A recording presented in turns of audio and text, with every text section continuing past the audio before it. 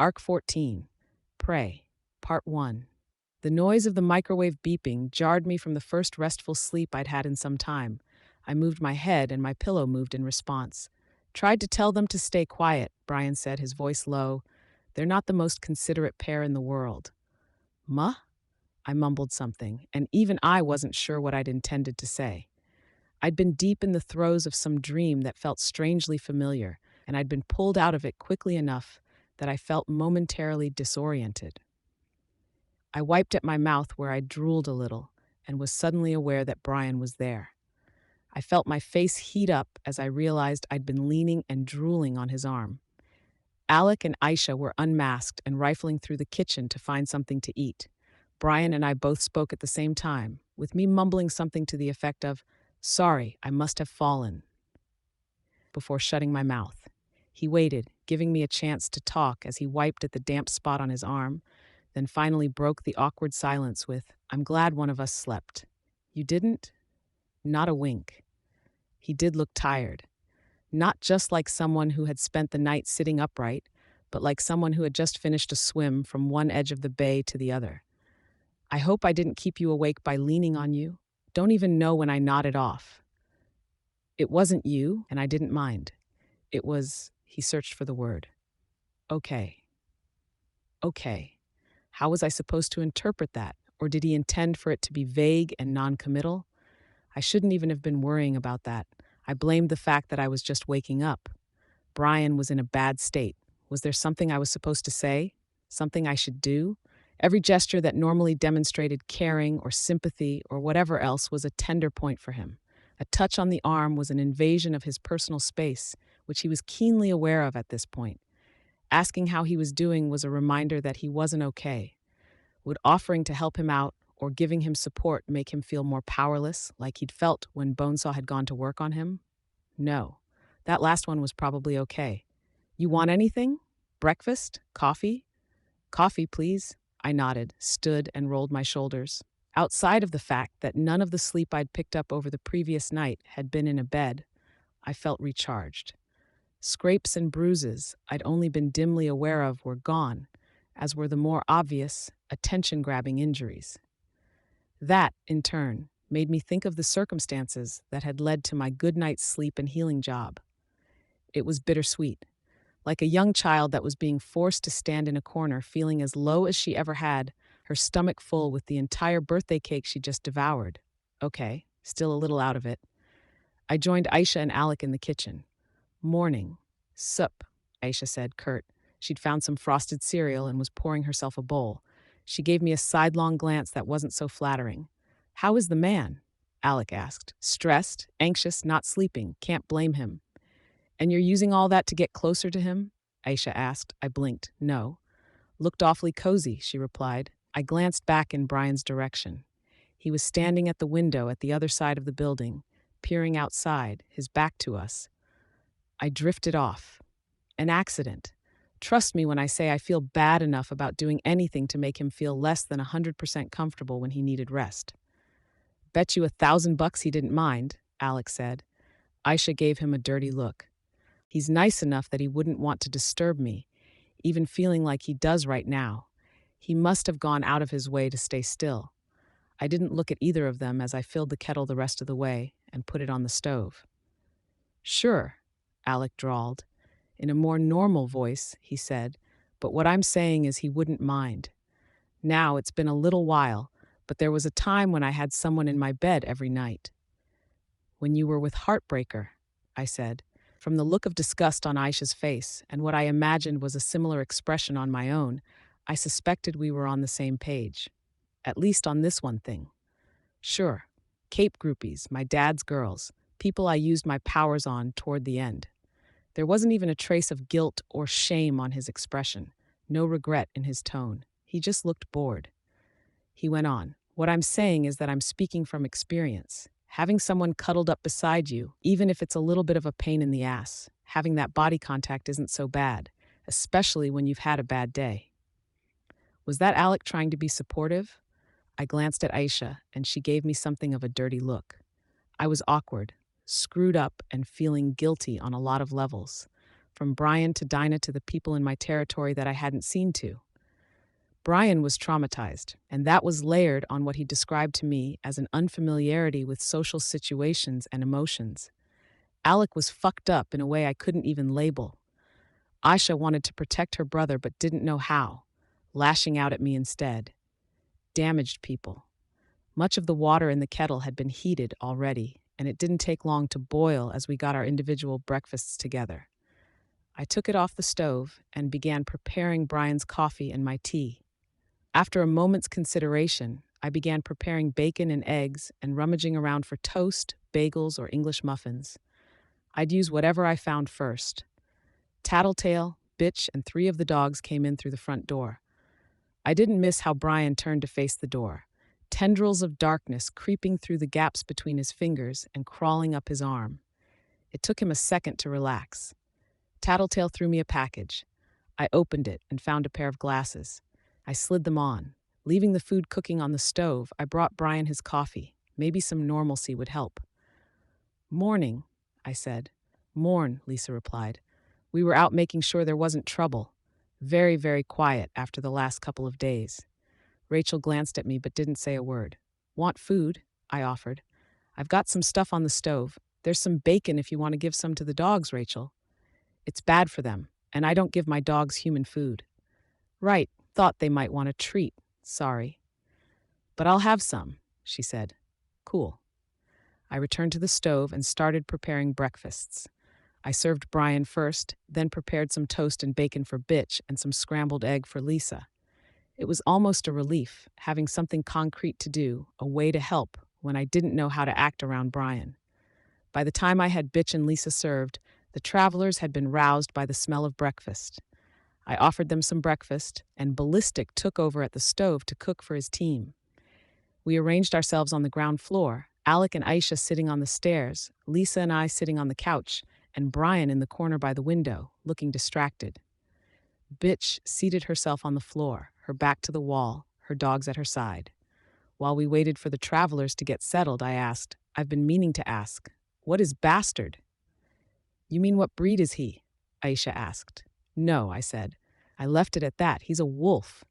Bitch scratched the skin at his shoulders, digging deep. "No shit," Alex said. "Where do you even find a wolf?" I asked. Bitch didn't venture an answer, so Lisa spoke. "She didn't find him. He was a gift, and since it didn't come from Coil, that means—" "Siberian," Bitch finished. "That's crazy," I said. "How long has it been since we had a chance to talk and touch base like this?" "She's crazy powerful, majorly scary, and she just what? Handed you the wolf cub and told you that she's picking you to be a member of her team. How?" "She told me with words." "She doesn't talk," Brian spoke up. "She told me," Bitch repeated. "She showed up. I tried to fight her. Didn't work. She explained. She left the cub at my place." I saw Lisa glancing between Bitch and me with a curious look on her face. When I raised an eyebrow at her, she shook her head a little and then turned to Bitch. "That's potentially a problem. What's to say Bonesaw or Mannequin didn't put some sort of tracking device in him?" "They didn't," Bitch said. "How can you be sure? He smelled like the forest when I got him. It would have taken them seconds to stick it in him. It would mean there was a way to find you. Find us." "No, doesn't make sense," what she was talking about. Being free, accepting that we're animals. "I wonder about that," Lisa said, pulling her feet up so she was sitting cross-legged on the sofa. "Maybe she was playing you?" "Is she really that smart?" Alec asked. "Jack is smart. Bonesaw, Mannequin, sure, to varying degrees. But Siberian? My instinct?" Lisa shrugged. "She's an actor, playing up the feral angle, hiding a deeper strategy. She might even be playing a long con on her team. Or maybe her intentions are pure, but she's keeping them in the dark about the key stuff." "Like?" Trickster asked as he found a seat on the arm of the chair Sundancer was sitting in. Lisa said, "Brian's new powers. He was copying powers from the people who were in the darkness, yeah?" Brian nodded. "He got the ability to grant healing from Othala, regeneration from Crawler.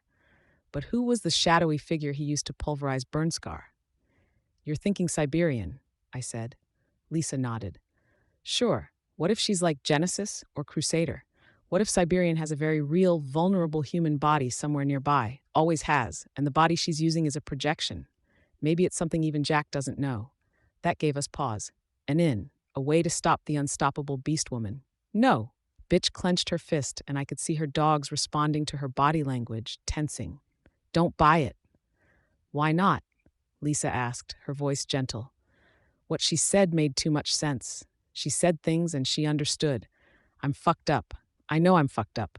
Not good at dealing with people, but I could deal with her. I understood her.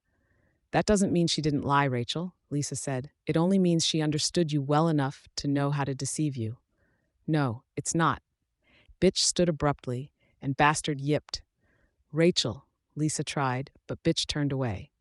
There's one way we could try to find out, I said. Bitch turned at me and glared. There was a viciousness in the look that I couldn't blame entirely on her grudge against me current conversation. Just like Brian, there was a minefield there. I couldn't hope to guess at what would press her buttons. You'd want to know, right? I asked. You wouldn't want to give her the benefit of a doubt if she was playing you. You assholes are saying I'm gullible. If Bitch had hackles, they'd be standing on end. Her fists were clenched at her side, her feet planted apart, as if she'd be ready to start swinging, whistling for her dogs to attack at any moment. Hey, I raised my voice. Answer the question. Would you want to know? Yeah, but then we get in touch with Cherish. We get an answer from her. She'd know. I'll get in touch with Coyle then, Lisa said. She got up and headed into the room where she and Aisha had been sleeping. I focused on my breakfast, hurrying to finish it before it got cold.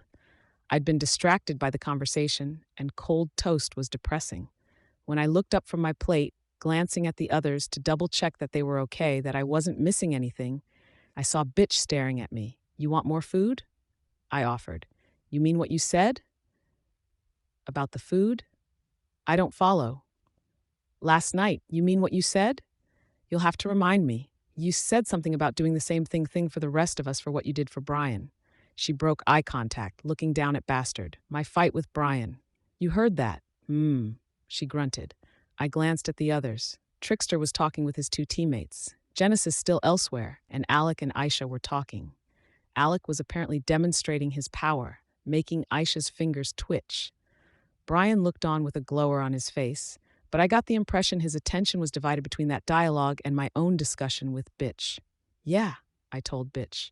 We've been over this. I really don't know how to make it clearer. If it came down to it, I'd risk my life to save yours. Why? I don't know if I can really say. You're my friend. We've been through a hell of a lot of crap together. We back each other up because we have to. You think I'd back you up? The question was a challenge, brusque, barely, but not quite anger. Don't know. Does it matter?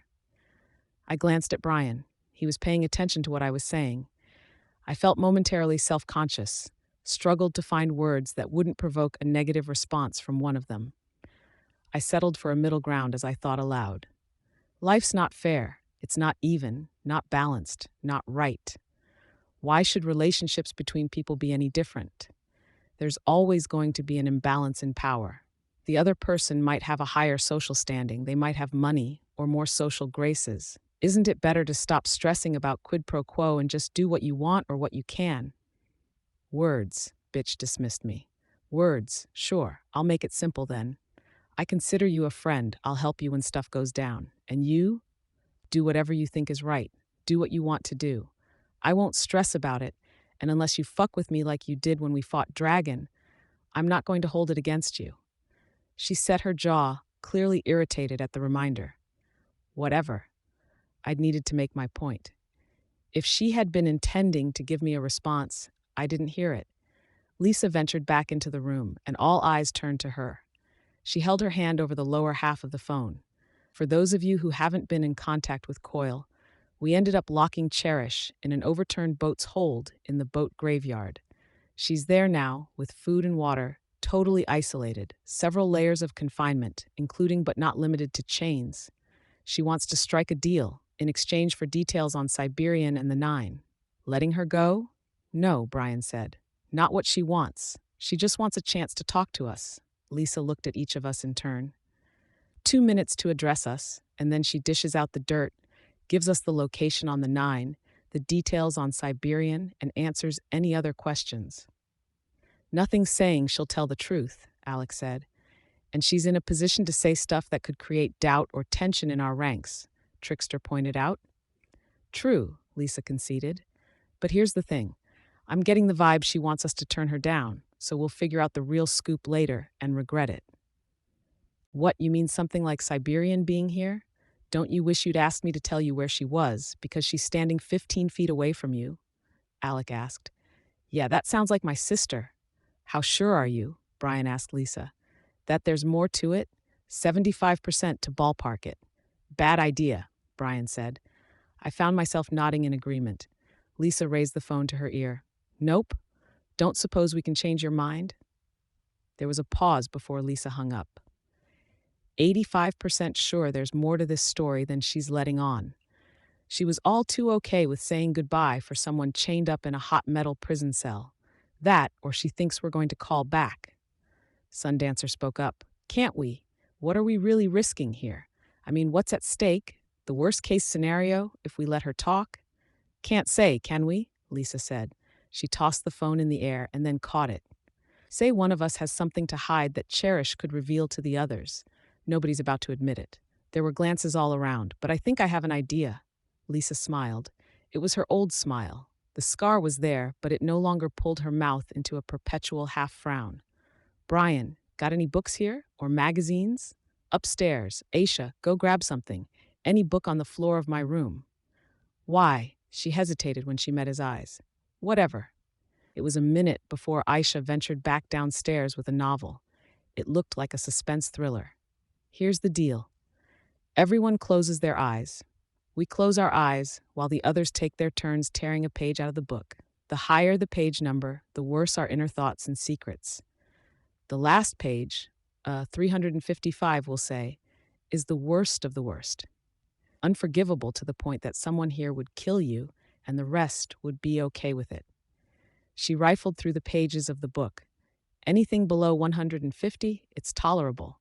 Stuff we'd be ashamed for others to know, but we'd be okay with them knowing for the greater good. We each stuff it in between the couch cushions until we've got a crumpled mess, and none of us know who tore out which page. If we're more or less safe, if the numbers aren't too high, and we think we can stand to have Cherish dish out the dirt on the others, we'll take her up on the deal.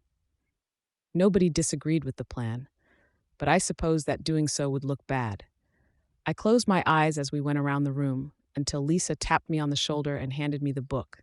Where did I stand? What secrets was I keeping, and how highly did I value them? I had my deal with Coyle, with the real possibility that I might wind up his adversary. Lisa knew that, as did Brian, but the others didn't. I suspected that Isha could be convinced to roll with it when Brian did, so long as we didn't push too hard. Alec and Bitch would go with the majority. The travelers? They had other stakes in this. That was more dangerous. 160. I tore it out and stuck it in the couch, sat down and handed the book to Lisa. It took another minute for the rest to decide. So, in order, 26, 122, 140, 141, 155, 160, 175, 222, and 325. 325? That's a no then? Brian asked. Something like that, Lisa replied. She picked up the phone and dialed. What are you doing? Trickster asked. You said we wouldn't go ahead if we didn't all agree. You're right, but I'm going to try to haggle with her, Lisa replied. Hello? Yeah, you already know the answer. No go. Uh-huh, sure. What if I asked for the travelers to leave? You could address the rest of us. You and I both know you're doing this to sate your boredom than for any grander purpose. There was a pause. Good. Lisa put her hand over the mouthpiece. Does that really work? Trickster asked. What if we wanted to keep stuff from you? She could tell you while we're out of the room. Do you want to keep anything particular from us? He shook his head. But how do you know your teammates didn't pick the high numbers? I don't, Lisa flipped through the pages. But just going by what I know about our groups, I think our team is going to be more concerned about what outsiders think. You guys are going to be more concerned about what your teammates think. Am I wrong? Nobody spoke. We could do another blind vote, she suggested, in case anyone wants to say they're not cool with these new terms. Speaking as the person who took 222, I really don't care all that much, Alex said. I picked a higher number because I thought it would bother those guys. I figure my team knows enough. Exactly as I said before, Lisa said. Anyone else have any major objections? I shook my head. I could deal with the team knowing about my plan. If things went south, they'd find out anyways. The travelers made their exit. Shatterbird came inside to stand guard by the door, and the rest of us settled down. Lisa dialed and put her cell on speakerphone. It rang twice before Cherish answered. Finally, her voice came through the line. Your 2 minutes start now, Lisa spoke. I should get 4, since I'm dealing with only one group. 1 minute, 55 seconds, Lisa replied. Where should I start?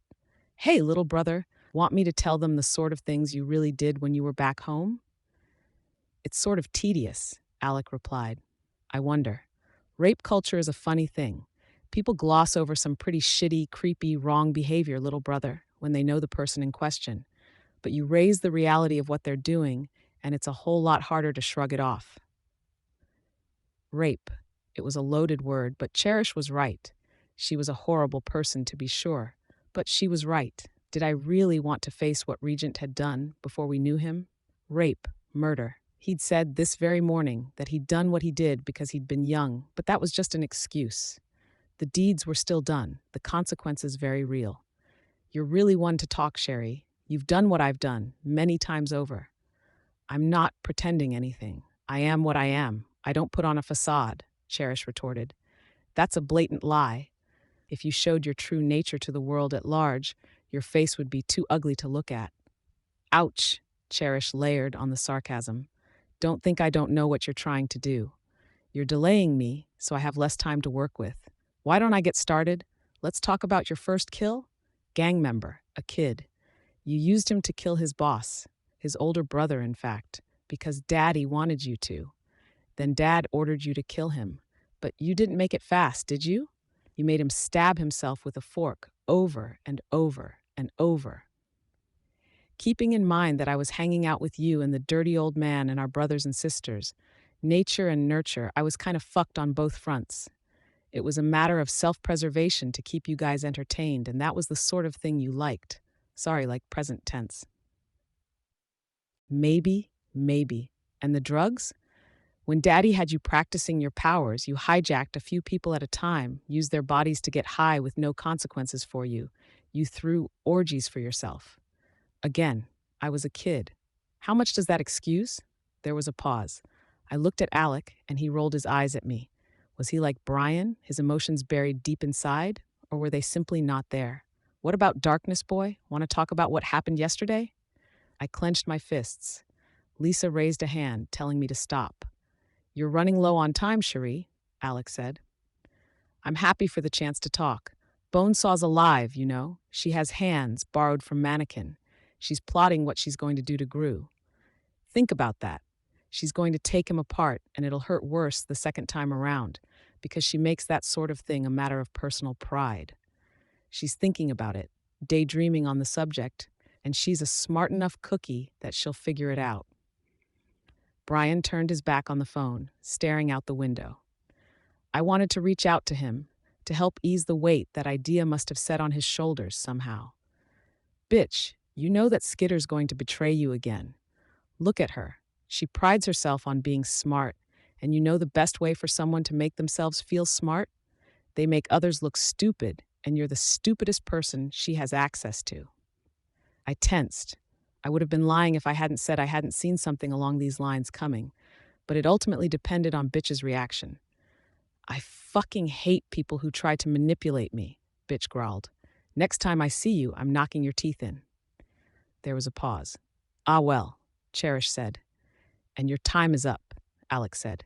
So, now's the point where you fuck us over and don't say a thing. Why would I do that? I want you to deal with the 9. You killed Burnscar, didn't you? If you dealt with Siberian, life would be a lot easier for me. So we're right? Lisa leaned forward. There's a weakness. She has a real body somewhere? She does. Right now, it's actually not too far from you. 15 feet away. I remembered Alec's joke. Near that hole the Endbringer made, Cherish said. Both of them, the real Siberian and the body. You know what she looks like? He. A man, middle-aged or older, unkempt, doesn't eat much, probably thin. That wasn't what I would have expected. Right now, Siberian's chasing down one of the candidates. She's taken on the next round of testing. Simple test. Hunt them down, and if she catches you, you fail. She eats you alive as punishment. Wonder how many she can knock off before you take him down. If you take him down. Who's she after? We gotta know. No, you don't. Way I figure it, you go into the fight blind. You still stand a pretty good chance of offing her. No skin off my back if a few of you die in the process. You need enough of us alive to deal with the rest of the 9. Maybe, Cherish taunted us with her tone. But shouldn't you hurry? The hero is going to die. It was Panacea or Armsmaster. Both were complicated. Panacea wouldn't be able to defend herself, but Armsmaster was a whole mess of complications. We hurried to get suited up. My mask in ruins, I wrapped a scarf around my lower face and covered it with bugs. I drew them around my eyes to hide the frames of my glasses. As I finished up, I glanced at Bitch. Her knuckles were white, her posture rigid. She was pissed. I made sure I had all my gear, then joined the rest in filing out. Gru and Tattletale were the last out the door. Glancing back to check on Gru, finding his posture and expressions unreadable beneath his darkness and costumes, I caught a glimpse of Tattletale messing with one of the pouches on her belt. The pages we'd torn from the book were folded into a tight square, and she was pocketing them for later study. She saw me looking. "You going to be okay with this?" she asked me. "You're the best equipped to find Siberian's real body and stop her, him, them. I'll deal somehow." Arc 14, Prey, Part 2. Amy Dallin ran for her life. It wasn't the kind of run one saw in marathons or anything like that. It was mindless, panicked, like a herd animal in a stampede. She took the easiest and most obvious paths available to her, stumbling as often as not, her sole and all-consuming purpose being to put distance between herself and her pursuer. Her left hand was cradled against her chest, the very ends of her pinky, ring, and middle fingers missing. Was that intentional? Harming the healing hands? Siberian didn't even have to run to keep up. The chase was something she'd honed into an art. Amy had to run around buildings, hurtle over piles of debris, and climb fences. Siberian anticipated her movements, pushed through walls of stone, brick, wood, and plaster as though they were tissue paper, and ultimately took the shortest, most direct paths. If Amy happened to get a little too far away, Siberian would use a short hop to cross half a city block, often crashing through a wall or the side of a truck in the process. She could have closed the gap and gotten her hands on Amy at any moment, but she didn't. She was a cat with its prey, and Amy didn't have anything that could help her get away. Amy ran and created some distance, getting just far enough that she might think she'd escaped. Then Siberian would appear in front of her, or to one side. It happened once, twice, then 3 times. Each time Siberian drew closer. The 4th time she closed the distance. She leaped up to a spot behind Amy and caught hold of Amy's wrist. Amy jerked as the hold interrupted her forward momentum. She screamed, her legs buckling under her. Siberian took her time, grabbing at Amy's other wrist, then prying at her fingers.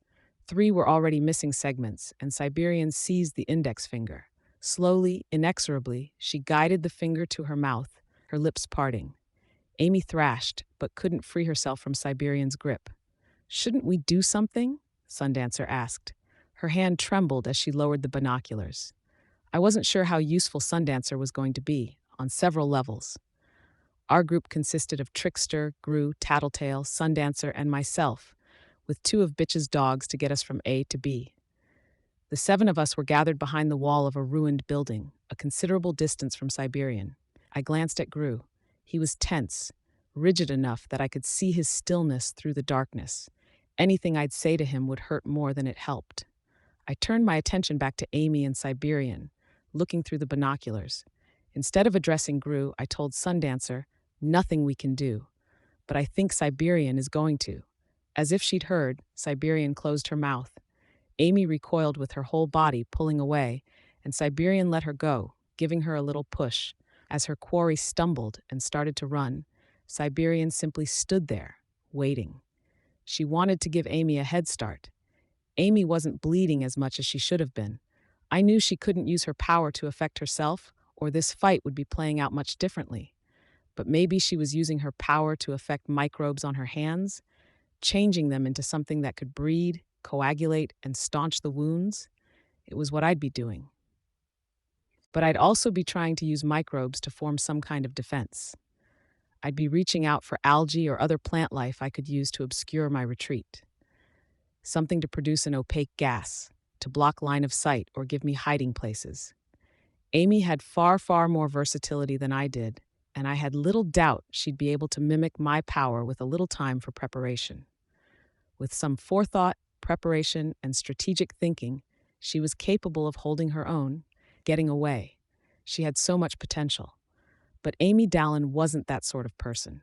She hadn't gravitated toward frontline combat, nor had she gotten in any real fights, to the best of my knowledge. When Leviathan had hit the city, she'd stayed behind to give medical care instead of using her power against him. Now she was panicking, up against an unstoppable enemy and an inevitable fate, and she didn't have the tools, mental or otherwise, to hold her own. Siberian would catch her and release her over and over, taking her apart piece by piece. Eventually, the blood loss would mean Amy couldn't run anymore. Or maybe Siberian was waiting for Amy to break mentally. How long could she put up with this before she lost all hope and surrendered herself to a fate of being eaten alive? Using my power, I began to gather a swarm around Amy. Her initial reaction was to freak out. She thrashed, stumbled, and fell. She landed in the shallow water with her good hand thrust out to prevent herself from landing face first. Her second reaction, beyond the knee-jerk fear, was to use her power to start shutting mine down. "Idiot," I hissed the word. "What?" Tattletale asked. "I'm trying to save her life, and she's turning my power against me." Two ways this would go.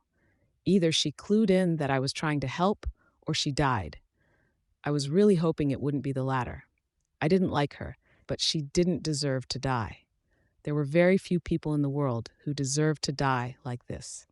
I could feel a not unfamiliar headache building as I leveraged my power to draw more of a swarm around her. Siberian was watching, uncaring. As was so often the case, my timing had to be specific. She wouldn't let Amy go as a matter of principle, but she'd let hope dangle in front of both of us. That penchant for offering hope and then dashing it was a weapon she and virtually every other member of the Nine had at their disposal. But it was also a tendency we could exploit. A weakness, if you could call it that. This would have been easier if we'd had another mannequin like we used in our first victory against the Nine, using Trickster's power to evacuate Amy. But we hadn't been near my lair, and we'd used every mannequin we had in that fight. We could have kludged something together, something vaguely Amy-sized and Amy-shaped, but time had been tight, and we hadn't found anything that would serve that would also fit on the dogs. Deploying on the one job with the explosives, mannequins, and 2 or 3 people riding each dog had been our limit before. Siberian took hold of a length of her long hair and combed her fingers slowly through it, her back twisting and arching a little as she reached behind her head, the flank of her body exposed to the diffuse light of the overcast sky above. If Cherish wasn't fucking with us, the real Siberian was a middle-aged man. What, then, was the projection? Why was it female, when Brian's had been male and so very similar to him? I would have asked Gru something to try to shed light on the subject, but I didn't want to get him thinking about what had happened back then. My head was starting to pound, my power getting more sluggish. Where possible, I used my bugs to find, catch, and kill the bugs Amy had altered with her power. It wasn't enough. My power was still getting steadily weaker. Amy fell again, climbed to her feet, and swatted her good hand through the swarm, disabling those bugs who stayed on her skin for any longer than a second. It was also making it harder to sweep the area for Siberian's real body. There were pockets of people here and there. I needed to keep tabs on the ones who fit Cherish's description. Middle-aged, male, probably unkempt, thin. What made it trickier was that I had to find him without him catching on and sending Siberian after us. There was one man nearby, but he was fit. Another there. Fat, startling, and trembling at the distant sounds of Siberian tearing through the landscape in her pursuit of Amy.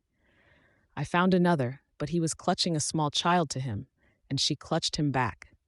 Father and daughter, no doubt. The little girl wasn't Bonesaw either. Too small. In the next cluster of people, I had to stop and press my fingers to my temples. It hurt. Damn that girl. I had to cover her, though, so having my bugs near her was unavoidable. Amy needed to be 100% out of Siberian's sight before we acted. As if she was actively seeking to make things harder on us, she took a route that carried her out of sight of our binoculars, behind a building. Not that she knew we were there. It was bad luck. I focused my binoculars on Siberian instead. Her hair drifted in the wind. The length she wasn't holding in her hand fanned out briefly. If the wind moves her hair like that, is that a clue? I asked, looking at Tattletale. Like the dust on Glory Girl's clothes, hinting that she wasn't covered by her force field?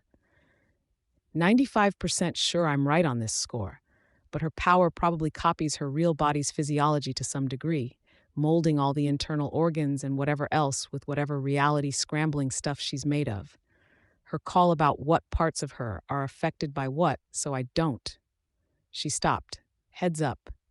Siberian was letting her hair fall from her hands. She flicked the last strand back over her shoulder. I collected the swarm into a dozen decoys in the same instant. Siberian started striding forward, then scattered them. Siberian stopped, pivoting on the spot, then lunged for one side of the street. She threw herself through the side of a parked pickup truck, shearing through the fiberglass and metal, and landed in a crouch on the far side of it. She gripped the two sections of the vehicle, tearing where they were still connected on the underside, and then spun in place, holding each half out to one side. I couldn't be sure, but as I looked through the binoculars, I was pretty sure that I caught a glimpse of her holding one half of the truck by a glass pane of a side window, index and middle finger on either side of the broken glass.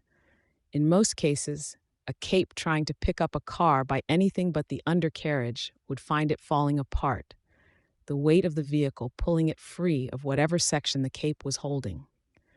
Siberian didn't have that problem. She simply extended her power through whatever she was holding to keep it intact. With a throwing motion, she whipped one section of the truck over her head, hurling it forward so it crashed through no less than 5 of my decoy swarms.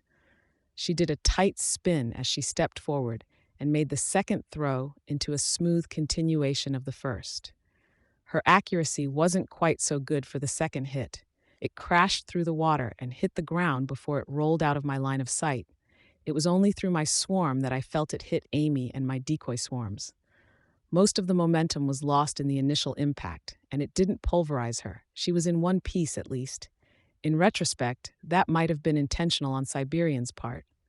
"She's advancing," Tattletale reported. "Yeah," I replied, absently. I was focusing on getting my bugs on sight. The bugs that had surrounded Amy and formed the decoys in her immediate vicinity were still there, and I gathered them into humanoid shapes again. I didn't have line of sight to her, but I could feel them rising in what must have looked like a very human way. I'd known that using the decoys would provoke Siberian. She wanted to drive home that inevitability of her target's fate, and that meant she would stop playing around the second she thought Amy might really escape. That was the bad. The good side of things caught me by surprise. As though a switch was flicked, my power suddenly surged back to its normal strength. Amy was killing the bugs she'd fucked up, so they weren't scrambling my power anymore. She'd realized I was trying to help. "Should I attack?" Sundancer asked.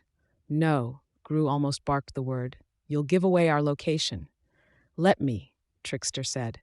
While Trickster unclipped grenades from the belt of his costume, I focused on Amy. She was standing, slowly, masked by a swarm. If I sent a decoy running in one direction, I was almost positive it would get Amy killed. She couldn't run faster than Siberian, and however much I scattered the decoys, Siberian could dispatch them all and get her hands on the real Amy in a matter of seconds. If I moved a decoy too fast, it would be a dead giveaway as a fake. "Really need a distraction," I said. "Are you still looking for the real Siberian?" Tattletale asked. "Of course I am," I snapped.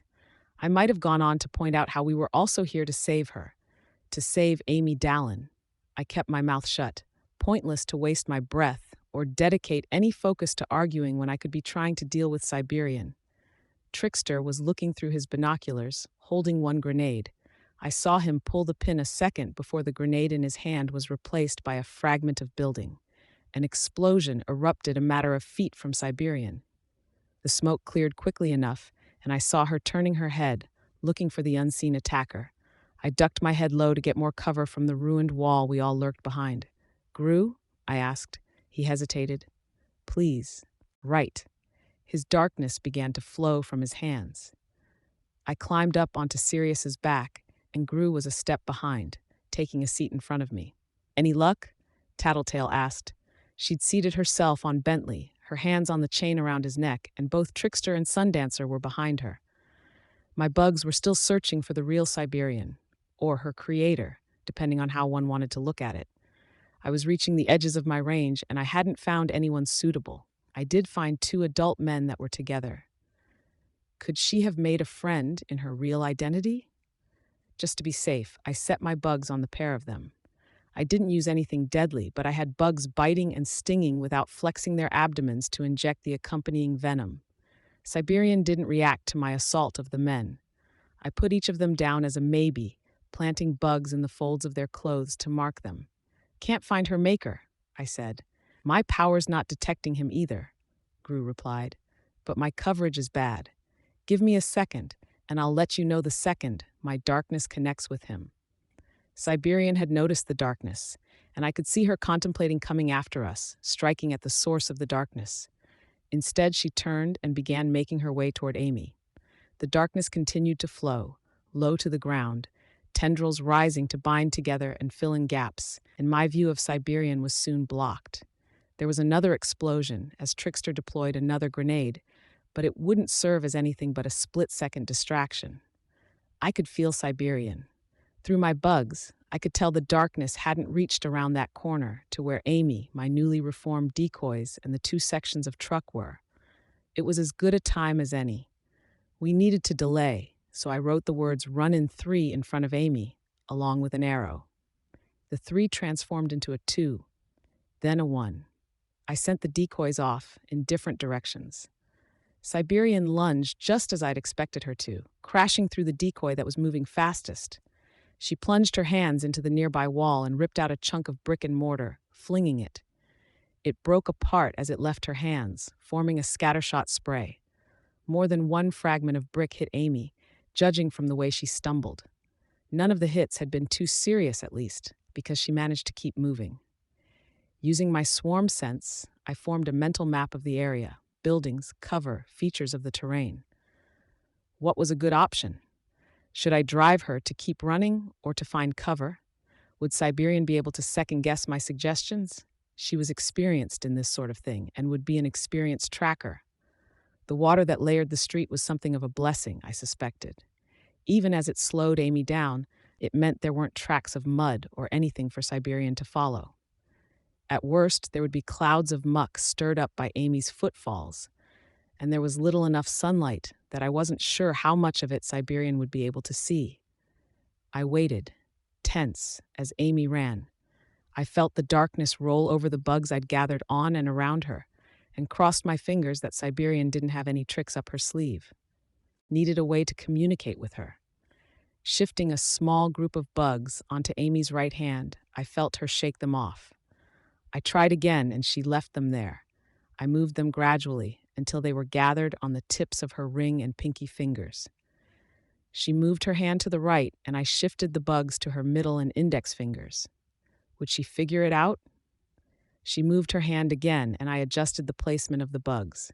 From the way she picked up speed, I could tell she was taking my directions. The bugs would serve her as a compass. She wasn't running as fast as she might, otherwise, but she seemed willing to trust that I wouldn't direct her straight into a wall. That left the problem of Siberian and whether she would come after us when she lost Amy's trail. "Let's go," I spoke. "Let's check the 12 o'clock position from Siberian to see if we can't find her creator further on. Loop around." Gru and Tattletale kicked the dogs into action. I judged that Amy and Siberian were far enough apart now. I used my bugs to direct her to a door that was ajar, leading her into a small shopping mall. I tapped hard on Gru's shoulder, and the darkness immediately around us began to fade. I asked, "You can tell where Amy is?" "I have a bit of her power. Don't trust myself to use it," he grunted, missing something in the interpretation and analysis part of it. "Clear the darkness around her so she can find a spot to hide." He grunted a response, and the darkness folded around us a second time. I was focusing on four things at once: staying seated behind Gru, guiding Amy, tracking Siberian's location, and trying to find Siberian's real body. I could sense her as she made her way up the side of a building. Gru's darkness was heavier now. It sat lower on the streets. From her vantage point, Siberian couldn't see us, couldn't see Amy, but she could see the tops of taller buildings. What was she looking at? Through my swarm sense, I could feel her dropping back down to ground level. I expected a splash or shattered pavement, but there was nothing. She was snapping her invulnerability out to affect the surface she was landing on. She was heading in Amy's general direction. I reached up and pulled on Gru's right arm. He veered in that direction. Couldn't find Siberian's real body. Was it really close, like Cherish had said? I noted one man who fit the general description, but he was barricaded in his room, surrounded by cans of food. There was no reason for Siberian's real persona to situate himself here. Even so, I tested him, attacking him with bugs to see if it got a response. Not that I was sure that there was a link connecting his real self and her projected form. It was an assumption, and maybe a dangerous one. I wasn't sure exactly how much control Brian had managed with his own projection when he'd borrowed that fragment of Siberian's powers. No, my gut told me Siberian wouldn't operate like this if there wasn't some link. There had to be some kind of range limit on the projection, or he wouldn't have any reason to follow Siberian from city to city. The fact that he was supposedly in this area meant it might even be a fairly short range. If he was an unwilling participant, a recipient of a power with unfortunate side effects, like Labyrinth, then she'd have to direct him from one place to another with threats. It would require more interactions between herselves, and that would mean something would have been given away. Along similar lines, if she depended on him to keep her going, then she had to keep him safe from the other members of the Nine. There was infighting in the group, apparently, though I'd seen no sign of it with the team thus far. Keeping the ordinary man safe wouldn't be a problem if he shared Siberian senses, like I shared those of my bugs. She could keep an eye out for trouble, and he could slip away or hide if a member of the Nine came around. Until Cherish joined the group. I wonder how that had played out. Some sort of deal? Threats, overt or implied? Siberian was on the far side of the two-lane road that stood beside Amy's hideout. She didn't walk straight for Amy, but walked down the street with an almost casual slowness. She had one arm out, a hand tracing the side of the building she was walking by, as if to guide her through the effects Gru's lightless world. My swarm felt dust shower onto them in her wake. It was unexpected, and it demanded investigation. I moved them across the wall and felt a gap. She wasn't just putting her hand on the wall, but her hand and forearm through it. What did that mean? My bugs felt more dust fall from above. A moth was bludgeoned by a rock that fell from above. I felt realization hit me like a bucket of cold water. Her hand was punching through the exterior wall of the building, but it was also tearing through the supports and load-bearing areas. She'd made her way halfway through the ground floor. By the time she finished, part of the building was going to collapse and fall. If the building tipped in the direction of the shattered area, it could easily fall on the mall where Amy was hiding. My bugs formed a picture on a wall near Amy. A rectangle to represent the skyscraper Siberian intended to bring down, a squatter rectangle to represent the mall, a ladybug for Amy, and a moth to represent Siberian. I demonstrated what was about to happen, faster and easier than explaining with words. Still, I included one word for good measure: run. I could feel Amy making a break for it.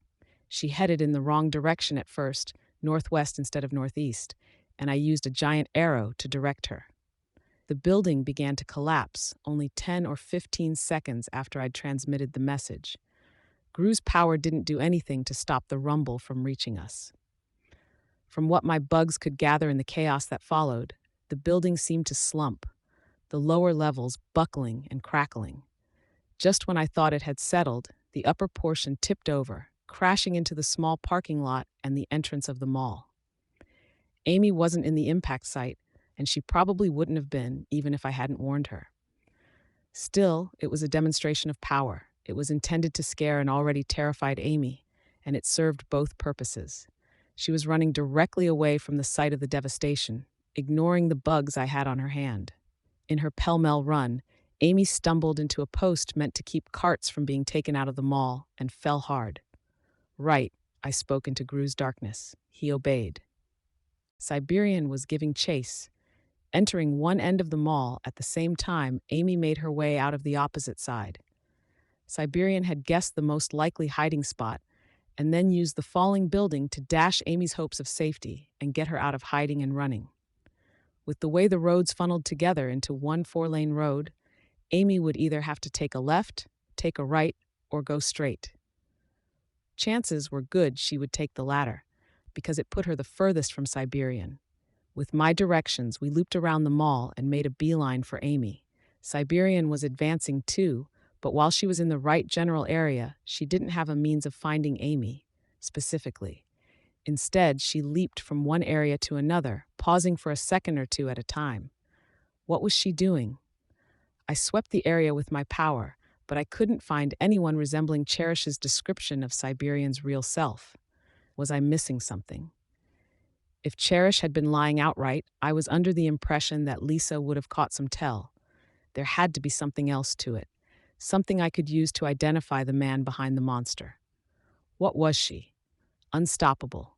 A deceptively strong, deceptively tough juggernaut of a woman. Something caught her attention. A vibration in the road? Or had she used her power to protect the ground and sensed some impact as the dogs walked on it? Either way, she started to chase us. We could have turned at a right angle to hopefully throw her off, but both Gru and I knew that if we did, and she continued straight, she'd run straight into Amy. Fast. She was fast. Not as much as battery or velocity might have been on a good day, but highly mobile. The thought clicked into the blank I was looking to fill. How was her alter ego getting around? I'd assumed he was traveling on foot, because that was how 90% of the city was getting by. Very few cars on the road had access to gas and the ability to traverse the broken, flooded streets. But if there was a range limit to the projection, how was he keeping up with the woman who could ignore air resistance and leap across a city block in a single bound? I shouldn't have been looking for people. I should have been looking for vehicles. Had I overlooked anything like a truck or a van interior he could be hiding inside? Or was he still in a location outside of my range? Or I wasn't ignoring the possibility, had Cherish lied or misled us? Damn it. The extra possibility threw my hopes of finding the man totally out of whack. My respect for Gru grew 100-fold as he veered straight for Amy without my asking him to. We swept past her, and I caught her around the shoulder. Gru offered one hand, and we lifted her together, kicking and struggling onto my lap. I wrapped one arm around her chest to keep her securely in place. She was breathing hard, almost hyperventilating. It took her a few seconds to realize we weren't Siberian. She might have calmed down at that realization, but she didn't get a chance. Siberian closed the gap in a single bound, crashing into Bentley, Lisa, Trickster, and Sundancer, and shoving them forward into the rest of us. We sprawled, and I felt my leg bend painfully as Sirius rolled over it. Gru banished his darkness. I could see the 6 of us and the 2 dogs lying on the road, nobody dead. And there was Siberian, faintly glowing eyes, black and white striped skin, straight hair in similar variations of black and white trailing to her tailbone. "Thank you, Gru," Tattletale said. Had she asked him to cancel out his power? It wasn't like he was borrowing any power that would work on Siberian, and as for the concealment effects, they wouldn't do much. And as it turned out, she wanted to talk. She pulled herself up to a standing position and raised one hand, palm facing Siberian. "Hold on." Siberian stopped. "I think you should know," Tattletale smiled. "We're here for 3 reasons. Siberian's eyes narrowed. "Reason number 1, we're trying to save that girl. I mean, if I'm being perfectly honest, I don't know if I would have risked it, but we do have some more compassionate people on our team." She glanced at me. "For better or worse." I could see Siberian flex her fingers. Her nails were long, and they were sharp. There wasn't anything special about them on an aesthetic level, but they did have the benefit of her power. If she raked those across a surface, they would leave gouges. Didn't matter how hard or dense the material was. Reason number 2, we're aiming to kill you. See, we know about your other self. There wasn't the slightest reaction from Siberian. And the third reason, I think you should know, is sort of tied into the first. We're making you waste time. Longer you take to kill Panacea here, the better off we are. Awfully arrogant of you to leave your team and go off to pick off candidates like Amy. The rest of your team, Crawler, Jack, Mannequin, and Bonesaw, right this second, they're getting a surprise visit from the rest of our team. What do you think? Siberian flickered and disappeared. Tattletale's jaw dropped. Shit, Trickster cursed. She. Just get a phone. Warn them. Arc 14, Prey, Part 3. They're not answering, Tattletale reported as she lowered the phone from her ear. They're already engaged. You fucking idiot. I swear, Trickster stabbed one finger in her direction. If Ballistic dies because you fucking gave it away. I could see Tattletale's eyes narrow. My power told me there was a damn good chance she'd just run for it. 80–90%. Well, your power was wrong, wasn't it? Trickster retorted. Tattletale ignored him, looking at me. Anything. Can you find him? I shook my head. No. I think he might be in a vehicle so he can keep up with Siberian. I realized it late. I haven't been looking for one this whole time, but I'm sweeping the area now. Shouldn't we go? Sundancer asked. We can go help Ballistic and your team. Would love to, Gru said, but Bitch warned us about using her dogs past the 15-minute mark. It's wearing off. They're getting smaller and weaker, and if it gets to the point that they're not comfortable carrying the load, they may lash out. How many minutes has it been? Trickster asked, glancing at Bentley. Long enough I wouldn't risk it, Gru said. I looked at Sirius. I hadn't noticed while we'd been riding him, but he was smaller. His exterior tissues were fitting looser, in the same way skin tended to hang loose on someone who had been morbidly obese and recently lost weight. And just to his left, I could see Amy backing away, holding her hand. Amy, I spoke. She startled as if I'd slapped her. Everyone's eyes turned to her. You okay? I asked. No, I'm not okay. Her head trembled a little as she turned to glance at the others. She returned her attention to me. She bit off my fingers. I'm sorry, I said. I raised my hands to show her I wasn't armed. We tried to get to you as fast as we could. My fingers, she moaned, as she looked at her hand. I ran as fast as I could, but it wasn't fast enough. She kept catching me. I know.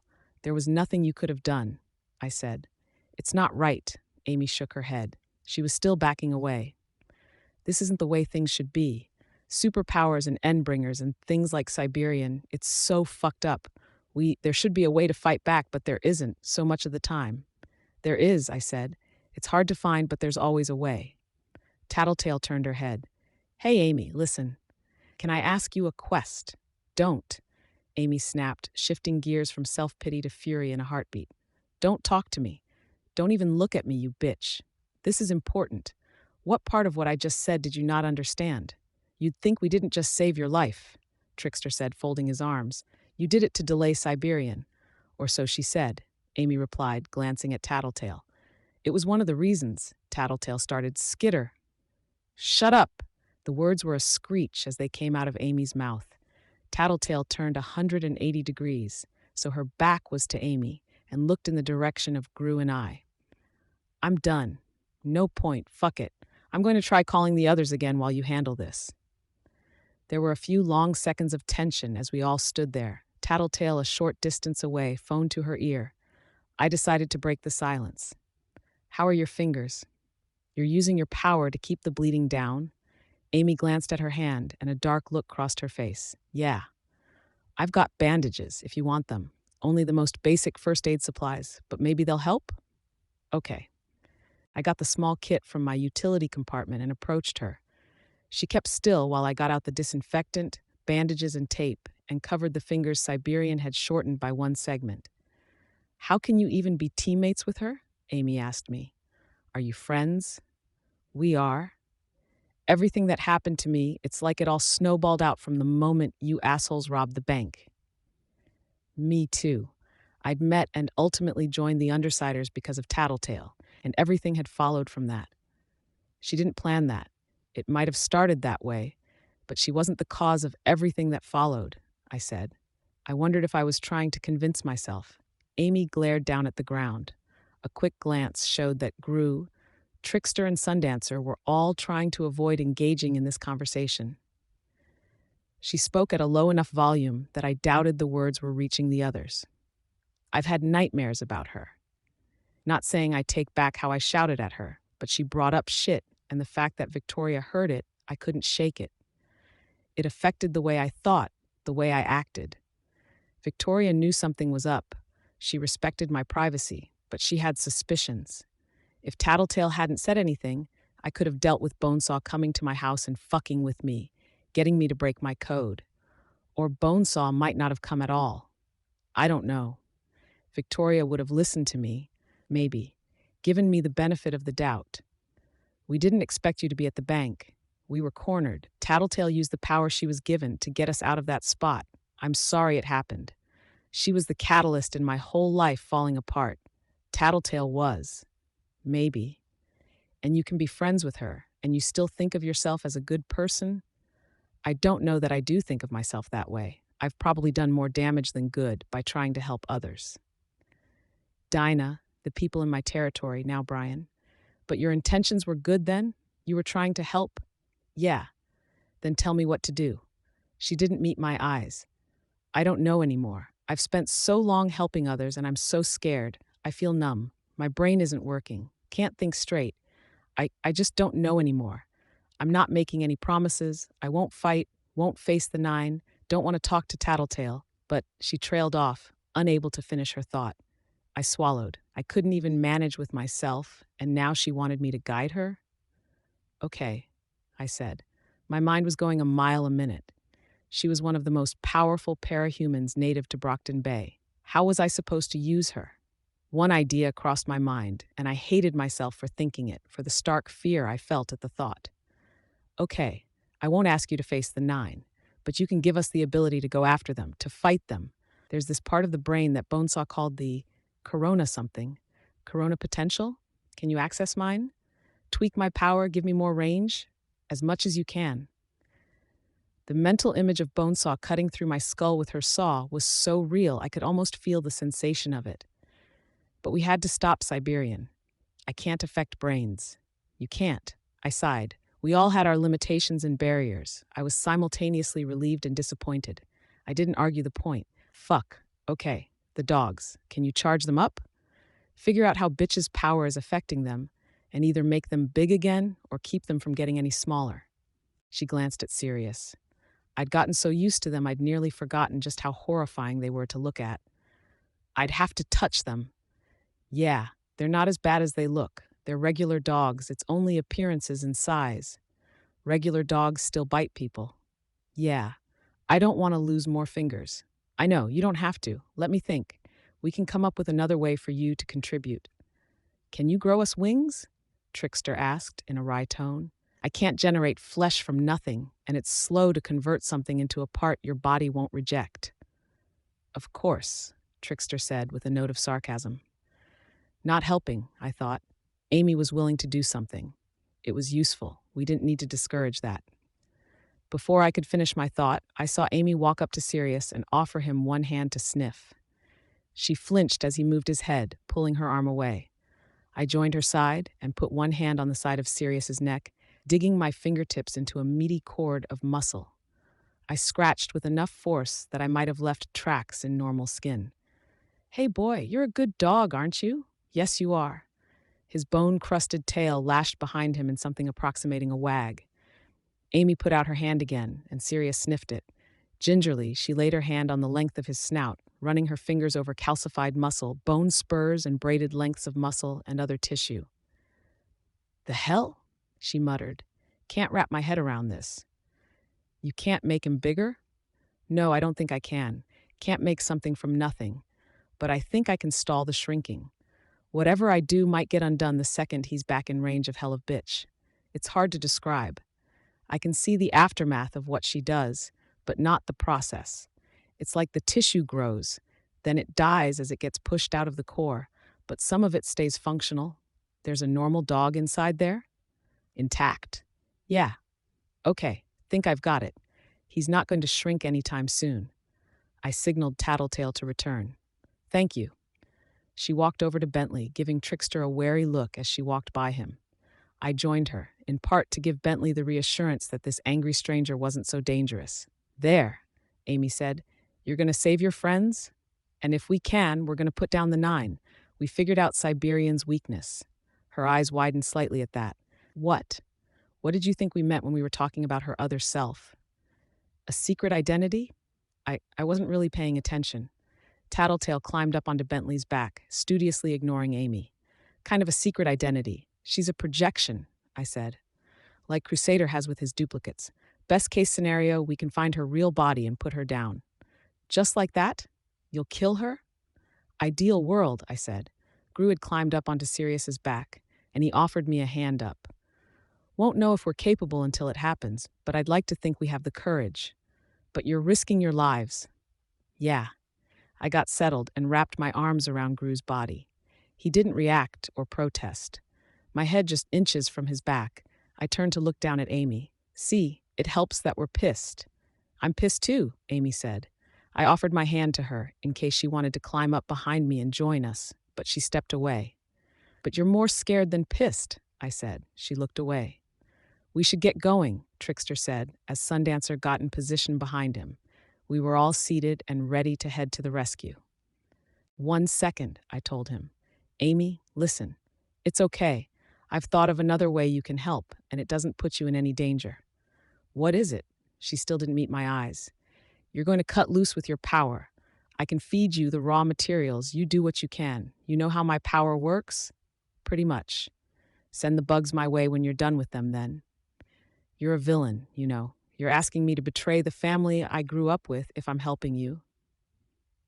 I stared at her. We were so similar in such different ways, but I couldn't even begin to comprehend her train of thought. Why were the people who clung so fiercely to the notions of right and wrong the very same individuals that had the worst grasp of what they meant? Maybe I wasn't one to talk. I don't think you're one to talk about betraying family, Tattletale spoke. I could see all the color drain out of Amy's face. Hey, Tattle, I started. No, sorry, Skitter, but it's my turn to talk now. We're short on time, and we really should leave now, but if we leave it like this, you're going to be distracted. I shut my mouth. Amy, I know what you did. Don't you dare. Amy started. You fucked up. You crossed one of the lines that's reserved for the real monsters. You know it. I know it.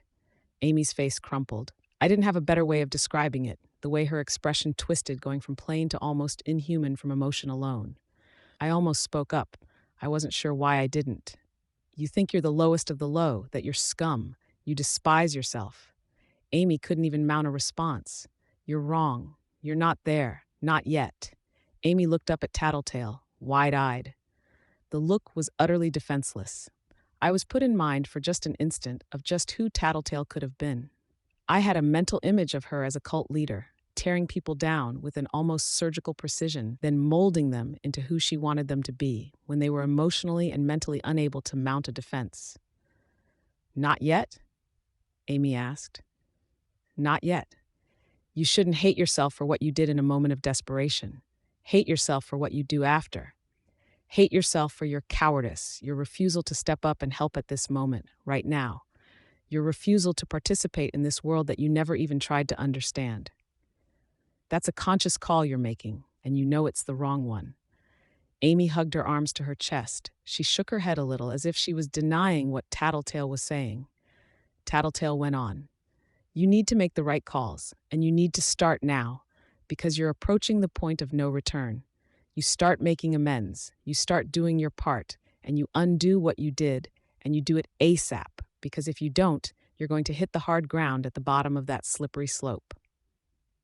But Tattletale didn't give Amy a chance to finish. She kicked her heels and Bentley charged off. Gru moved to follow, and I turned to Amy. If I send my bugs to you, will you? I'll come. I blinked. She stuck her hand in my direction, and I caught it, helping her up to a seat behind me. Sirius shook slightly, as if he could shake us off. Were we too heavy? Apparently not. He bolted after Bentley, and we were off, Amy clinging to me like her life depended on it. I suspected that had little to do with the fact that we were riding on one of Bitch's dogs. The clawed feet of the dogs pounded pavement as we made our way towards central downtown. I could feel the sensation of Amy doing something to interfere with my powers. It began to get worse, reaching a peak, and then getting worse. Just when it had reached the point where I was going to tear her hands from around me and let her fall off Sirius's back, it began to clear up. I could feel the bugs, but they weren't anything like what I'd seen in Brockton Bay. Superficially like dragonflies, with fatter bodies. I couldn't grasp every process in their body, making them feel strangely hollow and artificial. What I could feel was a kind of echo in my power. It made control harder. She had to have a reason for doing what she was doing.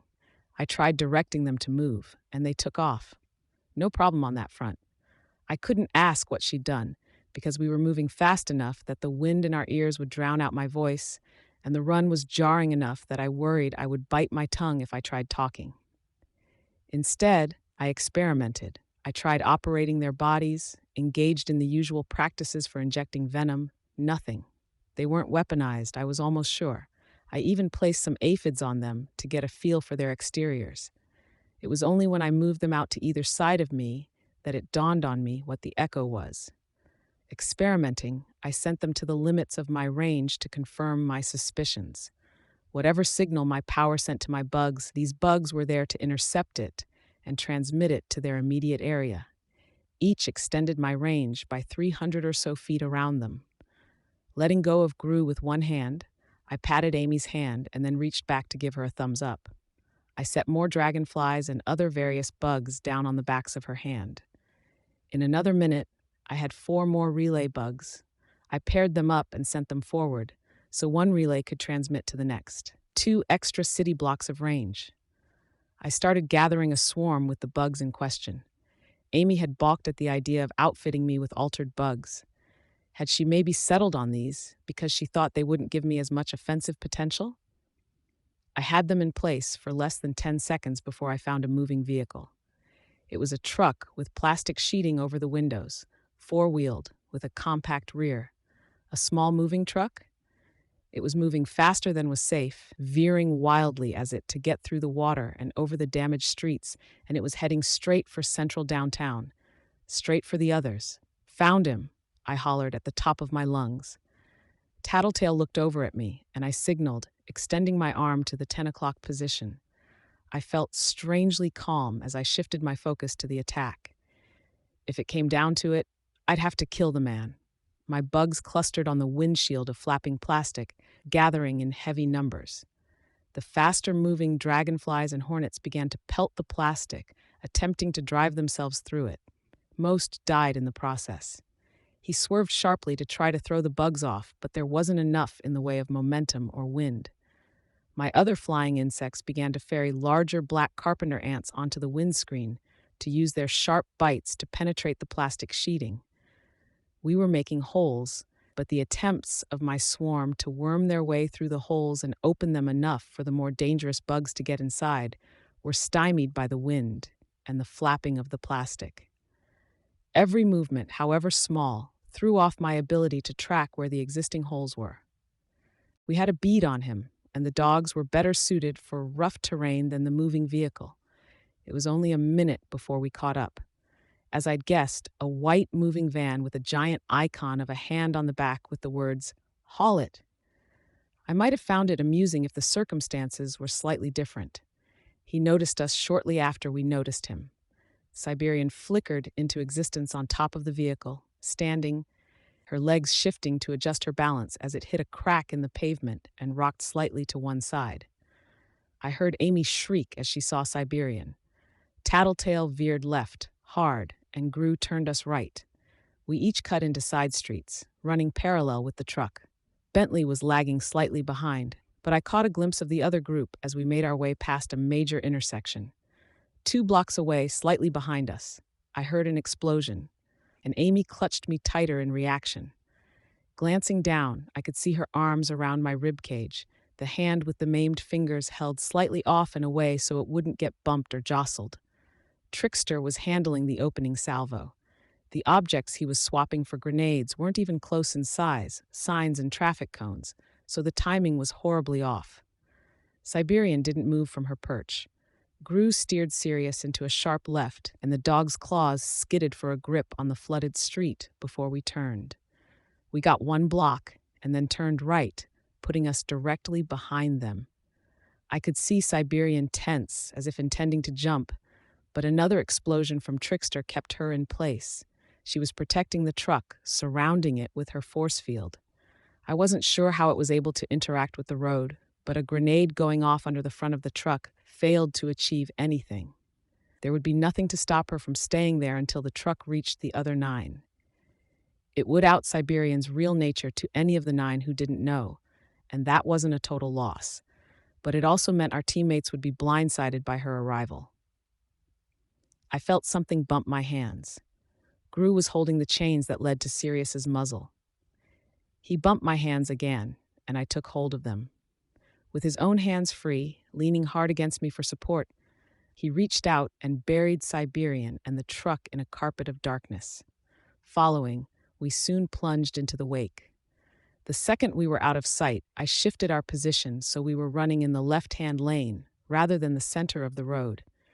Didn't want Siberian guessing our position and pouncing on us. I could sense the surroundings with my bugs, but my power was diminished. I was aware of Gru, Amy, and Bentley, of Tattletale, Trickster, and Sundancer a short distance away, keeping pace. I could see Siberian and the truck. I couldn't detect any sign that Gru was projecting anything with Siberian's power. Whatever she was doing to the truck, it was protecting her from him. The upside was that the driver was blind. I could tell because he drifted. It was gradual at best, but he veered slightly to the left. With no point of reference, he didn't know he needed to correct. A moment later, he smashed into the face of a tall building. Siberian's power meant the truck took no damage and the driver corrected course, but soon enough, he began to veer again. This wasn't getting us anywhere, and we were running the risk that he'd hit someone, crash into or through an inhabited area. Through my swarm, I could feel Tattletale waving. Gru hadn't swamped her in darkness, so there was nothing hampering her progress. What did she want? More to the point, how the hell were we supposed to communicate? I reached a block ahead of her and formed my bugs into a word. What? She tapped her hand to her eye, then to the top of her head. Again, I formed my bugs into a word. What? She tapped her head a few more times. I was disappointed that a girl with superpowered intuition couldn't come up with a better signal. What did she want? Eyes could mean see, head could be about thinking. Her power? She reached back over Trickster's shoulder with one hand while holding the reins with the other. My bugs had to settle on her finger to follow her gesture. Pointing? She was pointing behind him, at Sundancer. Eyes, brain, Sundancer. She wanted to see, to use her power. To use Sundancer? Tattletale was waving now, the opposite of a beckoning gesture, a scooping motion as if to push us away. She wanted us to go away, to get back. She wanted to deploy Sundancer's power. That made sense, and she wanted to be sure we were out of the line of fire. She could only do that if she saw us, and she could only use her power if she could follow what was going on. From my seat behind Gru, I steered Sirius around another corner, then brought us up behind Tattletale's group. We gradually caught up. Do it, I shouted as we began to pull alongside them. Siberian would be out of range of Gru's darkness in moments if Gru wasn't behind her, replenishing and extending his power. Where is she? Tattletale shouted. Sundancer was leaning back, her hand out to one side. The orb she was creating was small. I pointed. The orb was getting larger, the size of a baseball, a beach ball, an armchair. As it grew, it drifted farther away, higher. By the time it was directly overhead, it was large enough to swallow up my bedroom hole. Gotta stop them, Tattletale called out. We blindside them. Civilians, Sundancer cried out. Some, let me know. She grunted as Bentley stumbled over a pothole. Got it, I replied. I tracked the people in nearby buildings and kept my arm extended to point at Siberian. Gotta use my power again, Gru shouted. Signal us, Tattletale called out. We pulled right, plunging into the darkness. It was thinning out, and faint shafts of light were piercing through. We crossed the road behind Siberian, and Gru blasted them with darkness, replenishing the effect. We continued across the street, moving behind cover. Only a few people in the upcoming area. We had to be close to Regent's group. Time was short. I drew images with my bugs to point her in the right direction, and then formed the word with my bugs as the other group continued forward. Now. We passed out of the darkness just in time for me to catch sight of the orb. It was larger now, large enough that when it fell, it had to be touching both of the sidewalks on the 4-lane road. Even with a building between us and the impact zone, I could feel the wave of heated air, and I saw the billowing steam. Gru took the reins and guided Sirius away before it could reach us. Sundancer hadn't hit Siberian. She dropped the orb straight into the road 100 feet ahead of them, and she plunged it down, hard. My bugs died as Siberian approached the impact site, burned up by the heated air. I could imagine what had happened. The miniature sun would have burned a hole into the ground, melted or even vaporized pavement. Affected by Siberian's power or not, they were still affected by gravity. I couldn't say what would have happened in the long run. Had they hit the wall or floor of the pit and used Siberian's power to make it as invulnerable as they were? Or had they plunged through it, burying themselves some distance underground? A nearby building was burning. I saw Sundancer forming another orb near the site. I wasn't sure what she was doing, but the flames on the building were shrinking and dying out. This wasn't a victory. It was a stall. We couldn't stop Siberian, so long as she was able to grant invulnerability to her other self, but we could keep her from reaching her teammates in any meaningful amount of time. It was interesting, I had to note, that she was affecting the truck and not her maker. A limitation? A drawback? Could she not use her power on her real body? Clouds of white steam intermingled with the black tendrils of Gru's darkness. We stopped running, but we didn't approach. I focused my power on the bugs in the ground. Ants. Earthworms. Was she tunneling? No. As far as I could tell, the ground was intact. She wasn't moving. "What did you do?" Amy whispered from behind me. I didn't have the breath to explain. "Drop the darkness?" I asked. Gru nodded. The darkness cleared, but the steam didn't make it any easier to see. I saw the shadowy silhouette of Tattletale, a distance away. I practically had to peel Amy off of me to get to my cell phone. "Tattletale?" I asked the second she picked up. "She's still down there," Tattletale replied. "Why? Hurt? Don't know. Planning her next move? Don't get the impression she's tunneling. My bugs don't either. Hey, I'm wondering if Siberian can affect her real self. Why doesn't she just grab him and run?" Good question, but that's not our real concern. What is? Them. It took 3 or 4 seconds before I saw them arrive, stepping through the mist to stop a distance from the hole. Identical costumes, all concealing, with gas mask filters on the front and tinted panes for the upper faces. Each was color-coded. 4 flew, one using a jetpack. One was on the ground, a style of super speed I recognized as batteries. Rounding out their group was the ghostly image of a bear, Ursa something from Legend Squad. She had 3 forms, or she duplicated herself into 3 states or something. I wasn't sure about the naming convention. One for the big bear, one for the small, and one for the woman. Legend, Battery, Cash. Tattletale rattled off names through the phone. Chariot, Glory Girl. Amy squeaked, barely audible, a failed attempt to speak. The flying man in the lead pointed his hand towards Tattletale. If that was Legend, one laser blast could take all of them out. I wasn't sure if he'd spotted us through the mist and smoke. "Want me to use my power?" Gru asked. "No," Tattletale's voice came from my phone. "Skitter, inform them."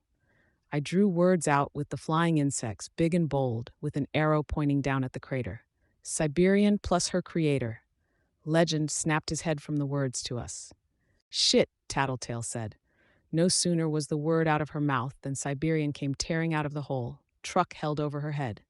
A section of the street was torn free and flipped through the air. Legend blasted it out of existence with an indigo flash of light. "Cash!" Legend bellowed the word. He began pelting Siberian with lasers, beams capable of leveling buildings, and she ignored them. "Cash!" I saw the man in the black costume raising his hands. Dark lines began to surround Siberian and the truck, forming complex geometric angles. In the blink of an eye, as Siberian reached the peak of her leap, panes of glossy black material snapped into place between the dark lines. The resulting geometry contracted as if he meant to squish Siberian. It shattered instead. She hit the ground in a crouch, holding the truck in one hand, and the man in the black robe staggered, blood gushing from his nose. Legend caught him before he could collapse. Cash, right? I was dimly aware of him, though I'd never seen his picture. Siberian charged the heroes, and they cleared out of the way in an instant. The one in power armor, Chariot, slid across the ground with the aid of his jetpack and built-in roller skates. Legend and the one in red, Glory Girl by process of elimination, took flight. Ursa, whatever, leaped to one side. They were the mobile group, the group that was able to get here fastest. They'd seen the sun appear, they'd seen it hit, and they'd come to step in. Siberian didn't stop to engage the enemy. She continued on her course, charging through the ground floor of a building as she swung the truck in a lazy back-and-forth arc. I could see the roof buckling as vital supports disappeared. Legend handed Cash to Ursa and gave chase. I could see Chariot raising his hand to his right ear, pausing. He, Battery and Glory Girl turned and advanced towards Tattletale's group. "Can we go?" Amy asked from behind me. I didn't think. There was a pause. We could fight. My power would be largely foiled by those suits, but Gru had his power. "No," Tattletale said. "Come here and bring Amy. They want to talk." Amy pulled back and I grabbed her wrist. Before she could hop off Sirius, Gru was directing the dog across the road. Chariot and Glory Girl pulled off their helmets as we arrived. Chariot was black, his narrow, triangular face largely covered in power armor. He had the scruff of a weak teenage beard on his chin. Glory Girl bore little resemblance to any of the last times I'd seen her. There were dark circles under her eyes. She stared at me. No, at Amy. The glare seethed with raw, seething hatred. It made every line of her face hard. "You've joined them now?" she spoke, breaking the brief silence. "I just wanted to help against the 9, Amy said. Her voice was small, defeated. "Can I? If you open your mouth and ask if you can use your power on me, I won't be held responsible for what I do," Glory Girl growled. "Don't hate me, please. I don't care what you think of me, but hate is too close to..." Amy trailed off. "Too close to what?" Glory Girl asked. She shrugged. Anger gave an edge to her words. "Aren't you going to say it? Can't you admit what you did?" Amy hung her head, and her forehead rested between my shoulders, hair hanging down. She shook her head, but I doubted Glory Girl could see it. "Let's put vendettas aside," Chariot spoke. He smirked. "We have bigger fish to fry." "The 9, Trickster spoke. "The 9, Chariot said. "But it's not my place to talk tactics. I'm just the rookie, the messenger." He extended one hand toward Tattletale. There was an earbud in his palm. "The director of the PRT would like to have a word with you." Arc 14, Prey. Part 4. Me? Tattletale quirked an eyebrow. "Sure," Chariot said. Just behind and to one side of him, Glory Girl was glaring at Tattletale. She looked like she was ready to hit people. It was the kind of latent hostility I was used to seeing in Bitch. Not terribly fair to my teammates, if it's just a one-on-one conversation. "Are you going to take this or not?" Chariot asked, his hand still extended in her direction. "No real point," Tattletale shrugged. She tucked her hair behind her ear and turned her head. "Already have one." Battery stepped forward, glancing over at our team. "This one is already set to the encrypted channel. It's faster if..." Tattletale interrupted. "Uplink 335, encryption 42 mod 34210066310. "You have access to our channel," Battery growled, interrupting Tattletale's spiel of numbers. Tattletale shrugged. "Have for a while now." Battery raised one hand to her ear. "Yeah, Battery." Tattletale grinned.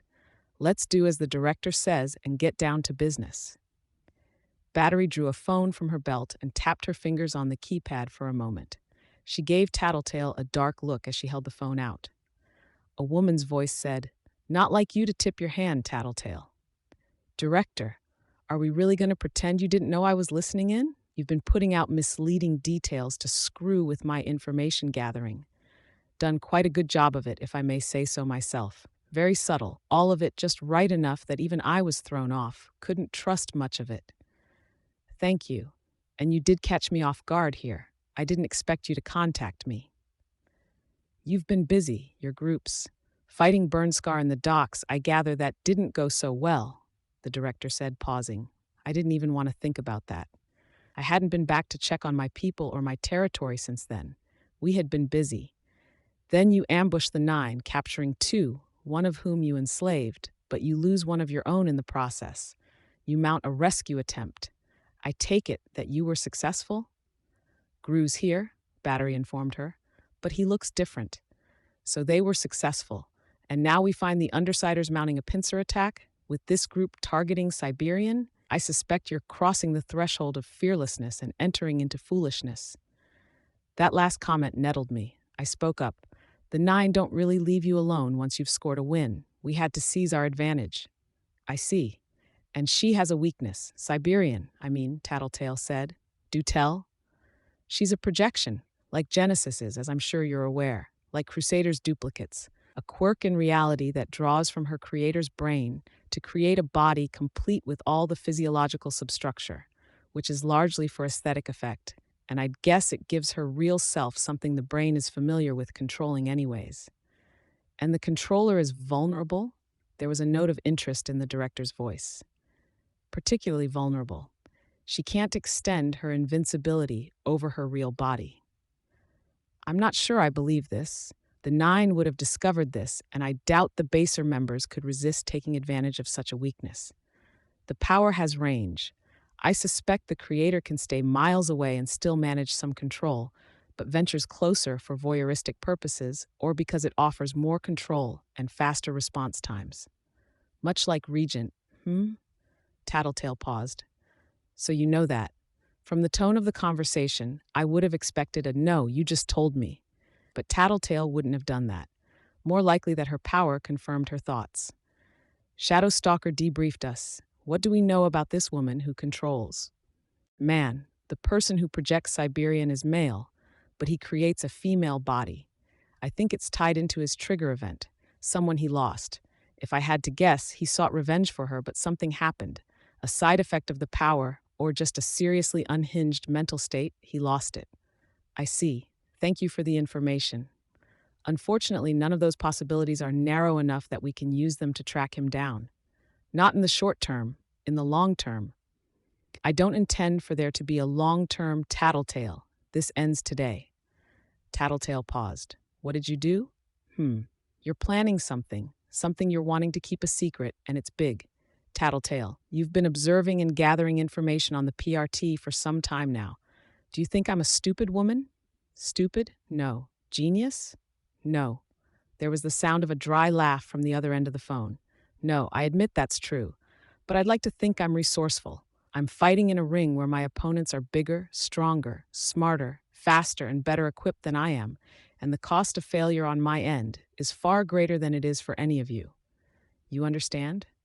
I'm competent, and I wouldn't waste my time trying to pull the wool over your eyes. So? No secrets. I'd planned to bait you here with the same subtle offers of information you praised me for earlier, but you're here anyways, so I'll tell you what I'm planning. In a matter of minutes, we firebomb the area where the main group of the 9 are situated. That's insane, I spoke. Was that Skitter? Yeah, Battery replied. It's necessary, Skitter, the director told me. It's breaking the rules between capes. The same rules that hold things together in an Endbringer event. We're fighting a common enemy. True, but not the full story. We made no agreement of cooperation, and so there can be no betrayal here. My teammates are there, fighting the 9, and they're doing it for this city. You'd be punishing them for that. Legend did warn them that they shouldn't. He was told to, I quote, suck shit. That would be bitch. Or maybe imp. Probably bitch. Tattletale quirked an eyebrow. Did he specifically tell them they shouldn't because you're bombing the neighborhood? Would you believe me if I said he didn't get the chance? I'd say 50% of it is that he didn't get the chance, and 50% is that he didn't try that hard. The director offered a non-committal in reply. And you're telling us this because? Because we've studied you. We know what you prioritize, and I believe that you'll enter the fray to save your teammates. Or we could phone them. Do you want to try? Tattletale glanced at me and grew. No point, I guess. You're blocking unofficial communications in the area. Yes, we have to hamper communication between the 9 if we want to catch them off guard. You understand? I do, and that's totally the entire reason you're doing that, Tattletale said. She glanced over in the direction of the fighting. How long before the area is bombed? Can't say. On the record, as with your teammates, we're forbidding you from entering the area, but I expect you're doing so anyways, against my recommendation. Absolved of blame, Gru spoke. His voice was tight, his body tense. The director ignored him. The moment I heard you were in the picture, I told my subordinates to change the time. They'll inform me about the new time of attack as soon as I've hung up. It's not a perfect solution, but perhaps your actions from this point will reveal something about your power and its limitations. But please understand that we just can't risk that you'll inform the Slaughterhouse 9 about the scheduled attack. And there's a chance we'll be collateral damage, out of the picture and out of your hair after the 9 are gone. How sad that you see monsters where none exist. Right. It was nice to finally talk with you, Tattletale. You should go help your teammates if you're going to. Fuck you, Piglet. There was no response, and Battery deemed the conversation over, putting away the phone. In the brief period of silence that followed, while we got ourselves ready, a voice broke through. Victoria. Don't, Glory Girl snapped. I didn't tell anyone what you did, but that's the last nice thing I'm going to do for you, understand? We're not teammates. We're not sisters. We're not friends. I'm sorry, Amy, Tattletale said, but we've got to go. We were moving a minute later, leaving the squad of heroes behind. Looking over my shoulder, I could see them getting in formation, clustering around Cash, who was regaining consciousness. Only Glory Girl stood apart, her arms folded. Wasn't quite sure about the story there, but I was getting a sense of it. I could feel Amy tapping my arm. What? I had to raise my voice to be heard. Drop me off, she spoke into my ear. It took a few seconds to get the message to Gru and come to a complete stop. Tattletale stopped Bentley 100 feet ahead. Trickster and Sundancer looked back with mild curiosity. Their costumes didn't reveal much about their expressions. Not thinking straight, Amy said. Not enough to go into a situation like this. Don't want to get bombed. It's fine, I said. Still willing to help? She nodded. I'm going to send you the bugs I can't use. If you want to make more bugs that can relay my signal, that'd be great. If you can think of something else, I need firepower. And we're going to be short on mobility if we need to make a run for it, Gru said. Too many of us for 2 dogs that can carry people, unless we're lucky and Genesis picked a form that works. We'd sent Regent's group out with Shatterbird, Imp, and Ballistic, with the idea that Genesis would meet them there. They'd taken one of Coil's trucks, since Bastard wasn't old enough, big enough, or trained enough to carry a rider. What am I supposed to make? Figure it out, Amy. If you can't think of anything, the relay bugs are excellent. Really. Okay, she let me help her down. Skitter, Tattletale called out. We should be close enough. Want to pass them a message? I nodded. I had 6 of the relay bugs, and it took only a minute to set them up, so they formed a chain, extending my reach for an additional 6 city blocks in one direction. 8.5 in total. I swept them outward, and the one at the furthest point lagged behind. Still, it gave me the opportunity to cover a wide area. Bugs mobilized throughout, and I began funneling the less offensive ones back toward Amy. No Seums, earthworms, caterpillars, and roughly half of the houseflies in the area began filtering back. I maintained some of the dragonflies and other mobile bugs for the sake of getting a feel for the area. I could sense Regent's group, running to cover. Ballistic was bombarding Crawler, relying on the impacts to drive the brute back. Crawler was fast, and he was agile, with preternatural reflexes, but Ballistic was unloading on him with projectiles that moved faster than sound. Crawler dodged only 2 and 3, and Ballistic followed up on any successful hits with a series of shots to pound Crawler into the nearest available surface and pin him there. Genesis had formed a body that was winged. It resembled a pterodactyl with arms, a griffin, or something in that vein. She was making an effort to drop large chunks of rubble onto Crawler. He was strong enough that it barely slowed him down, but time he spent hauling a section of wall off of himself was time for Ballistic to get his hands on material for another shot. Shatterbird offered support with a constant hail of glass to Harry Crawler and keep him from finding traction on the pavement. Jack, Bonesaw, Mannequin, I found the former two in a parking lot. My bugs sensed what I judged were Bonesaw's mechanical spiders, tearing cars apart and converting the components into more spiders. There was a group of people with her, shuffling behind them. Mannequin was MIA. That was bothersome. He was able to detect and avoid my bugs, which meant he was a factor I had to keep in the back of my mind. Found them, except for Mannequin. Amy, be careful. I don't know if Jack's team is going to break the rules they set, but Mannequin could come after you. I was so used to dealing with my teammates, people who were experienced in this sort of thing, that I hadn't expected much more than confirmation. She looked legitimately scared at the prospect. Here, I directed a ladybug into my palm and extended it towards her. Crush it and I'll come, or transmit some signal with my power. You have my backup, understand? Okay. She took it, but she didn't look reassured. The first bugs were flowing into her cupped hands. I could feel nervous systems intermingling, two bugs becoming one, and that strange hollowness that told me I didn't have a complete grasp on how they functioned, that there was a part of them that was beyond the reach of my power. I drew out words with my bugs on a surface of wall where Regent would be able to see. Evacuate. He ran his fingers through the bugs. After a moment's thought, I gathered them into a square, organized by rank and file. It took me 2 tries, but I managed to make them move to form letters, then regroup. He dragged his fingertip through the bugs to spell out a reply. Can't. We run. We can't keep Crawler down. We're coming, I wrote to him. Let's go, I called out. Tattletale turned in her seat and kicked Bentley to get him going. Gru did the same for Sirius. Having gathered as many bugs as I could, I drew my relay bugs back and spaced them around the perimeter of my own range, effectively extending it by a block in every direction.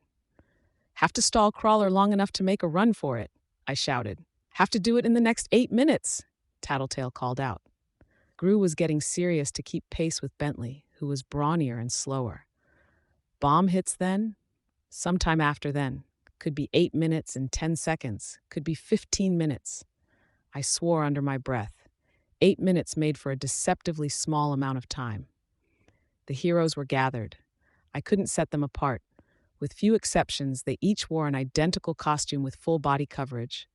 There were subtle differences in height and body shape, which let me identify the people at the extreme ends of the physical spectrum. Vista, who was the smallest, and Triumph, the most muscle-bound. Weld wasn't in the concealing costume, presumably to retain more of his shape-shifting capability. Vista, Clockblocker, Weld, Flechette, Triumph, Miss Militia, Assault, Glory Girl, Battery, Cash, and the Ghostly Bear were joining them. That left 2 more I couldn't place. They moved in formation. Might as well do what I could to help. I drew out arrows and words on the ground, with names by each arrow to point them to Jack, Bonesaw, and Crawler. With the arrow length, I tried to indicate how far the distance was to each of the enemies in question. They spent about 10 seconds discussing it, then broke into a run, going for Jack and Bonesaw. Good. We reached the scene of the ongoing fight with Crawler. Sundancer was off the dog and on the ground the second we could see him, creating her orb and increasing its size. She was fireproof, but she didn't have the ability to grant that benefit to others. Once she was standing, the orb was free to grow. There wasn't much my bugs could do. They settled on Crawler and found his flesh impenetrable.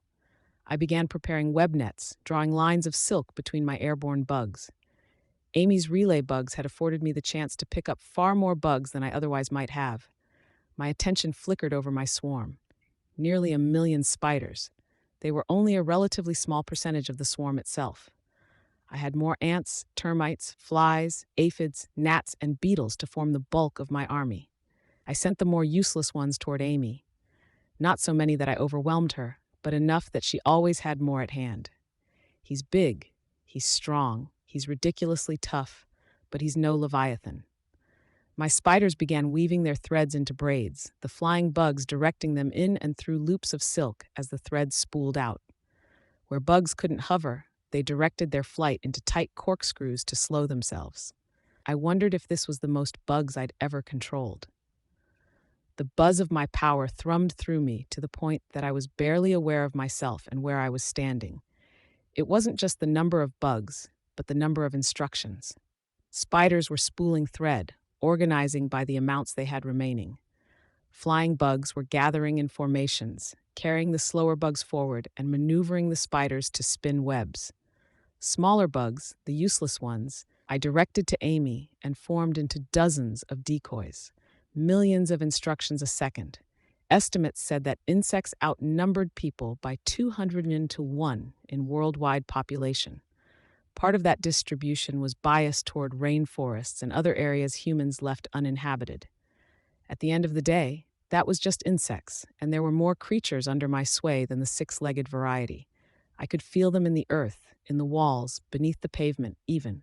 Even from the weeks after I'd left the hospital, I dismissed them as background noise, just sources to draw from in amassing my swarms. Now it felt different.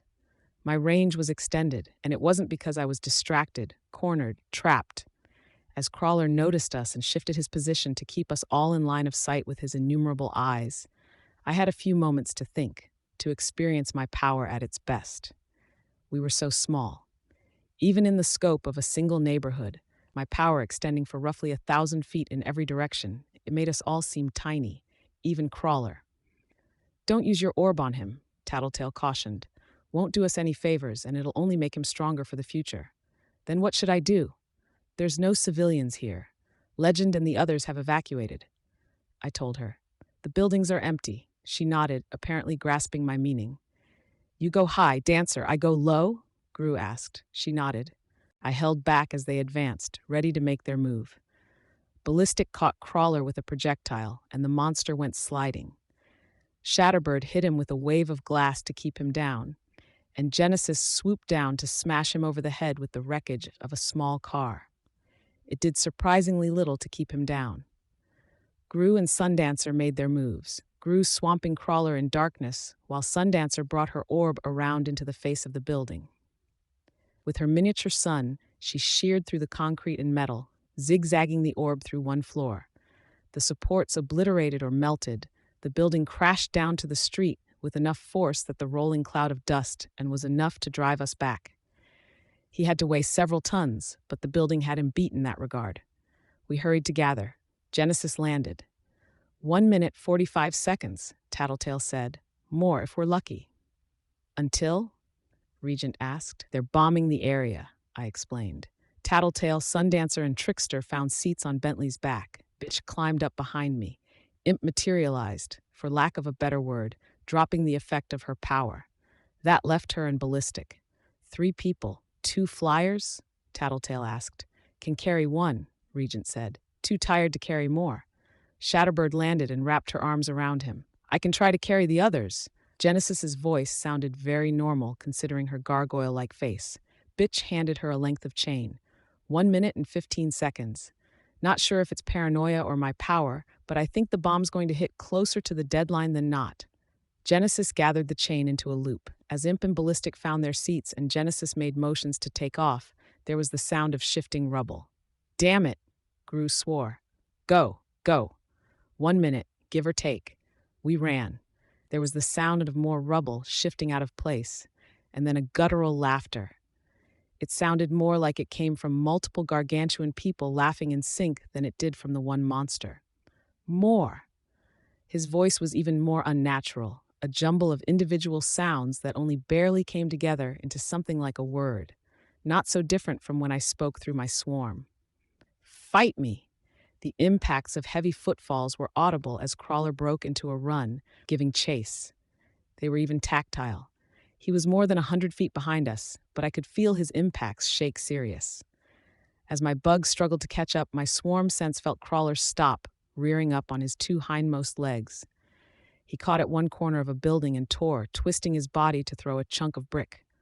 Look out, I shouted. My words were too slow. The rock collided with Genesis, catching one wing. She collapsed to the ground, and both Ballistic and Imp fell the 15 or so feet to the ground. Imp shrieked as she landed. No. Crawler's pause to grab concrete had bought me time to get my bugs into position. They swept over Crawler, laying down braided ropes of silk joined by adhesive lines and thin gossamer. Even caterpillars began offering their assistance, using the silk they produced for cocoons. He was a big guy, but it was a lot of silk. I could see how it hampered his movements. There was even something approximating surprise on his face as he dropped down so all 6 legs were firmly on the ground, and his forelimbs didn't extend as far as he'd expected. He tried to run and found himself hampered further. Crawler sported 2 or 3 tons of physical prowess, and his power had fine-tuned him into a physical specimen like few others. My bugs had millions of years of evolution to refine the quality of their silk and their ability to produce it. For now, at the very least, I had the advantage. Genesis, can you run? Fuck. No, Genesis spoke. Made these claws for grabbing. True enough, her forelimbs and rear limbs were more like clawed hands than feet or hooves. Imp, ballistic, run! It wasn't enough. We had too much distance to cover before we could be sure of our safety, or of Imp and ballistic safety anyways. Even with another 2 minutes, or another 5, well, people weren't that fast as a rule, and neither Imp nor ballistic were runners. It looked like Imp had hurt herself in the fall. Tattletale, I shouted. Take Imp! Bentley's strong enough to take 4. Got it, she cried, steering Bentley around, and their group scooped up Imp, pulling her up onto Tattletale's lap. 4 people, but 3 of them were girls in good shape. Sirius wasn't as strong, and Gru was heavy. Bitch wasn't exactly slight, and Ballistic was built like a football player. Between the 4 of us, I doubted Sirius had it in him. Not if we wanted to move fast. Gru, I called out. Don't you fucking dare! He turned his head around. I disentangled from Bitch's grip, avoided Gru's clutching hand, and slid to the ground. I didn't land with both feet under me, so I tipped over and rolled. Ballistic, take my seat, I shouted as I got my feet under me. I glanced behind me at Crawler and broke into a run. Skitter, Gru barked the word. Just go, I have a plan. Easier to lie when I was shouting, my face hidden. They picked up Ballistic and bolted. I was left behind in moments. Run, little girl. Crawler's broken voice carried, a rumble so low I could feel it. I'll get free. I'll catch you. I'll hold you down and lick your skin until it melts. I'll pluck your eyes out with the tip of my tongue. I have your scent, and you cannot ever stop me. You cannot ever escape. Even the practiced motions of running couldn't take the edge off. Running had been my reprieve for so long, my escape long before I'd had costumes and the distractions of everything that was involved there. It wasn't doing anything to help the panic that was taking hold of me. I racked my mind for something, anything that might serve as an option. Sewer? Could I get down into the sewer or storm drain?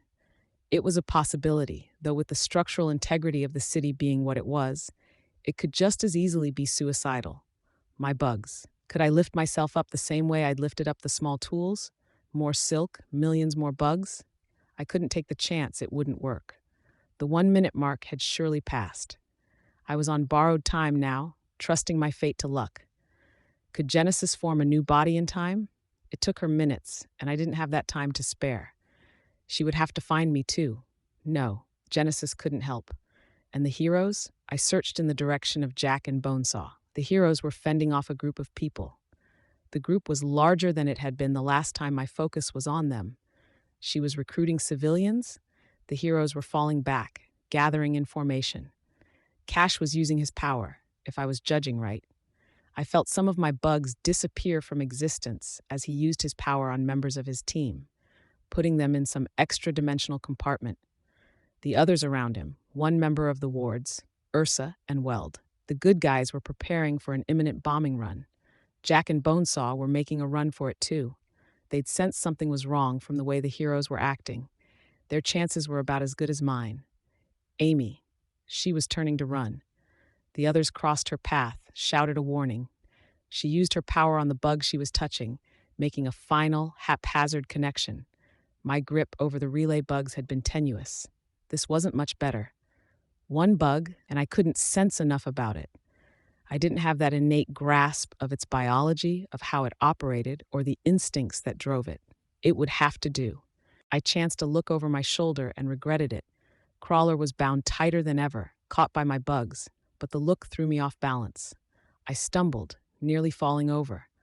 I managed to keep my feet under me, righting myself, but the movement of my leg made me aware of the strain. Come on, come on. We met each other halfway. Listening to my power, it turned in midair, so its back was to me. It skidded on the ground, 6.5 feet long, 5 feet across, and 5 feet tall. A giant beetle. It looked like she had used a Hercules beetle as a starting point, but built it broader, with larger, longer legs and two forelimbs with what looked like praying mantis-style blades. Sporting a black shell that looked almost ragged, the tips a gray-white, it also featured a single large horn that curved overhand, pointing down at the ground.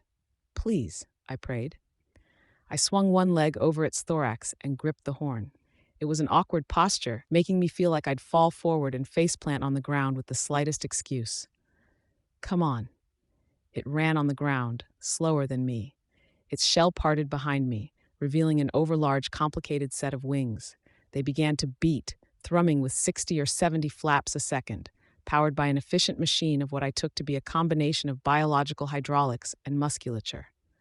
Come on, I begged it. I felt it begin to lift. I even pushed with my toes, as if that could give it what it needed. We accelerated, my hair whipping behind me as we gained a dramatic boost in speed. But our trajectory was almost directly forward, not up. I kicked at the ground as we landed, as if that could lift us into the air. It wasn't working. It dawned on me why. My bugs normally had ingrained knowledge of how to function. This was a new life form. It had all the necessary parts. Amy had probably scaled everything up, given it every advantage and design I could want, counteracting all the problems that came with being proportionately larger. But at the end of the day, it didn't know how to fly. I used my power to control every movement. I felt it accelerate again and tilted our orientation. I felt myself shift slightly as I found myself almost directly on top, my legs gripping the underside of his thorax, and I overcompensated.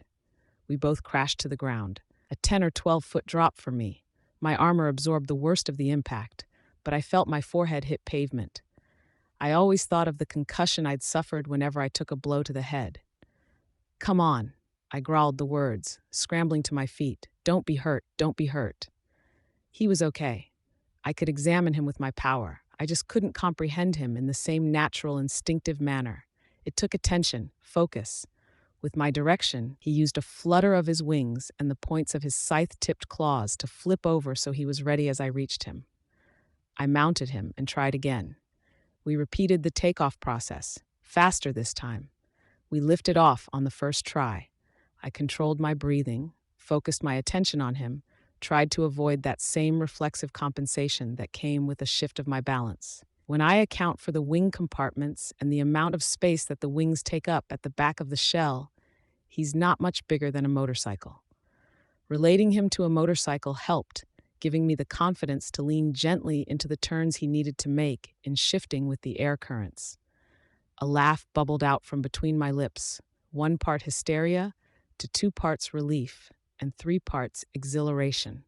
I was higher up than some 6-story buildings, and I'd barely realized it. Amy had heard what Gru said about our possible shortage of transportation and my lack of firepower. She'd supplied something to serve in the time allotted with the resources I'd provided. She'd put this together in minutes. Growing confident in the mechanics of flying, I swooped us down. We were faster than the others on the ground, and we passed them with ease. I loosened my death grip on the horn to extend one arm out to one side. A wave, a salute. That done, I pulled up.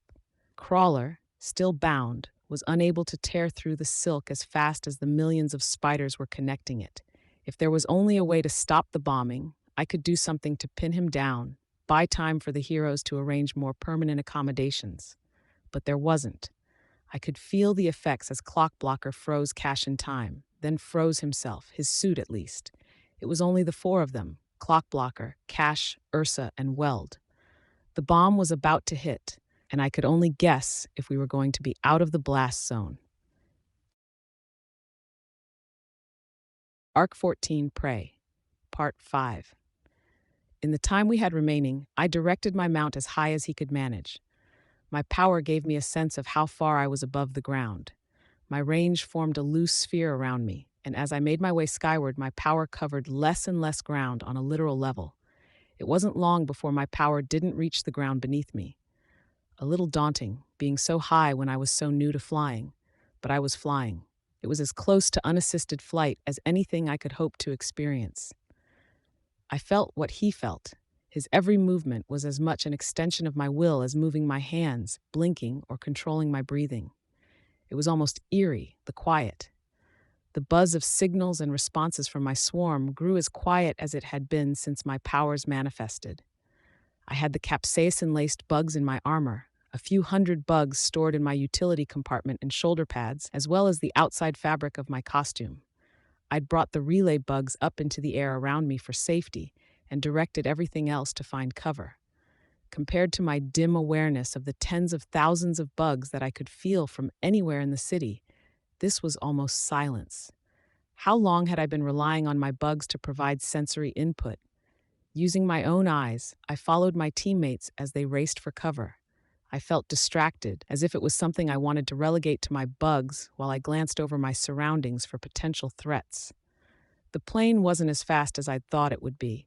It appeared from the clouds and crossed the skyline a distance away, at an altitude not much higher than me. It left a muted roar in its wake, and the payload of bombs. Black specks, smaller than I would have guessed, but more numerous. 50? 100? I couldn't tell from my vantage point, and I doubted I could have made an accurate estimate.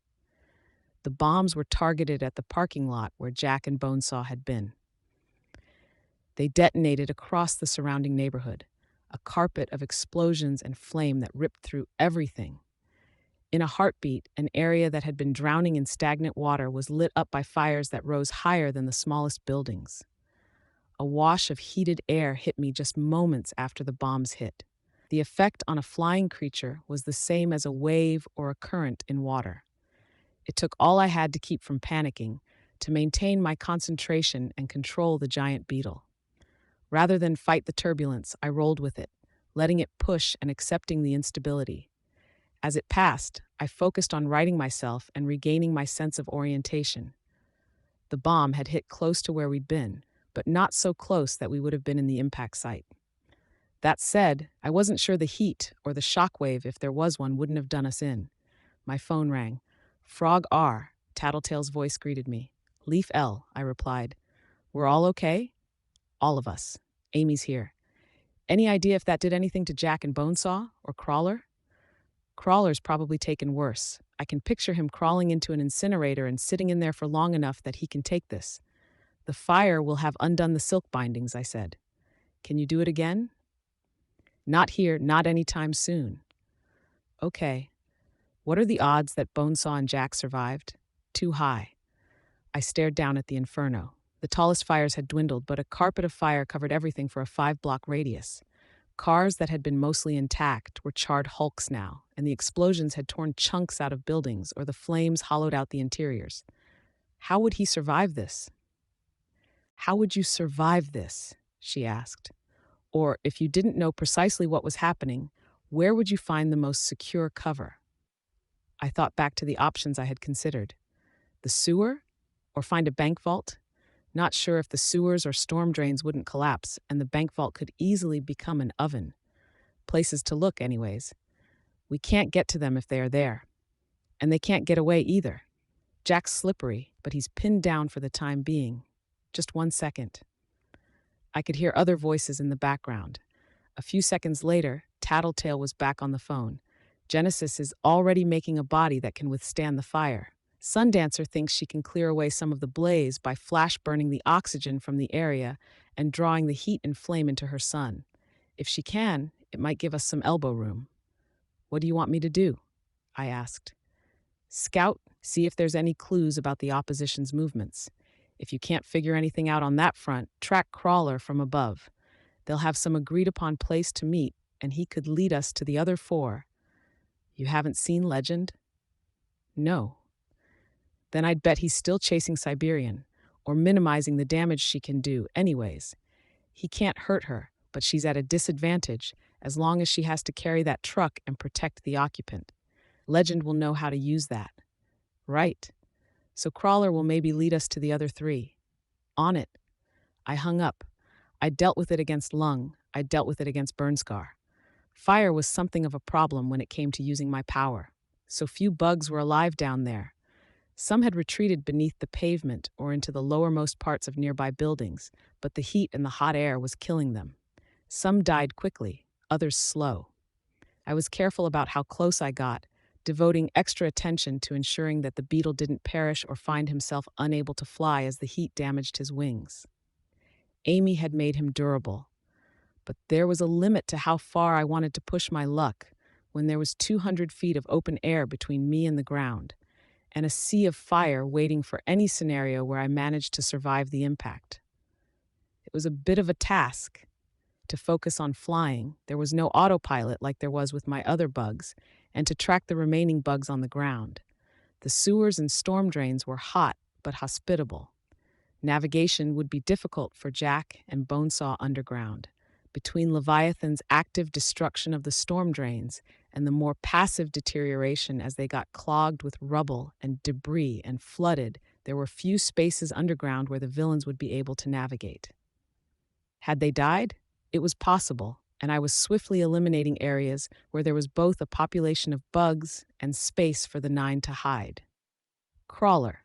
I could see him prowling the streets, soaking up the flame without a care. He was headed in the general direction of the parking lot where the heroes were, taking his time, his movements languid. The heroes were still frozen in time, I noted. It was hard to make them out, as they'd been at the epicenter of the blast. Ursa was fading away, and Weld was fighting.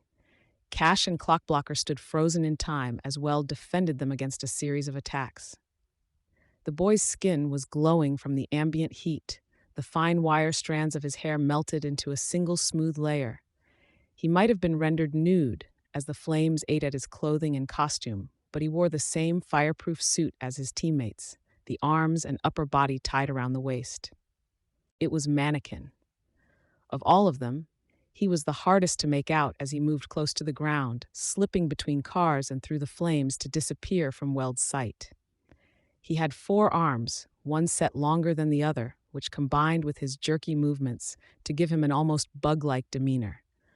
I watched as he paused at the rear of one car, crouching with his 2 sets of arms at the bumper, then unfolded explosively, steam or vapor billowing around him as he launched the car through the air.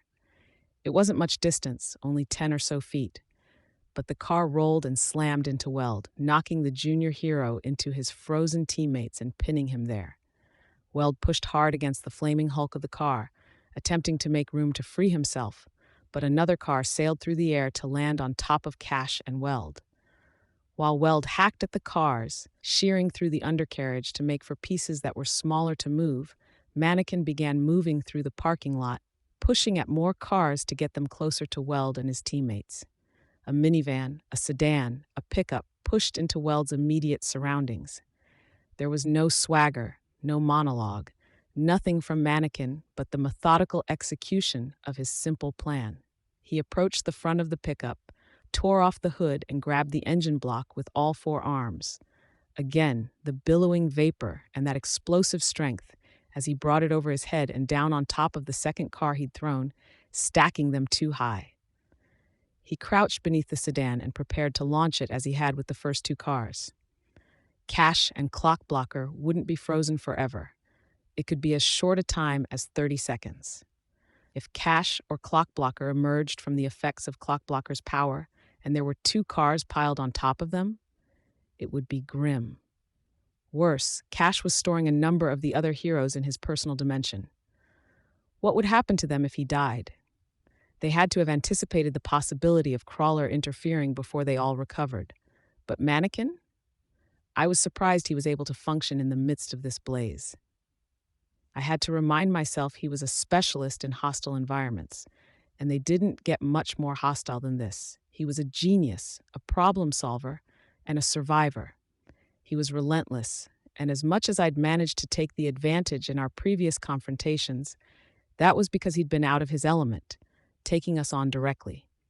This was Mannequin's specialty, attacking from the indirect angle at the unexpected moment to target the weak. He favored Tinkers both because they were often vulnerable if you caught them without their gear, and for his own neuroses.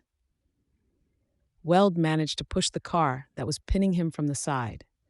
Holding the stack of vehicles up over his head, he found a point where he could set his foot without the scorched frame collapsing and kicked the car away.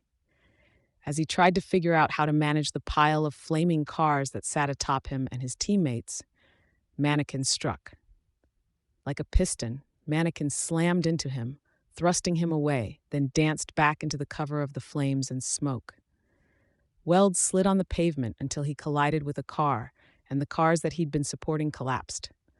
At least one fell so that Cash's upper body speared through its undercarriage. The top one tipped over and landed so it was propped up on a diagonal. What could I do? I didn't have a long-ranged weapon. I didn't trust my beetle's ability to hold me and some heavy weight I could drop on Mannequin from above. I turned around and headed for my companions. I withdrew my cell phone. Need gear, I told Tattletale. Mannequins attacking the heroes and crawlers approaching. Got it. Sundancer's orb appeared in the sky, flickered, and disappeared. A flare. I headed in that direction. As Tattletale had said, Sundancer was using her orb to try to clear the way. Gru was also using his darkness, oddly enough. The others stood by, watching, arranged so they were watching all potential avenues of attack. I landed, and I couldn't get the beetle's legs under him to brace our landing. He hit his stomach, his legs squashing against his underside. What? I hurried to get off him. Is he okay? It's a he? Tattletale asked. Amy stepped forward a little. Its legs work through something like hydraulics. When it's flying, it diverts those fluids to the flight system. Do you know how hard it was to make that thing able to fly? It's not like I've practiced this sort of thing. It's fantastic, I said. Really, thank you. Do you think you could work on making him a little bigger while I get prepared? I can supply the bugs. No. I was midway to turning towards Tattletale when Amy refused me. No? If it's the physical limitations of something that big, then maybe the nervous system, or if you could copy over some flight instincts so I don't need to devote so much focus. No, Skitter, it's not that I can't. I won't. I turned back to Amy. She shook her head. This isn't a luxury. It's not a present from me to you. You said you needed some help escaping. You needed some mobility? Fine. This is it. Right now, Mannequin and Crawler are attacking the wards. Your sister is with them. I could see her expression change at hearing that. She's tough, she'll be okay. Not in this case. She was stored away in some other dimension by Cash's power. If he dies before he gets her out. She paled. Idiot, I muttered. Can't waste any more time on you. Before she could reply, I turned to my teammates. I need bombs, grenades, something I can drop from above and do some damage. Here, Ballistic said. He undid one of his belts and handed it to me. 6 grenades were placed around it. It was too wide for my waist, so I hung it around my neck instead. Amy stepped forward and put her hands on my bug. I went out of my way to ignore her. Take this, Trickster said. He drew a small handgun and handed it to me. He pointed as he explained. 10 rounds. Thumb safety. Grip safety. It's my spare. It was heavier than it looked. There was also a weight to it that had more to do with what the gun meant. I stuck it through one of the loops in my utility compartment that I hadn't used since I started out, then double-checked it was firmly in place. Thanks. I turned and climbed on top of the beetle. Can't make any promises, but flying should require less of your attention, Amy said. Okay, I said, so you focus on helping my sister. I'll help anyone that needs it, I said. With one false start, I managed to take off. I stayed low to the ground for as long as I could to try to judge what Amy had done to the beetle. There was some underlying logic, but it wasn't the same sort of instinctual behavior I was used to. As far as I could tell, she had set him up to continue whatever I'd last instructed him to do, so I didn't need to maintain focus to keep him going. I frowned and suppressed that instinct. As it stood, it was dangerous. If he was flying and I got knocked out, he might keep flying. The same might apply if I was turning or adjusting to compensate for my weight and got distracted partway through. No, after testing it, I didn't like how slippery it made the navigation feel. I'd only use it on a case-by-case basis. Besides, it was something I could do with my power anyways, with greater effect and nuance. I'd been knocked out once, and my power had continued directing insects by my last given order. Irritating. I hurried back to the scene of the fight. Clock Blocker's power lasted anywhere from 30 seconds to 10 minutes. Weld had been on the defensive when I'd left, and the wards were relying on pure chance to determine if they'd make it out of this okay. I could hear the fight before I could make anything out through the smoke. The fires were still burning, but most seemed to have burned through whatever fuel sources they'd found, beyond what was in the bombs themselves, anyways. It was probably dangerous to be taking in too much smoke, both for me and for the beetle, but I had to be close. There were crunching sounds and the noise of metal striking metal. I directed the beetle around one particularly thick cloud of black smoke and saw Weld hacking the cars to pieces, his arms a pair of oversized blades. Mannequin threw a car at him, and Weld lunged forward to slam it down into the ground with both hands. Mannequin used the opening to leap forward, his feet momentarily resting on Weld's shoulders before he hopped down to the ground. Spools of chain unfolded in Mannequin's wake, and he bound Weld, dragging him away from his allies. Weld had undone much of Mannequin's setup, but there was still one flaming truck leaning against Cash. It was heavy enough to crush Legend's teammate beneath it if Clock Blocker wasn't quick enough to reach out and freeze it. Carefully, I positioned myself, noted the wind, and then grabbed a grenade from the sash that hung around my neck. I really shouldn't be using this without any training, I thought. I pulled the pin free, then dropped it straight down. Wind carried the grenade further than I expected. It landed somewhere a few feet behind Cash, rolled, then detonated.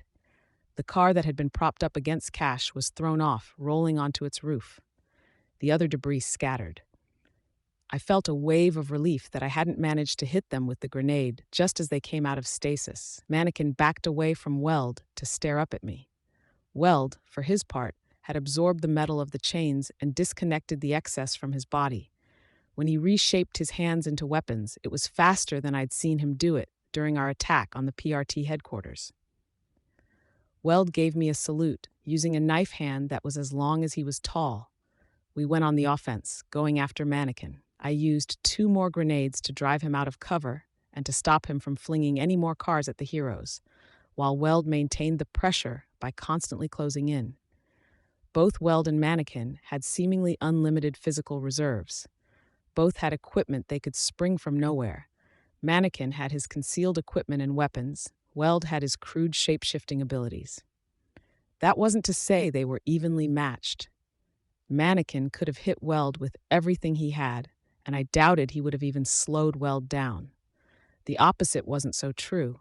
I suspected that one solid blow from Weld would leave Mannequin a wreck. The problem was that even though Weld was strong, he was heavy, and this put him somewhere near the upper limits of what you'd expect an athlete to be able to perform. Mannequin, by contrast, was faster than any Olympic runner, more agile than any gymnast. He could contort and slide through the space beneath a car, change directions on a dime, and that was without getting into the other advantages he brought to the table. I suspected he could see through the fire and smoke, and where Weld's shape-shifting was largely limited to hitting stuff, Mannequin could use his arms like grappling hooks to cover more ground and keep his distance. If we had any advantage, it was that we were buying time. Mannequin couldn't stop to throw vehicles at the frozen heroes. The counterpoint to that was that Crawler had heard the commotion and was approaching. He shifted from a walk to a head-on charge as he got a block away. "Crawler!" I shouted the words at full volume. Weld snapped his head up to look at me, and I extended one arm out to inform him on the direction. The problem was that Mannequin could hear too. He shifted positions and prepared to heave another car at the heroes. I pulled the pin on another grenade and lobbed it in Mannequin's direction. Call it chemistry, rhythm, or just the nuances one picked up after fighting alongside someone else. There was a flow to working with a member of your team, a way I could trust others to have my back, and vice versa. Weld and I didn't have that. It was my understanding, my assumption, that the bruiser would take on the heaviest hitter on the opposing side, and the others in the team would focus their efforts on the secondary threats with using utility and technique. It was how the undersiders tended to handle matters. Weld, I don't know what his assumption was, but maybe he was used to having people like Clock Blocker and Vista handle the most threatening and problematic enemies, while he threw himself at the enemy ranks and drew the secondary fire. Maybe they were even tactics he'd been drilled on with his previous team. Maybe he was too focused on protecting his teammates from Mannequin and didn't trust me to handle it. I didn't know what his reasons were, but Weld turned toward Mannequin in the same moment the grenade left my hand. It was disastrous on two levels. Whatever surprise I'd hoped to retain was lost when I was forced to shout out, "Grenade!" Mannequin abandoned his hold on the car as he leaped to one side to get clear well before it exploded. Weld, too, managed to stay out of the way, stopping in his tracks. Crawler came tearing through the blazing parking booth and blindsided Weld.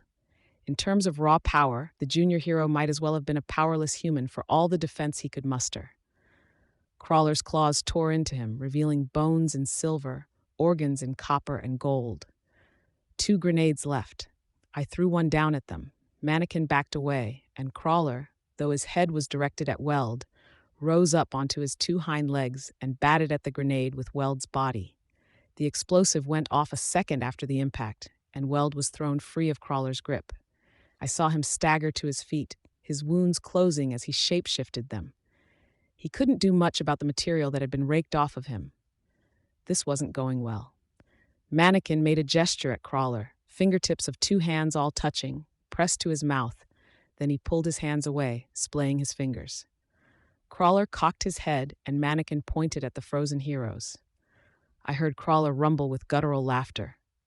No, what could I do? I was a bystander here, effectively powerless but for my beetle. I had the gun, but it wouldn't do anything to Crawler, and I didn't trust myself to hit Mannequin at this range. I had a single grenade, and I knew that wouldn't even make Crawler flinch. Crawler spat a caustic spray onto Cash and Clock Blocker. I could see the mucus fizz and pop from my vantage point high above. If I used a grenade, could I clear it away? Or was it too viscous? Would I be losing something I couldn't afford to throw away? I didn't get a chance to see. Cash came to life. I couldn't even imagine what went through his mind. He went from disengaging from a fight with Jack and Bonesaw in a flooded parking lot to facing down Crawler and Mannequin in the middle of a sea of fire. Maybe he'd anticipated that, but he couldn't have anticipated the acid spittle. Holes began to appear in the fabric of his fireproof costume. He managed to maintain his composure. I had no idea how. I couldn't imagine how it must have felt to be down there, feeling the heat and smoke coming in through the widening holes in the fabric. He began using his power, calling up the shadowy geometry that would deposit the heroes onto the battlefield. The 2 members of the 9, it seemed, didn't intend to give him the chance. Both charged for the hero. This time, at least, Weld took on the heavy hitter. He leaped at Crawler from the side, his hand becoming needle-fine as he plunged it into one of Crawler's largest eye sockets. I knew that Crawler could dodge ballistics hits. He must have seen Weld coming and simply not cared. The needle barely penetrated Crawler's eye, but Weld used the leverage to wrap himself around Crawler's face. I drew the gun and leveled it at Mannequin's back. He was running in a straight line. I remembered to click the thumb safety, squeezing the handle with both hands to get the grip safety on the back of the gun and put him in the crosshairs, leading just a bit. I could remember the tip you always heard in the movies. Squeeze, don't pull. Exhale as you squeeze. Visions of the dead. Mannequin had left in my district flashed through my mind's eye. The paramedics, the bitchy old doctor, the people he'd gassed. My people. I could feel the recoil jolt its way through my arms to rattle my body at its core. Mannequin fell. How the hell did I manage that? Between the recoil and the shock of what I'd just managed, it was all I could do to stay seated. I aimed and fired again at his prone form, the shot going off just before he rolled to his feet. I couldn't make out if I hit or not. Crawler was distracted just long enough for Cash to bring out the first heroes. Glory Girl, Prism, Miss Militia, Triumph. Weld tumbled to the ground and switched targets to the retreating Mannequin. Maybe he'd coordinated something with the others. I couldn't say. Glory Girl, in her all-concealing fireproof suit, certainly seemed ready to serve as the frontline defense. I was so busy tracking Mannequin, looking for an opportunity to shoot him again, that I nearly missed what happened next. Crawler got close enough for Glory Girl to swing a punch. She took the bait and swung, then twisted in midair to deliver a kick. He pulled just out of reach of both hits, then opened his mouth to retch spittle and bile all over her. It had the same effect on her costume that it did on Cash, only far, far faster. In moments, she was down to the skin-tight costume she wore beneath her white and gold dress, her force field protecting her. I pulled a grenade free. Maybe it could distract him long enough for her to... Crawler surged forward, slamming his head into her. Like a spiked volleyball, she slammed hard into the ground. I could see her skin turning red, then black, where the spittle had covered it. Flesh melted away to reveal muscle. Then the acidic vomit began to eat away at that. She screamed, frantic, thrashing, oblivious to the flaming patches of ground that she was rolling into. The bugs I'd placed on my teammates told me they weren't close.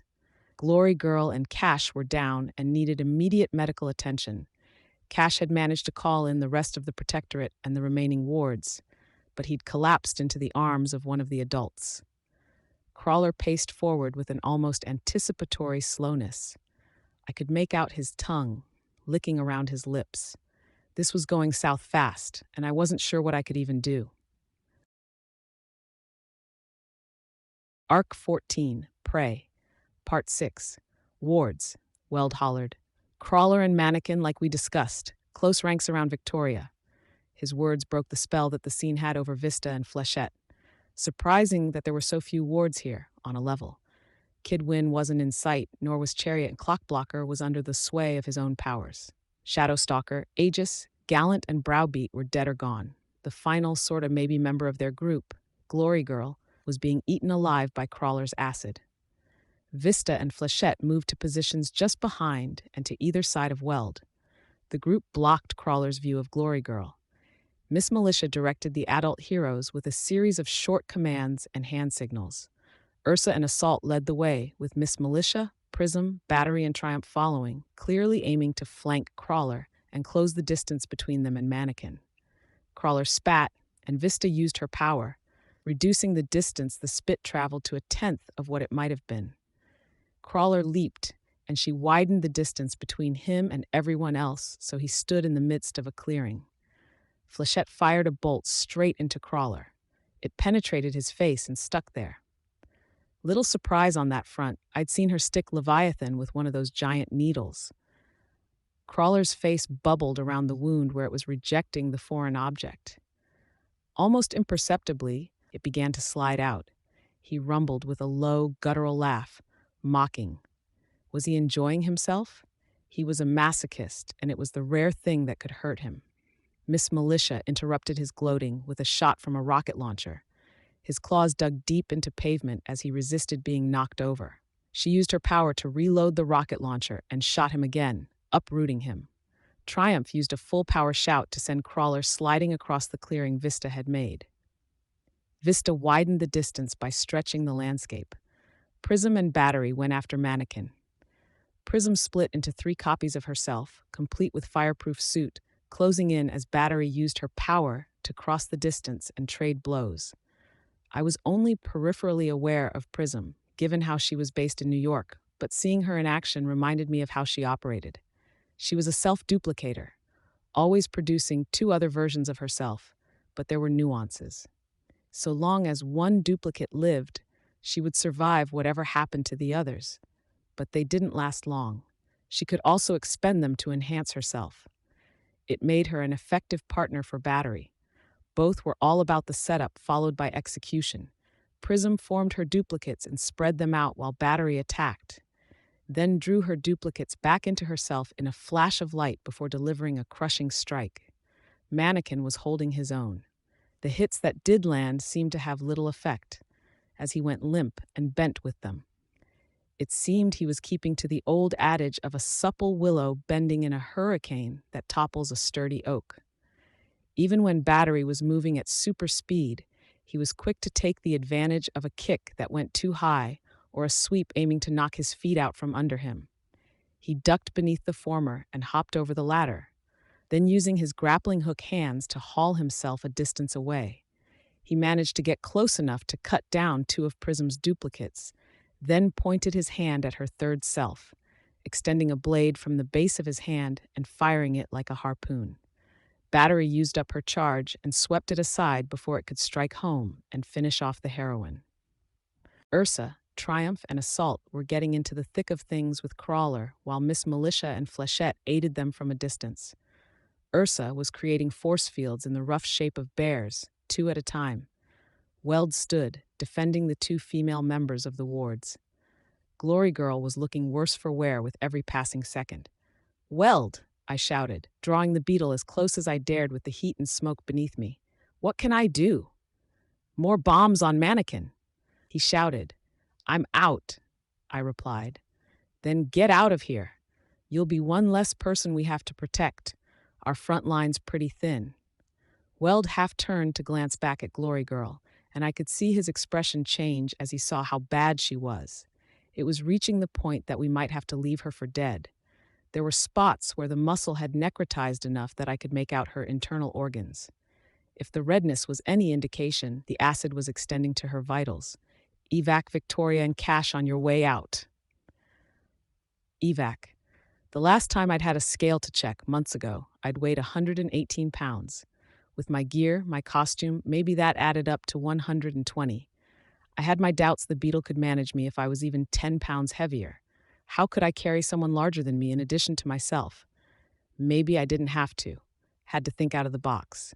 If I could get her out of here, and if the beetle could manage her, I could remotely pilot it to Amy. Those were two pretty huge ifs. No, couldn't pin my hopes on that.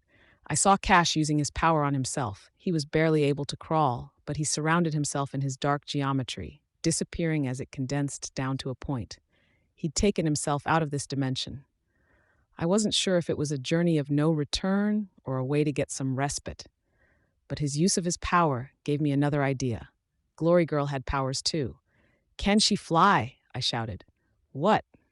Weld asked. He glanced up at me, then turned his attention back to the fight. His body was tensed and ready to act. The second crawler made a move for his teammates. "Ask her if she can fly. She's insensate. Try." He turned back to the superheroine and said something I couldn't make out. If she responded, I didn't hear it. Weld extended his arms into two long poles. They extended 10 feet, then 15, then 30. Reaching back, he caught Glory Girl with the ends, bending the tips to encircle her body. "Wait," I said. He glanced up at me, then over at Crawler. The villain was spitting at Assault, who slid on the ground to evade the spray. Crawler took advantage of the gap in the defensive wall to stampede toward Vista and Flechette. Vista increased the distance, but not as fast as Crawler crossed it. Under pressure, choosing the protection of his teammates as his top priority, Weld ignored my plea for a moment to think. He twisted his entire body to haul Glory Girl into the air, throwing her at me like a catapult might throw a boulder. I changed my orientation so I'd be ready to catch her. Rather than try to wrap my arms around her, I moved so we were racing alongside her as she arced through the air. It gave me only a second or two to make the call about grabbing her. I didn't want to get that acid on me. I grabbed at the two things that seemed safe, the intact portion of her lower costume and her hair. I pulled back, hauling on both, but the beetle wasn't able to offer the necessary lift. She was insensate with pain, and she struggled at what I was doing to her. I momentarily wondered if she'd hit me or the beetle with one of those punches that could crush stone. Worse, if she grabbed me and I couldn't break away, I'd plummet to the ground with her. "Fly!" I screamed the word. "Lift up, Glory Girl." Her face was melting on one side, her eyes a ruin, her ear and the surrounding area of her head a bloody mess. I wondered if she could even hear me. I was getting dragged down. How long before I had to make the call about letting go? It would mean letting her fall back into the burning city street. Maybe her force field would protect her, but the acid would continue to eat into her until it got at something especially vital. She would die, slowly and painfully. Burning to death would almost be a mercy. "Rise! Fly!" I shouted. She began to lift up. I took the opportunity to let go of her hair, grabbing at the one hand that wasn't covered in acid. I pulled on her hand, and she followed my lead. We moved as fast as my beetle was able. I knew she could fly faster, would have compelled her to even push me and the beetle forward if I thought I could have handled the navigation. As a group, We passed over a red-scaled wingless dragon that I took to be Genesis, wading through the flames on her way to the site of the battle. My beetle needed a name. Had to have a better way of referring to it. A Hercules beetle, but bigger, a giant. I thought about Hercules, about the myth. Hercules had borrowed the burden of the giant who carried the world. Atlas. Come on, Atlas, I urged him. Faster. Dumb to talk to him, when I knew for an absolute fact that he couldn't understand me. Maybe I was talking to myself. We found my teammates still clearing a path through the edge of the area. They were all walking, the dogs in a formation around them, Bitch holding up the distant rear with Bastard. I landed. Glory Girl didn't have the strength to stand and collapsed like a rag doll. Holy shit, Regent said as he saw the extent of the damage. Amy went white as a sheet. Heal her. Just don't touch the spots where the acid hit her. I don't know. What happened? Crawler spit on her, then knocked out her force field. Move. Fix your sister. She staggered forward and reached out toward Victoria. No, Victoria mumbled. You're dying, Gru spoke. No, Victoria repeated herself. Not. She coughed sharply and mumbled in the same breath and didn't bother trying to correct herself. Do it anyways, Tattletale said. Victoria swung with her good hand, slamming it into the sidewalk. Cracks spider-webbed out from the impact site. She coughed. No, if she hits me, she'll kill me, Amy said. Okay, Tattletale said. If she doesn't want help, you shouldn't give it. She's not thinking straight. What I did. Doesn't matter, Tattletale said. Amy shook her head, talking over her. She's always been emotional, passionate, unrestrained, and she's channeling all this new emotion into hate because it's the closest equivalent. New emotion? Regent asked. You mean you mind-raped her? Amy looked like she'd been slapped across the face. I wasn't surprised, but hearing it said out loud was unsettling. Seriously? Imp voiced the incredulity that everyone else seemed to be feeling. It was an accident, Amy said. How do you do that by accident? Imp asked. Enough, Tattletale cut in. Victoria, listen, I'm going to pour some sterile water over you, and hopefully it'll flush some of the acid away, okay? I don't know what else we can do for you. I know you can't see, so don't be surprised when it happens. Victoria turned her head slightly, but she didn't respond. Okay, Tattletale said. She didn't have water in her hand. Instead, she grabbed Amy and shoved her in Glory Girl's direction.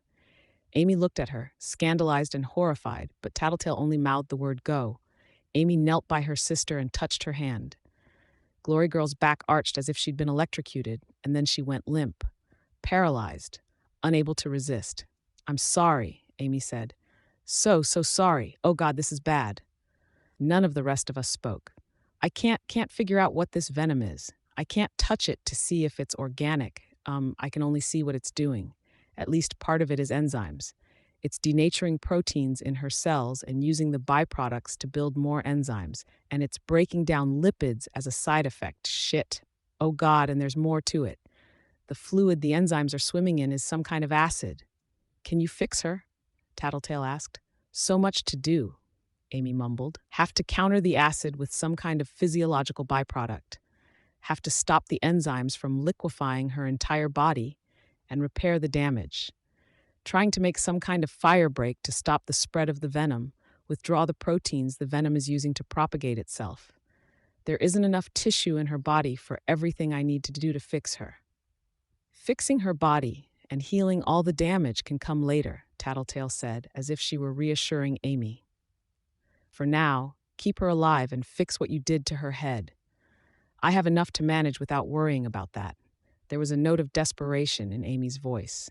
It's as much a priority as anything else. I said it before, if you don't do it now. Shut up, Amy snapped. I need to focus. We watched her work. The dissolving began to slow, then fix. The wounds weren't closing, but the necrotized edges of the ruined flesh was turning from black to crimson. You gonna go back? Tattletale asked me. I shook my head and glanced over to where the clouds was glowing orange with the reflected flames. Nothing I could do. Too much fire, it cancels out my power, and it's dangerous for Atlas. Atlas. I like that, I shrugged. I turned to Amy. Do you want me to bring bugs? Maggots eat only dead flesh, which might be helpful if... No, I can handle that. Or I could get some of the more useless bugs, like the ones you use to make Atlas, for raw material. Amy turned to give me an incredulous look. You said you didn't have enough tissue to patch everything together. If you wanted to put together a placeholder, I trailed off. Nice, Regent said. She could be a human-spider hybrid. Add some insult to injury with the mind rape thing. I could see Amy tense. That's not what I'm saying, I told him. Amy was saying the enzymes were dissolving proteins and other stuff. The bugs would be a source of protein, vitamins, carbs. I'm a little surprised you know that, Gru commented. He didn't take his eyes off of Amy and Glory Girl. My power tells me some of it, I said, and I did some reading after we took over our territories trying to research that stuff. It was an idle thought, but I was thinking that if we got into a food shortage, I could feed my people with bugs. Imp made a gagging noise. Wow, Regent said. See, you just started off by making me think you were warped and creepy because you were suggesting Panacea turn Glory Girl into some sort of bugborg, and now you're making me think you're creepy and weird because you wanted to feed bugs to people who aren't your enemy. It was just an idea, I said, maybe more defensively than I should have, and bugs are nutritious.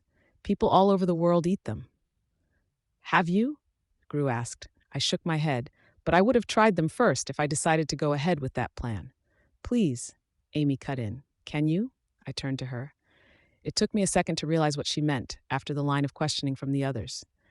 Yeah, of course, I told her. I began calling a swarm to me.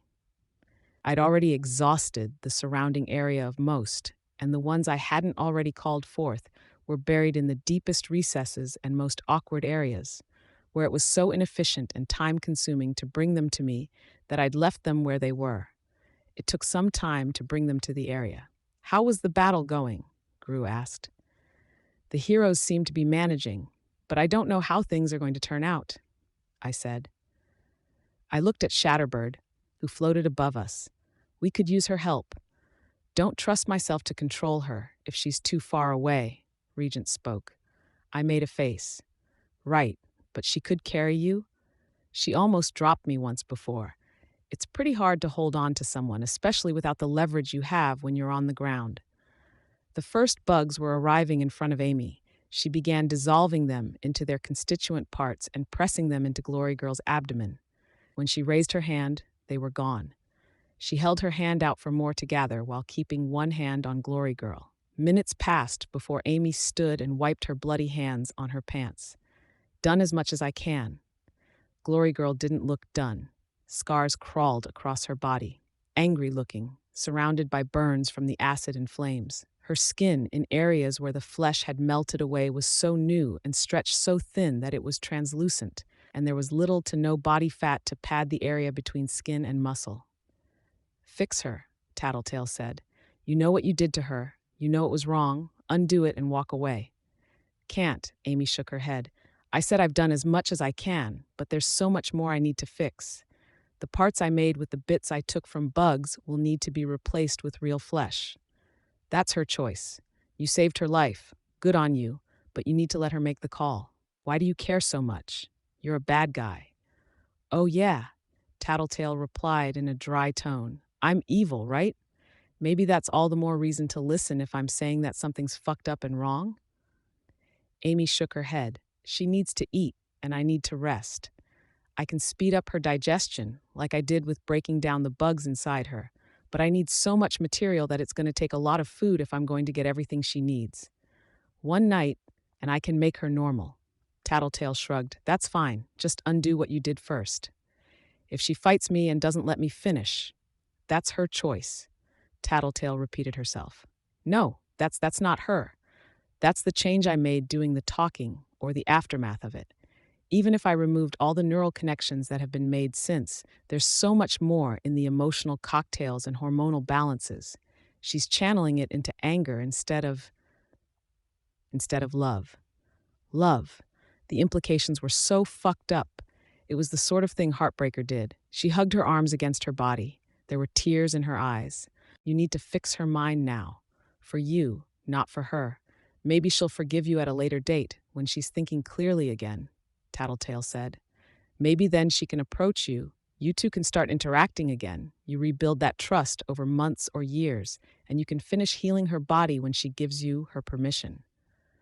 Or I can fix her now, undo what I did, and then walk away forever because I don't deserve forgiveness and she shouldn't have to live like this because a wrong I committed fucked with her focus or made her too aggressive or it wasn't like that, I said.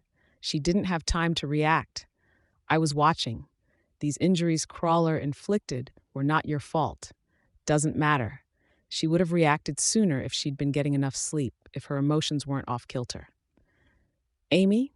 I started. She shook her head so violently that I stopped mid-sentence. I can almost feel right about this. I patch things up, and then I go. Amy bent down and touched her sister. Glory Girl stirred and sat up. With Amy's help, she stood. "You're lying to yourself," Tattletale said, "and you're making things worse. I'm just keeping her complacent. I'm okay with it if she doesn't forgive me for it. Don't deserve it anyways. I do this, and then I'll go somewhere I can be useful. Only reason I haven't made more of myself and my power is because of the rules and regulations about exploiting minors with powers.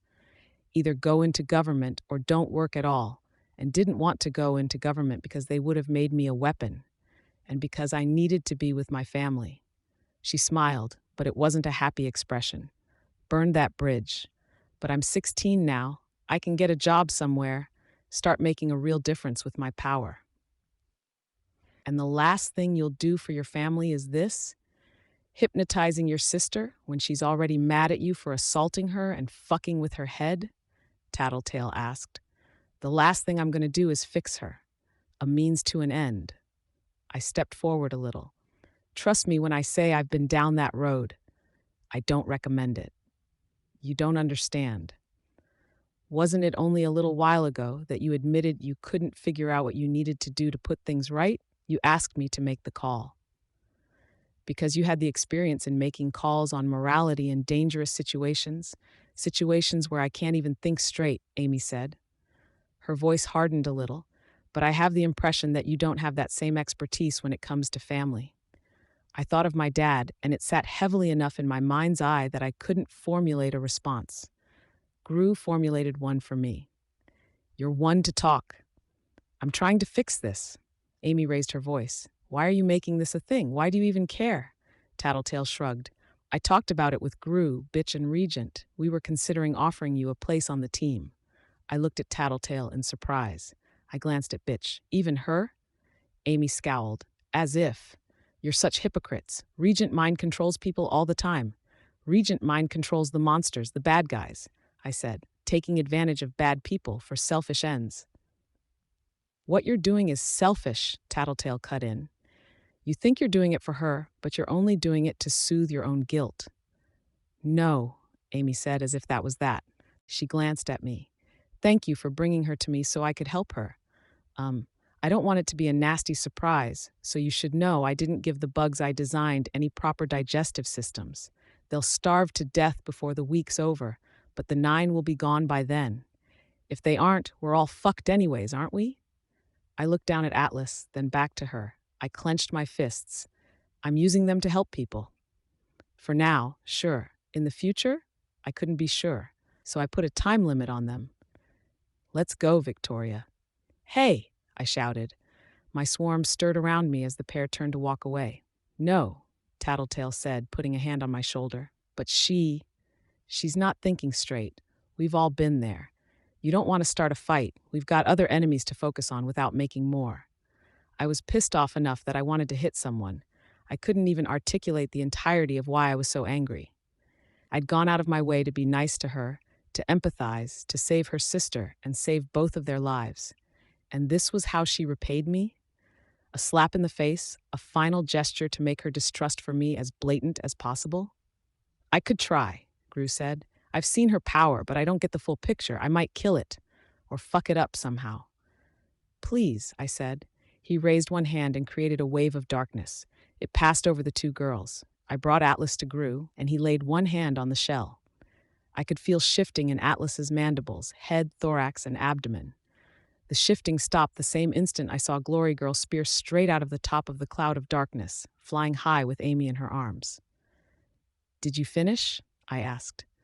"Couldn't say," he sighed. I searched Atlas with my power, trying to get a feel for his physiology. As with all the other instances, Everything about him was invisible if I wasn't looking specifically for it, a black hole in the database of knowledge my power provided. He was created, and there was no genetic blueprint that my power could decrypt and analyze to figure out what part served a given function. When I reached the area Gru had affected, I found it even darker, untouchable. The nervous system wasn't something my power could interface with. I had to model it off of something, and I get the feeling I don't have the same innate knowledge that Panacea does, Gru told me. The only thing I have any knowledge about is myself. I don't know if it's going to work, but he has a human digestive system, or something close to it, that worked with his body. Near as I can figure, everything connects to what it's supposed to. Thank you, I said, really. Tattletale was still watching Glory Girl and Amy disappear. She glanced down at Atlas. You'll have to figure out a diet that gives him every nutrient he needs and pay a hell of a lot of attention to him. If you give him something his body can't process, it could poison him like that. She snapped her fingers. I nodded. It was still better than nothing. Sundancer was still clearing a path. I climbed on top of Atlas and rose above the ground, swaying a little in midair as I tried to control his flight enough to hover. Go, Gru said. What? Scout, search, check on the fight. You're restless. Don't like how that thing with Panacea ended. Gru shook his head. Me either, but we should focus on what we can do in the here and now. And I'm restless because I'm frustrated. There's nothing for me to do here. I can't handle the fire, can't do anything if I'm with you guys. Search for Jack and Bonesaw so we can put them down, Regent said. I shook my head. They disappeared. Literally. I'm not sure if they're dead or if they found a hiding spot. That's something we can work on, Tattletale said. Siberian was heading to a destination, right? Heading southeast? Sure. Did you see what direction Jack and Bonesaw were headed? I nodded. Northeast from a point a few blocks that way. I pointed. Then I think I know where they went. It's quite obvious when you think about it. A place they could have researched in advance, unoccupied by anyone of consequence, capable of withstanding hits from virtually anything, supplied with food and water. Obvious? Maybe only to Tattletale. Still, with her hints, I could follow her line of thought to its conclusion. The emergency shelters for Endbringer attacks, I finished for her. Arc 14, Prey, Part 7. 3 places nearby they could have gone, Tattletale said. 2 that fit with the direction they were running. The shelter underneath the central library, and the one near where Scion confronted Leviathan. I remember that one, I replied. We were walking at a brisk pace around the perimeter of the bomb site. The area to our left still burned, and Sundancer was in the lead, clearing away the worst of the fires ahead of us. I was walking with Tattletale and Gru, Atlas following behind us. The others rode the dogs behind me. If we're going to check those locations, then... Tattletale trailed off. If I had a preference, I'd rather we check the library first. Bad associations with the other spot. Tattletale turned her head at that. I thought you'd be proud. I shook my head. I only heard secondhand, so I didn't get the full story, but you stabbed Leviathan with Armsmaster's weapon and distracted him from going after the civilians that were inside that shelter. Don't know how many I really saved. He had a good 30 seconds to a minute to unload everything he had on the people in there, and we all saw how much damage he did to some of our toughest capes. Tattletale nodded. I don't know. I think of what happened back then, and I get this ugly feeling in my gut, like I did something wrong, or I didn't try as hard as I could have because there was someone in that shelter who I sort of hate. Hated? I'm not sure if I should use past tense. One of your bullies? She asked. Teacher. I think that when I left the Undersiders, I guess I was thinking of considering becoming a hero or something. But with what happened at that shelter, I almost feel like it was the turning point. It was the first time I did anything that someone else could point to and call it heroic, and somehow I can't find it in myself to be proud about it. And it's like that dream of being a hero that I always had just kind of faded away in the face of reality. We're glad to have you, whatever your reasons, Tattletale said. Thanks, I told her. I looked at Gru. You okay? I'm getting annoyed that people keep asking that, he spoke. Don't be a dick, Tattletale replied. She's asking because she cares. We're asking because we care. And you know that if it was one of us that went through what you did, you'd want to make sure we were in the right headspace to go up against the 9. Gru sighed, but he didn't respond. You'd tell us if you weren't feeling right, yeah? Tattletale asked. If I had any idea what I felt and it wasn't good, yeah. Good enough.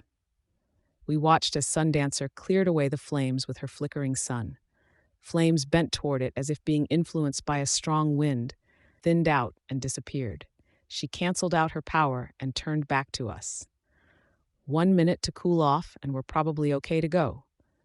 We should decide where we're going and how we're going to make our approach, Gru spoke. If they're waiting for their teammates, they'll stay inside the shelter for the time being, I said. We'll be in a better position if we don't try anything overly complicated, like a pincer attack, if there's more than one exit. We can hit them hard enough with Sundancer, Ballistic, and my bugs. Gru nodded. I don't disagree. You two will have an idea if they're making their way out the other exit. The two shelters are close to one another, Tattletale said, but I'm still a little worried they'll leave one location while we're checking out the other. I almost want to split up. Is that worth the risk of having half our group caught off guard by the 9 before the other half can arrive? I asked. A better question, Tattletale said, is whether we can afford to let them get away. If we miss this chance to go on the offensive and let them escape, they go into hiding and work out a strategy. And we're not exactly in their good books, I said, so we'd be a primary target. Was I imagining it, or did Gru's darkness expand around him by a fraction? Sorry, I told him. He turned towards me. No use making it worse if I was prodding a sensitive area by raising the threat the 9 posed. Never mind. Saddle up, Tattletale called out. Sundancer turned and sprinted back to the dogs.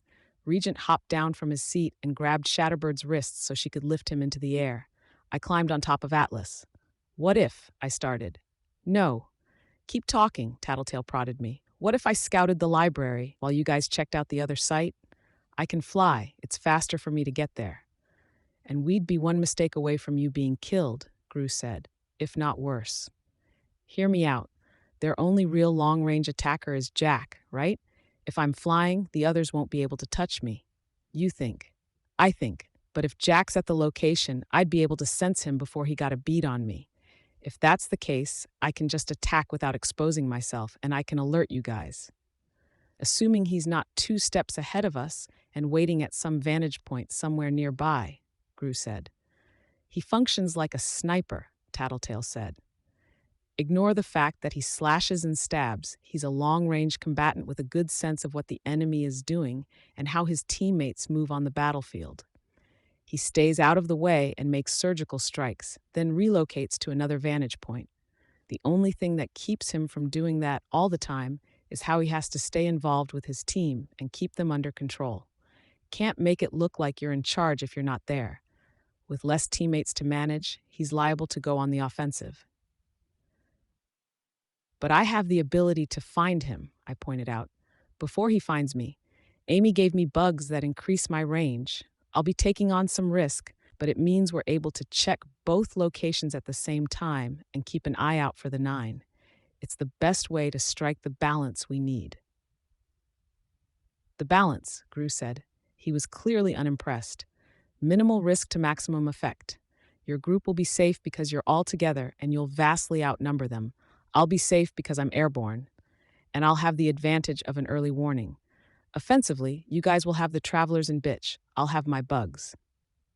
Bonesaw countered your bugs last time around, Tattletale pointed out. I nodded. I have a few things in mind. If you're sure.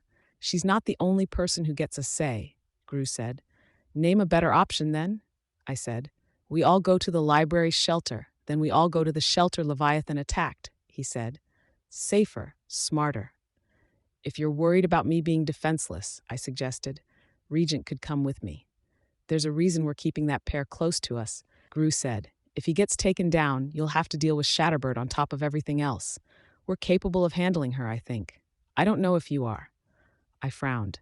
Tattletale looked back at the others, then back at me. Go. I looked at Gru. Tattletale pointed. Go. Stay in contact. I turned and lifted off. I kept to the cover of nearby buildings, and I flew erratically so Jack wouldn't be able to hit me if he saw me coming. I was getting more used to flying Atlas. I wouldn't have said he felt like an extension of my own body in the same manner as my swarm. He felt more like a prosthetic limb, or how I imagined a prosthetic limb might feel like. At first, it would be clumsy, every action requiring some level of careful thought and attention. Over time, it would become more second nature, a learned skill on my end. It would never match up to the real thing, but I could deal. Already, I was getting more used to correcting orientation and keeping him level in the air.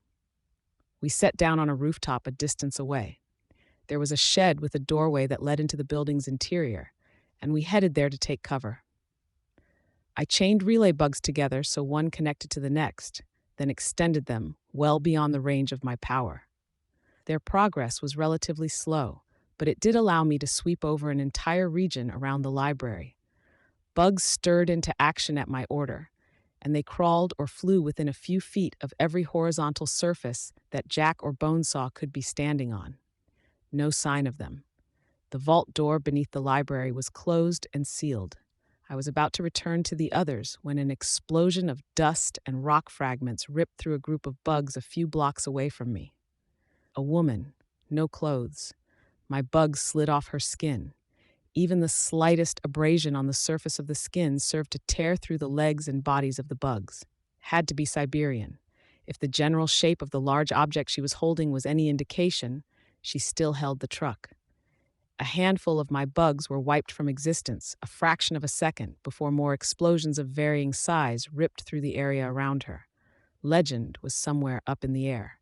I drew my bugs together around Siberian's head in the hopes that I could distract her. It was pretty thin, but there wasn't much I could do. Even a direct hit with Legend's lasers wouldn't affect her. I shifted locations, flying half a block before landing again. I could just barely make out the pair of combatants with my swarm sense. Something about what Legend was doing seemed odd. He wasn't firing constantly. Rather, his shots seemed to be strategically placed. He ripped apart the side of a building a moment before Siberian landed there, then tore through the 5 or 6 floors beneath her so she had nowhere to go except straight down. The instant she stepped free of the building's ground floor, he tore into the ground with a series of laser blasts that expanded outward, thinning as they went. It created a bowl-shaped indent, with rubble covering the storm drains that had been exposed by the lasers. Carrying the truck, Siberian headed for the storm drains anyways, tearing through the piles of debris. Legend unloaded on the entire street, collapsing them around her. Some of my bugs descended with the pieces of the shattered street, and they could feel the warmth of the outside air mingling with the cold, stagnant air of the storm drains. He'd exposed her. I'd seen Legend go all out, and this wasn't it. Why was he holding back? Granted, there was little point in hitting Siberian with everything he had, and it was easily possible that trying to drill a hole in the ground around her could theoretically give her the chance to escape if she found some underground cavern or tunnel, but it could just as easily drown her.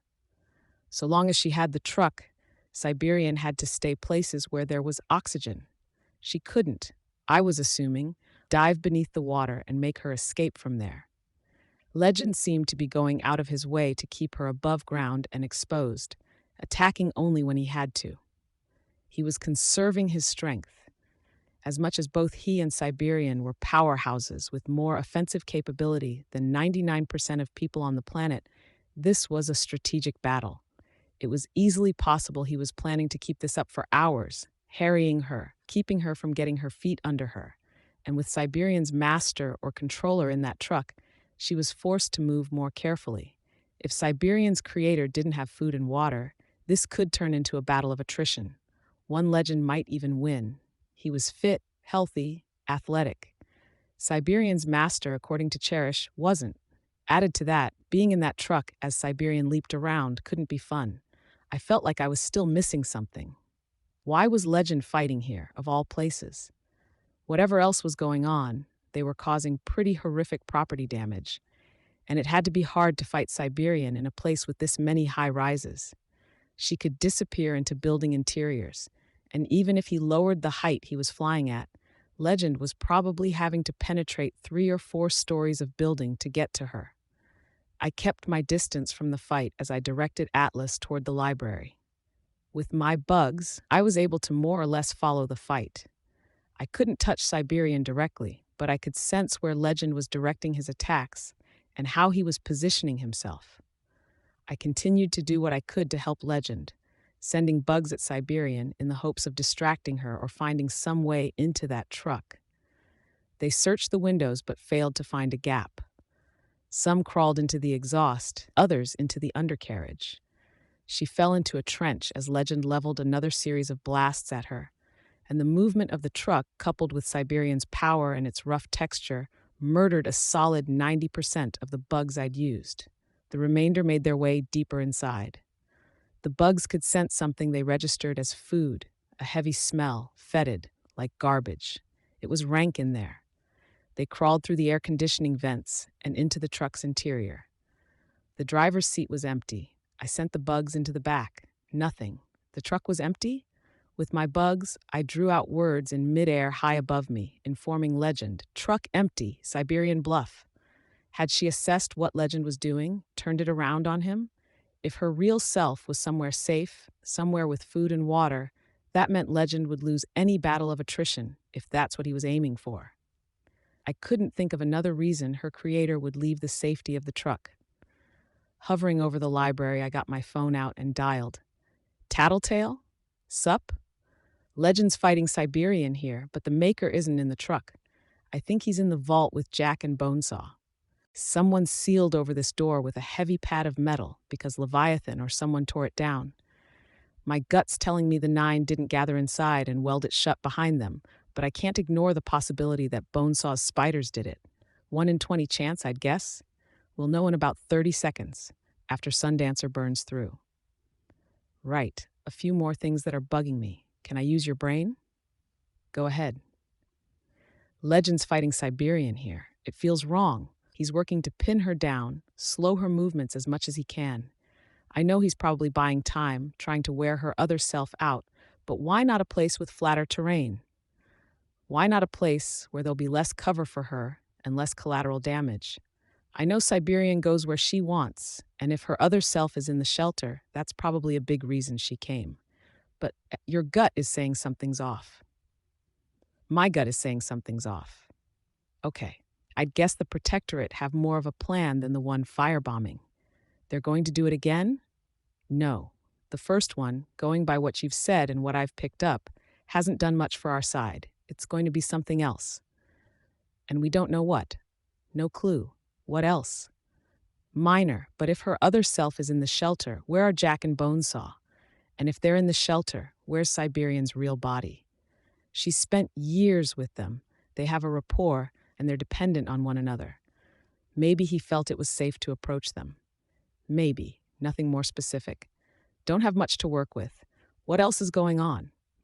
Legend's holding back, conserving his strength. I get that he's trying to win a fight of attrition, but as far as I can tell, he hasn't changed his tactics or the pacing of his attacks much since I informed him that the creator isn't in the truck. He's buying time for something? Someone? Maybe Scion is headed this way? No, don't get that vibe. Tattletale mused. We just got inside. They aren't here. I looked down at the library. Vault door, how do I open it? Can't say until I see the control panel myself. The shelters are supposed to open with a command from the PHQ. Which was annihilated, I said. Right, or the PRT headquarters on the director's order. There's bound to be another code that can be used in case those places get knocked out of commission. How did they get in? They have a tinker, Tattletale said. She may work primarily with biology, but that's not going to be the full extent of Bonesaw's knowledge. Look at those spiders. Some basic hacking isn't out of the question. Anyways, I can figure it out when I get there. Unless you want to take the brute force route. I looked down at Atlas. I don't have enough brute force, and neither does Atlas. Legend does. We're on our way. See you in a few. Right. I hung up. I drew more words in the air with my bugs, near Legend. Found the 9, underground shelter. As an afterthought, I added, maybe civilians inside. I drew an arrow by the words. Then, to make it as clear as possible, I drew a giant arrow in the sky, pointing down at the shelter door. I was going to look foolish if they weren't inside, and maybe cost Legend in whatever plan he was operating under. I could feel him changing directions. He kept facing Siberian, unloading laser blasts, but he was flying my way. Siberian dashed forward. I could feel her cutting a swath through the swarm as she ran, the truck in one hand, one corner of it dragging on the ground, cutting a line into the pavement. She leaped into the air, out of the reach of my swarm sense. I felt something massive collide with the bugs that were in the air around Legend, felt more die as he shot a laser and caught them in the area. She'd thrown the truck, and he'd obliterated it. Legend shifted into high gear, flying out of reach of Siberian as she lunged for him. He dove, hard, and I could imagine her leaping off the side of a second building, trying to get her hands on him. Legend turned my way and flew towards the library. I hurried out of the way, directing Atlas to higher altitude, just in case Legend decided to level the place. The leader of the Protectorate had arrived on the scene, and I could sense Siberian on the ground, hot on his heels. He raised one hand, and a laser beam shot forth, splitting into 8 smaller beams that bent in the air. They hit the outside edge of the vault door with precision, evenly spaced out, then drifted in a clockwise direction. The door toppled free. Legend spread his arms, and hundreds of individual beams radiated out from his body. 3/4 of them turned in sync to spear towards the library, stabbing through the architecture. Other beams split off to strike through doorways and windows and across rooftops. No less than 3 struck me. I flinched and nearly lost my seat on Atlas, but found it wasn't much hotter than steaming tap water, and it only lasted 2 or 3 seconds before cutting out. Siberian had approached close enough to demand Legend's attention, and he'd terminated whatever it was he'd been doing. I turned my mind away from whatever the beams had been intended to do and toward my own contributions to this fight. Had to strike before they got their bearings. I took advantage of the pause to send bugs flowing into the shelter. I could count a number of people, young and old. The mosquitoes in my swarm could scent blood. 20 or so people were inside the shelter, standing there. There was metal on their bodies, like backpacks or prosthetic body parts, but they didn't seem to be hurt. There were 3 more inside, but I wasn't feeling so generous as to call them people. They stood apart, 2 men and a pre-adolescent girl. It was them, the 9. I couldn't trust my ability to get to Legend and communicate the necessary details in time, and I might even be endangering him by getting too close to Siberian. I couldn't say for sure how he would really act in the field, but his PR sold the idea of a legitimate good guy who would balk at attacking an enemy with a hostage. Or maybe he wouldn't. It could even be a mercy, sparing someone from one of the 9's clutches. Siberian devoured people alive. Either way, it was better to try to catch his attention with a written message, 20 civilian JS, BS, SIB. He was too distracted by Siberian to see it. She wasn't as fast as battery or velocity, but she had the physical power to move quickly, and she was leaping between buildings to throw herself at him with the speed and aim of an arrow shot from a bow. I tried leaving another message for Legend, stating the same thing. Glancing over my shoulder, I saw him looking at me. Our eyes met. He nodded, and I turned my attention to the shelter. I didn't want to do this half-assed. No mistakes this time around. I gathered a swarm of generous size, but I held it at bay. There were more preparations to carry out. I drew the capsaicin bugs from beneath my armor and added them to the swarm. I drew out silk threads and held them suspended in the air, ready for use. For a final measure, I withdrew a lighter and the change purse from the utility compartment at my back. Primary swarm in first. As one singular mass, they flowed inside. The capsaicin-laced bugs joined them, going straight for the eyes. Jack reacted, as did the man, but Bonesaw was unfazed. I saw Siberian flicker. Legend noticed as well. He snapped his eyes to me, and then the shelter. The creator needs to concentrate. My heart was pounding so hard I felt like it would dislodge me from Alta's. Bugs settled on the 3 members of the 9, and then they attacked. It wasn't the sort of attack I'd ever done before. I'd had bugs bite, I'd had them sting, I'd even used them to deliver payloads of their various venoms. I'd always held back to some degree. The only ones I hadn't held back against had been untouchable. These three weren't so lucky. Mandibles bit into flesh, seeking not to pinch and inflict pain. Ants scissored flesh away. Beetles tore and rent into the flesh. Flies spat their digestive enzymes onto the exposed flesh. I buried them in every kind of insect I had that could eat, cut, or pierce meat. The bugs didn't eat their fill. They simply bit, chewed, let the food fall from their mouths, then bit again. Bonesaw's hands were smooth as glass as she reached for her belt. She was cool and collected, even as the bugs slowly flayed her. She was stopped short as the silk strands tangled her ceramic fingers. My bugs could hear her speak. Though I could barely make out the words, I thought maybe the first one was Jack. She held out her hands. I tried to bind him, but tying his arm to his side was harder than using silk cords to lash fingers together. At least partially blinded by the capsaicin, he swiped his knife a few times in Bonesaw's direction. He cut her several times, and my bugs could feel her flesh part around her collarbone and face. Some of the cuts were on target, however, and the threads around her fingers were severed. An instant later, she was free to put together her anti-bug smoke, working her hands to break the threads as I tried to tangle her fingers again. Okay, not the end of the world. The bugs were still devouring the three, and I still had a plan in mind, an idle hope. I withdrew the tissues I'd wadded in the change purse to keep the contents from jingling or rattling around. My bugs took hold of them and carried them into the air, 2 or 3 dozen in all. I tested the lighter, then held it out to ignite the first tissue. It was a slow burn, taking 15 or 20 seconds to consume the paper. The flies that carried it died as the flame reached them, consuming them. By the time the first was burned, my bugs were positioning the second, allowing it to ignite. In this manner, I chained them one after the other, a slow-moving relay of flame. Bonesaw had her smoke going, despite my efforts to rebind her fingers, and I could feel it murdering my bugs en masse. I pulled them away and out of the shelter, leaving only a few to track the movements of the 9. The trail of burning tissues made their way inside the shelter. I ignited the last few tissues and sent them to Bonesaw. I could feel the bugs die as they hit the smoke. Nothing, I swore. It had been too much to hope for, that the smoke was flammable. Even if the smoke had exploded in the mildest possible way, it would have at least given me a countermeasure. I turned away from the area. I'd told the others I would play safe. I'd tried what I could. I'd maybe even done a little damage to them. Now I'd back off. I'd earned Siberian's attention by attacking her creator, but she was preoccupied with Legend, so that was one threat I didn't have to worry about. The rest of the 9 were still inside. Legend, for his part, was keeping up the measured, carefully paced assault. I saw him raise one hand to his ear. A communication from his team?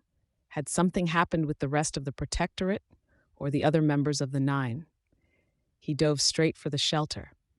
Siberian gave chase, and without slowing in the slightest, he raked a laser across the street to render her footing less stable. It couldn't have bought him more than a fraction of a second, if it even made a difference at all. I could see her placing one foot on a shattered piece of road that wouldn't have held a squirrel without collapsing. She used it to kick herself forward, soaring after Legend, hands curled into claws. He was ahead of her by only 10 or 15 feet. The scattered bugs I had at the fringes of the extermination smoke gave me only a half-completed picture. Legend inside, blasting a laser in the direction of the cloud where Jack, Bonesaw, and Siberian's creator were. He grabbed one of the civilians that were standing dumbly in the shelter, only to get mobbed. She latched onto him, and the others did the same, trying to drag him down. My bugs felt a flash of heat as he used his laser to blast at them and free himself. Another laser speared out of the top of the library, followed soon after by Legend, spearing up toward the sky. He directed another laser straight down at the library, continuing to fly straight up. That was reason for me to do the same. I rose with one hand on Atlas's horn, and I drew my phone with the other. I speed-dialed Tattletale. Trusting to her penchant for picking up the phone on the first ring, I started shouting before I heard any response. "Something's up. Take cover and get back." The stealth bomber streaked across the sky, just as it had before. Its payload this time was smaller, barely visible. The The devastation wasn't so easy to miss. The only word for it was chaos. I could hardly pick out the individual effects as they mingled. A cloud of yellow-green smoke being pulled into a spiral around a vortex, which was causing the section of the library that had turned to glass to shatter and implode. There was a flare of brilliant mixed colors I could barely look at, frying a scattered assortment of boneless, faceless, fleshy monsters. One monster made it 4 steps before being turned to dust. Where the dust touched, more dust was created, until the vortex expanded enough to start pulling it all in, stopping what might have been an endless chain reaction. I could see time slowing in one spot. I could see pavement heating into a liquid in another. I could see one area that was serene, untouched, a bubble where a newspaper that had been scattered on the ground was flapping violently with the movement of air. Half a building was annihilated by the flash of an explosion, and it toppled into the midst of the bomb site. In seconds, it was obliterated and chewed up. The effects spread and expanded all down the street, a stripe of this madness 3 blocks wide, extending into the midst of the blaze from the previous bombing run. I drifted toward Legend, raising my hands over my head to show I meant no harm. "Thank you for the assistance," he spoke, when I was in earshot. Some was misguided or off target, but it did make a difference. I could only nod. He put one hand to his ear, then paused for several long seconds. When he spoke, it was vague, acknowledged.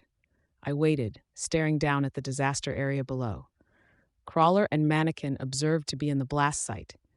How did they disengage while keeping them there? They did disengage?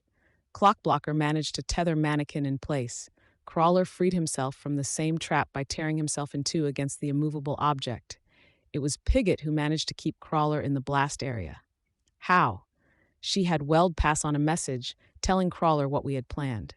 He was so tickled at the idea that we would be able to hurt him that he stayed where he was while the teams made their retreat. Just like that? Apparently so. If he survives, he didn't. There was a series of smaller explosions below. I could see a section of ruined building glowing red, then detonating in a blast of light that sent a nearby glacier spinning into a patch of burning ground. And the other 3? Remains to be seen. The civilians are dead, but it's something of a mercy. Bonesaw's mechanical spiders were welded to their skeletons, allowing her to remotely control them. Like zombies, only they were aware and in incredible pain. I expect she had measures to inflict agonizing deaths on them if we attempted to disconnect them from her spider frames. Maybe I could have saved them, can't say. From the glimpses I saw of them, I don't know if they would have thanked me. We spent a minute staring down at the devastation. I ventured to ask him a question. Can Brockton Bay take this? It feels like it was on the verge of collapse already. Add this mess, the firebombing. Can we really come back from it? You know this city better than I do, I'm sure. I like to think people are stronger than they appear at first glance. Perhaps the same goes for cities as well.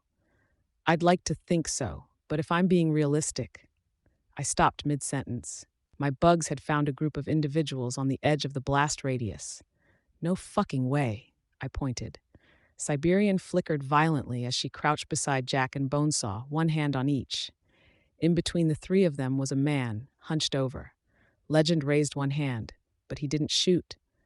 Legend, they haven't seen us. I would like to take out Jack or Bonesaw while they're distracted and unguarded. I just need Siberian to step away or let go of them. The group shifted positions, so the man had an arm around Jack's chest and an arm around Bonesaw's shoulders, Siberian behind him. See that? Legend asked.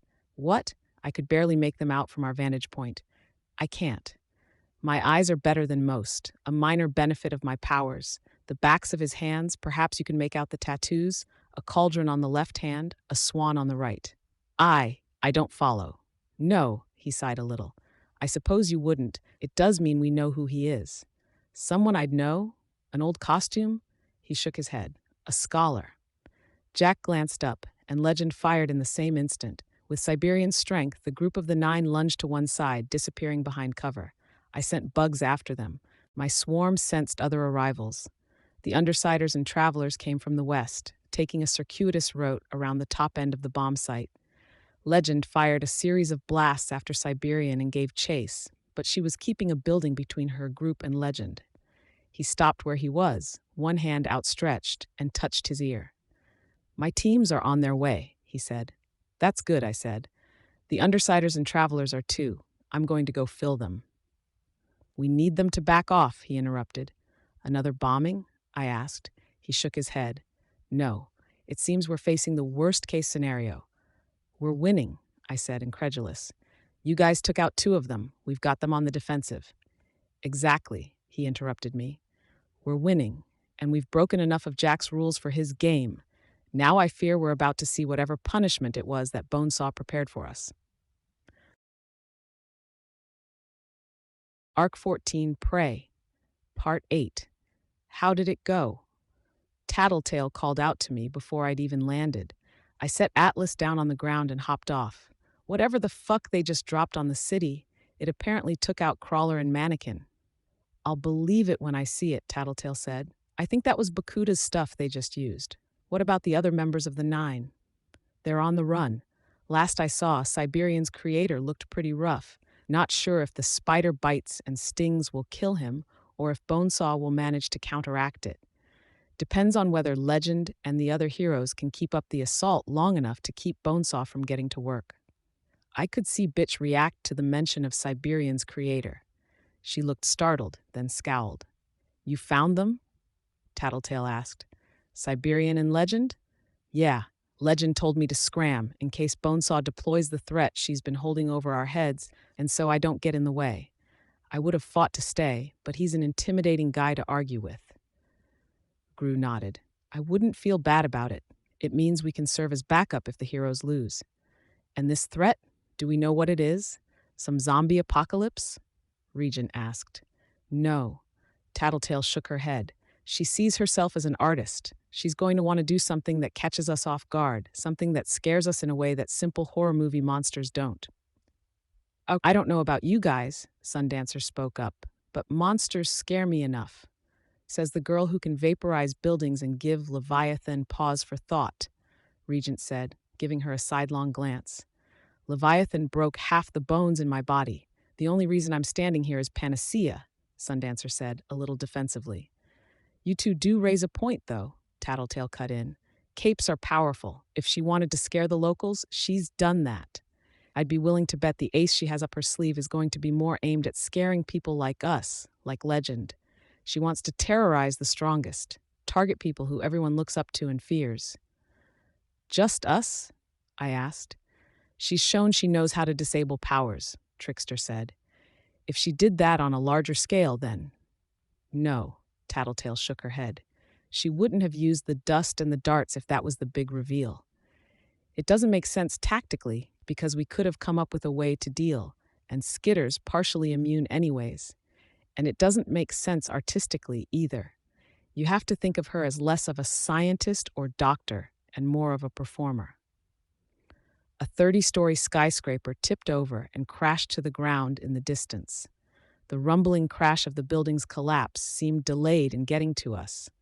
I could see Legend, more through the flashes of his lasers than anything else, but everyone else was out of sight, specks I couldn't have made out if they weren't on the ground. "If we're lucky, we won't have to worry about Bonesaw's plot," Trickster said. "Plan for the worst," Gru replied, staring into the distance. "If you're right, you're prepared. If you're wrong, you're pleasantly surprised." "Heard that one before," Imp commented. "Still true," Gru replied, sounding annoyed. "Can't plan for this," I said. "I'm growing to hate tinkers, people with enhanced senses and tinkers, and fire manipulators. Sorry, Sundancer."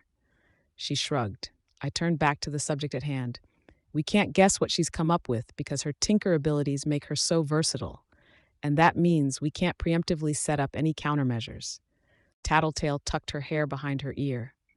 "Fits in a vial, assuming that vial she was showing off was the real weapon, something to do with water," she said. "You guys haven't been drinking anything except bottled water?" There were head shakes and the occasional muttered "no" from the rest of the group.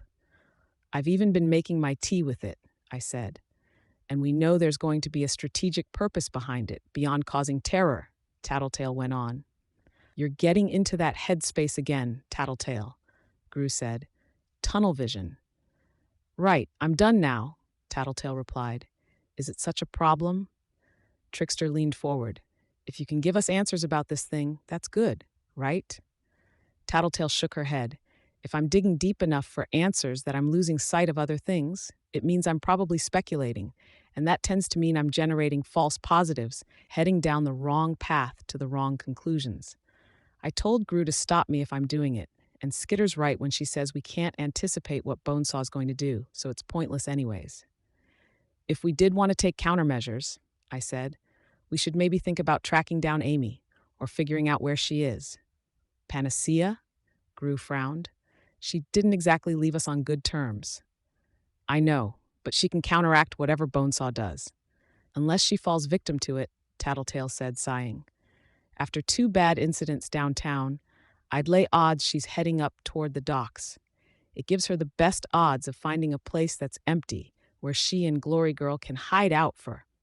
Heads up! I wasn't sure who had shouted the warning, but I turned to look in the direction of the fighting, and I instantly knew it was Bonesaw's work. The water was turning crimson. Where it was only 1 or 2 inches deep above the pavement, it turned a dark red that resembled blood. That alone might have been spooky enough, but it was spreading over hundreds of feet in a matter of seconds, and there was a thin, red mist rising in its wake. Run! Gru shouted. I was on top of Atlas in an instant, and in the air a second later. How is it spreading so fast? I asked, while the others seated themselves on the 2 dogs. She must have set it up beforehand. Tattletale called out. Just needed the catalyst. She checked to make sure Trickster and Sundancer were seated and had Bentley at an all-out run a heartbeat later. Sirius followed just 2 steps behind, carrying Gru, Imp, Bitch, and Ballistic. Regent joined me in the air, hanging in a less than dignified way from Shatterbird's embrace. I needed only 1 glance to know they weren't running fast enough. Sundancer, I shouted. Cut it off! It took her 3 or 4 seconds to pull an orb together, no larger than a basketball. It grew to twice the size as it flew, raking across the street to turn the pooled water into clouds of steam. I rose higher in the air to avoid being caught by the plumes of hot water. The steam turned from a clean white to pink and eventually red as the effect reached it. Sundancer's miniature sun had slowed the progression down our flooded street, but it wasn't enough. From my perspective, I could see the water on adjacent streets undergoing the same transformation, moving forward until it was adjacent to the others, then extending forward. It was a matter of time before it reached far enough forward that it passed through the side alleys and cut them off. Get to high ground, I shouted. Bentley leaped for the side of a building in an alleyway, scrabbled for a hold, then leaped to the building face behind him, attempting the zigzag movement that the dogs had done so many times before. Except he wasn't as agile as the other dogs, and I suspected he wasn't as practiced at it as Brutus, Judas, and Angelica had been. Added to that, he was carrying a heavy burden. One of his paws went through a window. He slipped, dug his claws into the wall, and shifted to climbing the wall instead. It was too slow. The water turned crimson beneath him, and then the vapor began to rise, faster than Bentley was climbing. Tattletale, I breathed. I massed thick clusters of bugs between them and the vapor, while Regent and Shatterbird followed Sirius and the others. It was enough to buy them time, but that meant precious little. No matter how much I pressed the bugs together into an airborne barrier, the vapor made its way through. Worse, the mist was rising to either side of them, approaching the top of the building. They reached the rooftop, and Bentley heaved himself over the edge. They hopped off his back as they reached solid ground, and Tattletale stepped over to the corner of the roof to watch the rise of the red vapor. It was only a floor beneath them. Trickster pointed at the top of a building nearby, then looked up at me. I gathered my bugs there, again, pressing them together. Trickster looked increasingly impatient as the bugs massed, and the vapor reached the edges of the roof. I hurried over to the building, instead, then hopped off, sending Atlas over to the other rooftop. Trickster swapped me with Tattletale, and I hopped over to ferry myself to the roof again. Didn't trust my ability to use Atlas to carry someone else when I had to struggle to process his sensory inputs. Add someone else's shifting weight and movements, and I wasn't sure I wouldn't drop them. I was on the building again when Trickster swapped me for Sundancer. It left him, myself, and Bentley standing on the rooftop. I was on top of Atlas a second later, flying. The red mist crept in from the outside edges of the rooftop. He got on top of Bentley, looking less than comfortable holding the reins, and Tattletale whistled. It wasn't as good as Bitch's whistles, but Bentley perked up and ran, leaping for the side of a nearby building. He and Trickster reached the second rooftop quickly enough. The mist was still rising, not just below us, but up around buildings nearly as far as the eye could see. "Shit," Tattletale said. "Not good." "There's a taller building over there," I pointed. "We should head there before the mist gets up here." "I'd call it miasma," Tattletale said. "And is there really any point? It might stop rising." I protested. "It won't. Is that an educated guess, or—" "It's not." I found myself at a loss for words. "What does it do?" I asked. "Poison? Something else?" "Probably something else. Or it's poison, but it's designed to do something besides kill us. How are the others doing?" I looked for Gru and Regent using my swarm sense. Gru, Bitch, Ballistic, and Sirius were on a rooftop lower than us, Regent directly above them. Cursory exploration with my bugs revealed a glass dome extending around the rooftop. My bugs could fit through gaps in the glass, which meant the miasma would as well. I did what I could to block up the holes, and I knew it was useless. "Brian, Rachel, I think they're caught," I said. "I don't know what to do." "You have a gun, you have your bugs. If the 9 are going to let their guards down, it's going to be now. All the ones who are still left are priority targets. Finish off Siberian and taking Jack and Bonesaw out of action will be doable." "You're saying I should leave you?" "Yeah." She looked down at the rising mist. "No, that's ridiculous. Let's get you to higher ground." "It's futile. You'd be buying us a little time, but this is looking pretty inevitable. Your time is better spent going after the 9. If you can't find them, or if it's too dangerous, find Panacea. This isn't negotiable. I can't do anything for Gru and Rachel and Ballistic. Regent tried and he failed. Let me do this for you." Tattletale frowned. "Fine, but you'll have to hurry. That's a lot of distance to cover, and the miasma's nearly here." Trickster cut in. "Gather bugs together like you were doing. Remember that they're not as dense as our bodies are, so we need more than you'd think if I'm going to swap them for one of us." I nodded and flew for the tallest building in the area. I turned around and waited for Trickster to swap me. He didn't. They stood at the roof's edge, looking my way, and the dark red miasma climbed up the sides of the building around them. It felt like my heart dropped out of my chest. Brian, Rachel, now Lisa. I couldn't afford to turn around and confront them. Time was too short, so I focused on gathering my bugs. I clustered them together, pressing them into a largish human shape. How many was enough? I felt a jarring sensation as Trickster swapped my bugs to his location. Sundancer appeared beside me. "Why?" I asked. She shook her head. "They didn't say anything. They were both really quiet while you flew off, and then Tattletale said, 'It doesn't look like her plan will work out. Tell her I'm sorry.' Trickster teleported me here before I could say anything or ask what she meant. Why isn't he teleporting Tattletale out, or himself? There's still time for—" I looked at the cloud. Not enough time to save both now. He could save one of them, and I could probably get Atlas there and get out of harm's way before the miasma reached me. His power gets slower with distance and difference in mass. Sundancer hugged herself. Maybe it's too slow and he doesn't think you'd have time to run. Or, I said. The sentence didn't deserve to be finished. There was the other reason. The notion that he was deliberately avoiding using his power, because he knew I didn't have the time to get back to them before the miasma reached them. "Are you going to be okay?" "I don't know. When you've left, I'll use my power, and I guess I'll wait here until—" She stopped. "Until when?" There was nothing saying this miasma of Bonesaws would disappear or settle anytime soon. "I hate being alone," Sundancer said.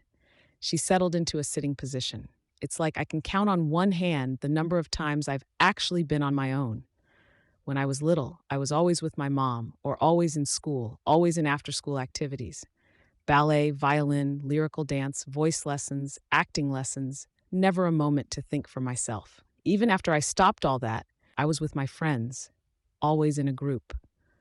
I stared at Tattletale and Trickster. I couldn't make out their faces, but my bugs could make out the shapes of sounds that had to be words. They were having a conversation, just like we were. I remember you said it was lonely, being in the Travelers. It was. It is. But I was still with them, part of the group. The time I've spent in my territory is the longest I've spent on my own. Actually managing the territory, scaring off Hookwolf's people, that was easy. Being all on my own was unfamiliar ground, soul-crushing. I wound up going back to Coil's base and spending time with Noelle and Oliver. But being alone, agonizing over everything that's been going on, no distractions. The miasma had reached the rooftop where Tattletale and Trickster stood. Trickster was pacing, while Tattletale stood with her back to me, her hand rubbing Bentley's blunted snout. It took only a few seconds for the mist to close in around them. There was no immediate reaction. The two teenagers and the dog simply stood, silhouettes in a stirring cloud of vapor that ranged from ruby red to crimson in shade. I swallowed past the growing lump in my throat. And now I'm alone, Sundancer said. You're going to go after the 9, and I'll wait here, all on my own, going crazy as I wait and watch and see just what happens to them. If I've picked up on anything over the last few months of wearing a costume, it's that humans are stronger than you'd expect, I said. It was as much to myself as to Sundancer. We can endure a hell of a lot of punishment before we break, and even after we're broken, we tend to keep on going. Could be physical punishment, getting stabbed, getting scarred, broken bones. Could be mental, losing a loved one, being tortured, even the way I feel like breaking down and crying over the fact that just about every other member of my team is probably fucked, but I'm holding myself together. Humans can put up with a hell of a lot.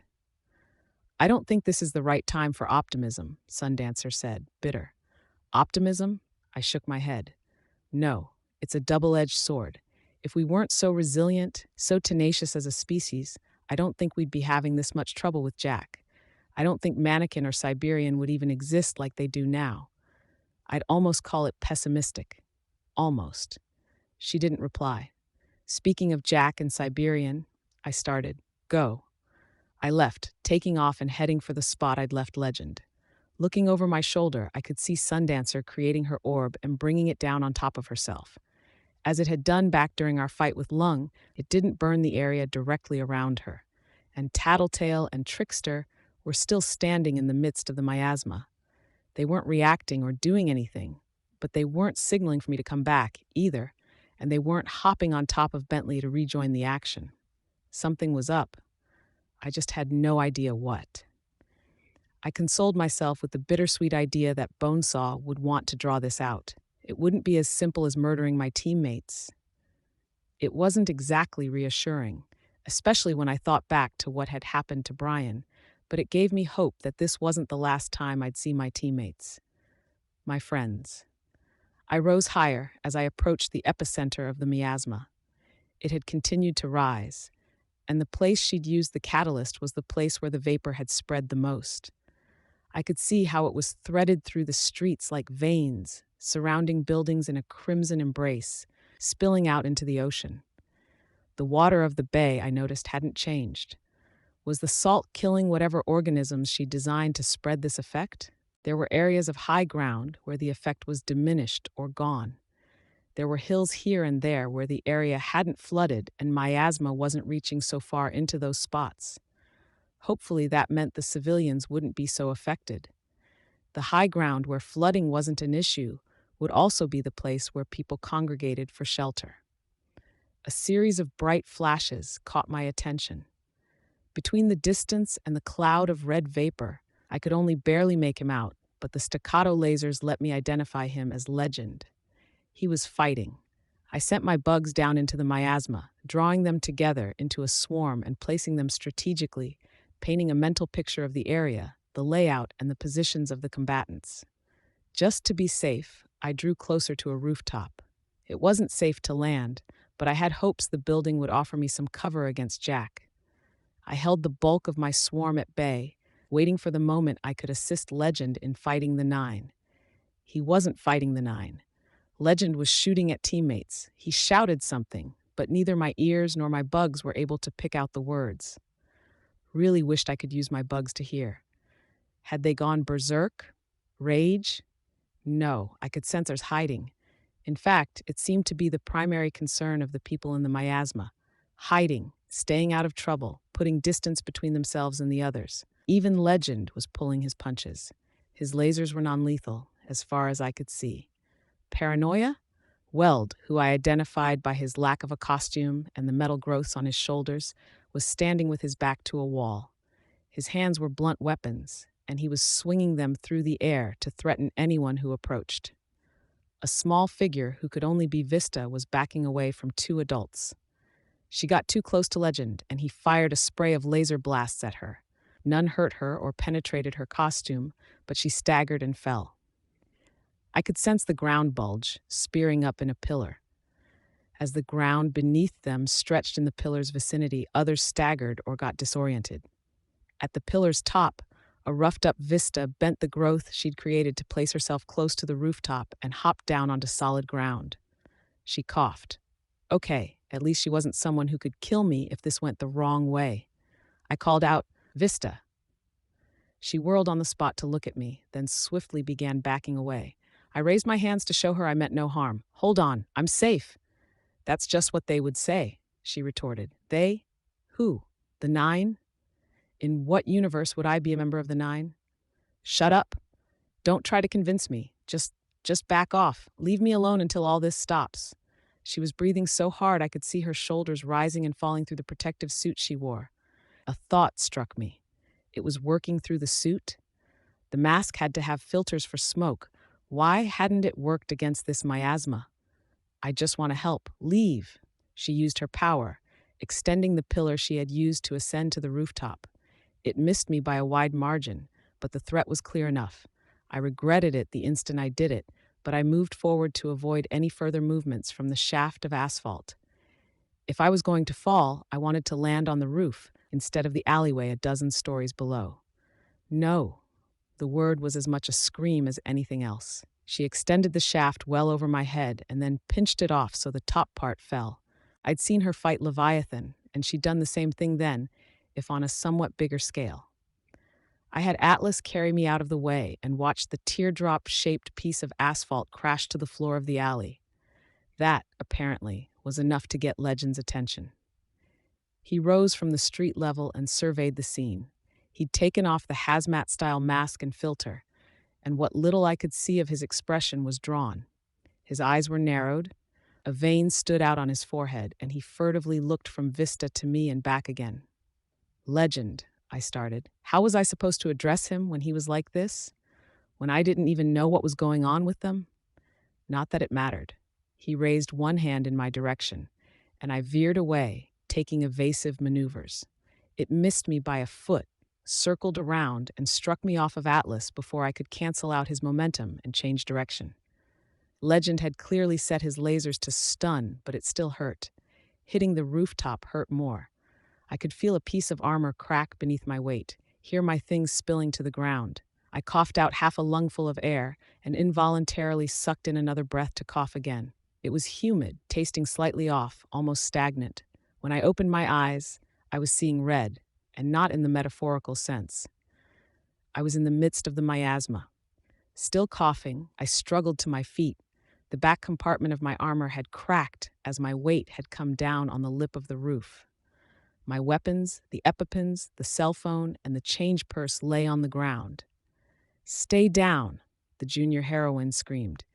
If I hadn't still been reeling from my fall, I might have been able to avoid it. As it was, the section of rooftop behind me bulged up into a wall and then folded down over on top of me. It bent to accommodate my shape rather than crush me, leaving only my head and shoulders sticking out. "If you try that trick on me, little girl, I'll shoot you," I heard the threat from the air above us. This was going south, fast. "I'm going to turn my back and run," she responded. "If you try shooting me in the back, I'll show you what I can really do." There was anger in the threat that caught me off guard. Was it this miasma that had pushed her to that level of anger? I wasn't feeling anything like that. Had something about the way he had talked provoked her? Or was that the norm for her? I tried to think back to my prior experiences with her and found nothing. What was her name? Was I suffering from brain damage? Another concussion? I did a series of multiplication, addition, and subtraction in my head and found no problems on that front. Not general brain damage, apparently. Amnesia? My name is Skitter, I thought. Taylor Ann Habert, 16. Born in Brockton Bay, student at Winslow High, ex-student, member of the Undersiders. No problems on that front. My line of thought continued absently, as if I wanted to reassure myself that I was mentally intact.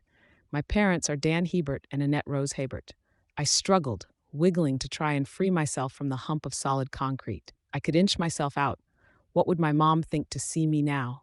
I tried to picture her expression. Again, that gap, the chasm. Nothing. I could have been hit by 5 more of those laser blasts on stun, and it wouldn't have hit me as hard as the realization that I couldn't remember my mother. Couldn't remember her face, the details, her mannerisms, even the happy memories we'd shared, the little moments I'd clung to over the past 2 years. They were gone. There was only an empty void where they should have been. I couldn't remember my dad, either. The other Undersiders, their faces, their costumes, their personalities and mannerisms, all gone.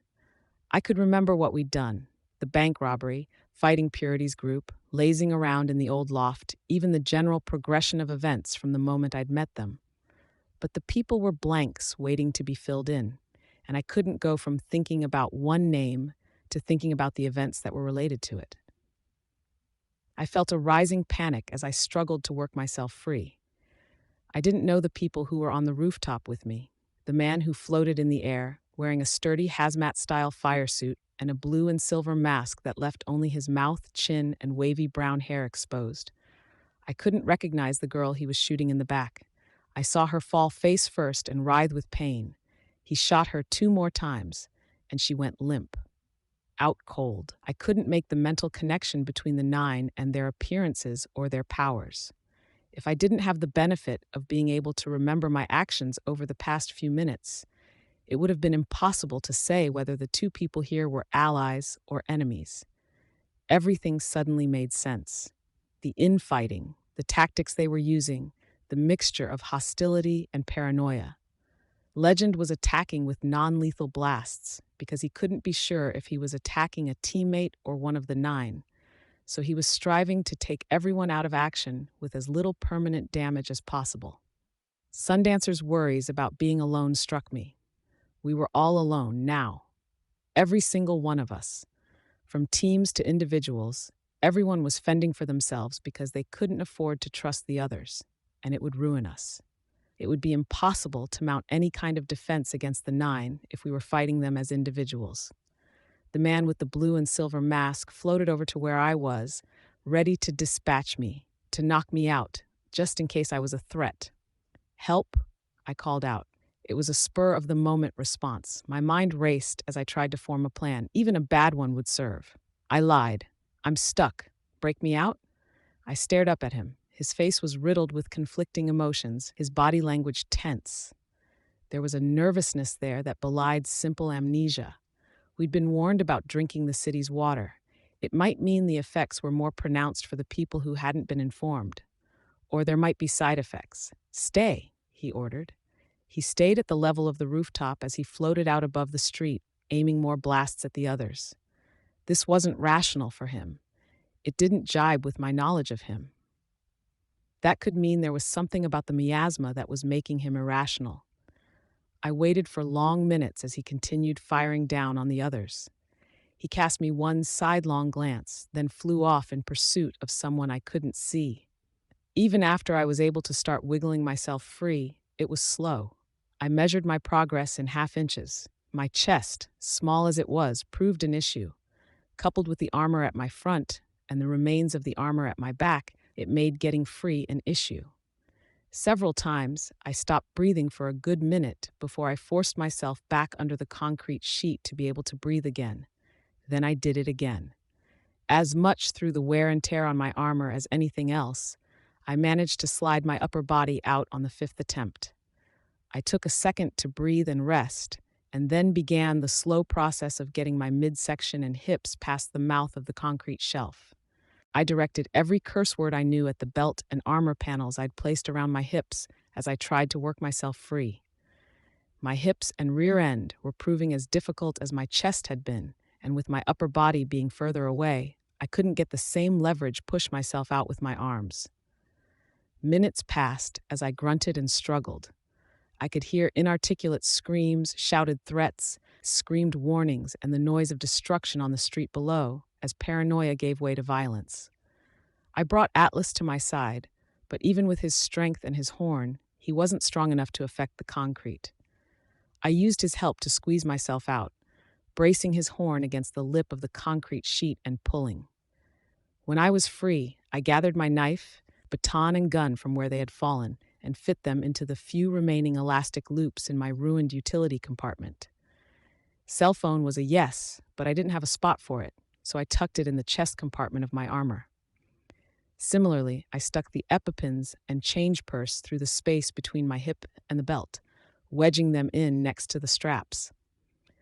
I double-checked that Atlas hadn't been hurt by Legend's lasers, and then climbed on top of him. There was destruction below, and signs of the mad fighting between capes. Sheets of paper frozen in time, a mailbox destroyed, a light post toppled, all still in the midst of the red water. Everyone had fled or been knocked out of commission. The fighting had migrated to several scattered spots nearby. I didn't know exactly what to do, so I focused on helping the wounded, making sure they were okay. I turned an unconscious girl over into the recovery position and started to drag a wounded man out of the middle of the road. I stopped when he started struggling and fighting with me and just left him there. I felt lost. Was I helping the enemy when I was propping someone up to make sure they didn't choke on their own vomit or drown in a puddle? If I used the plastic cuffs I had in the change purse, would I be tying someone up, leaving them helpless against one of the 9? I checked my cell phone.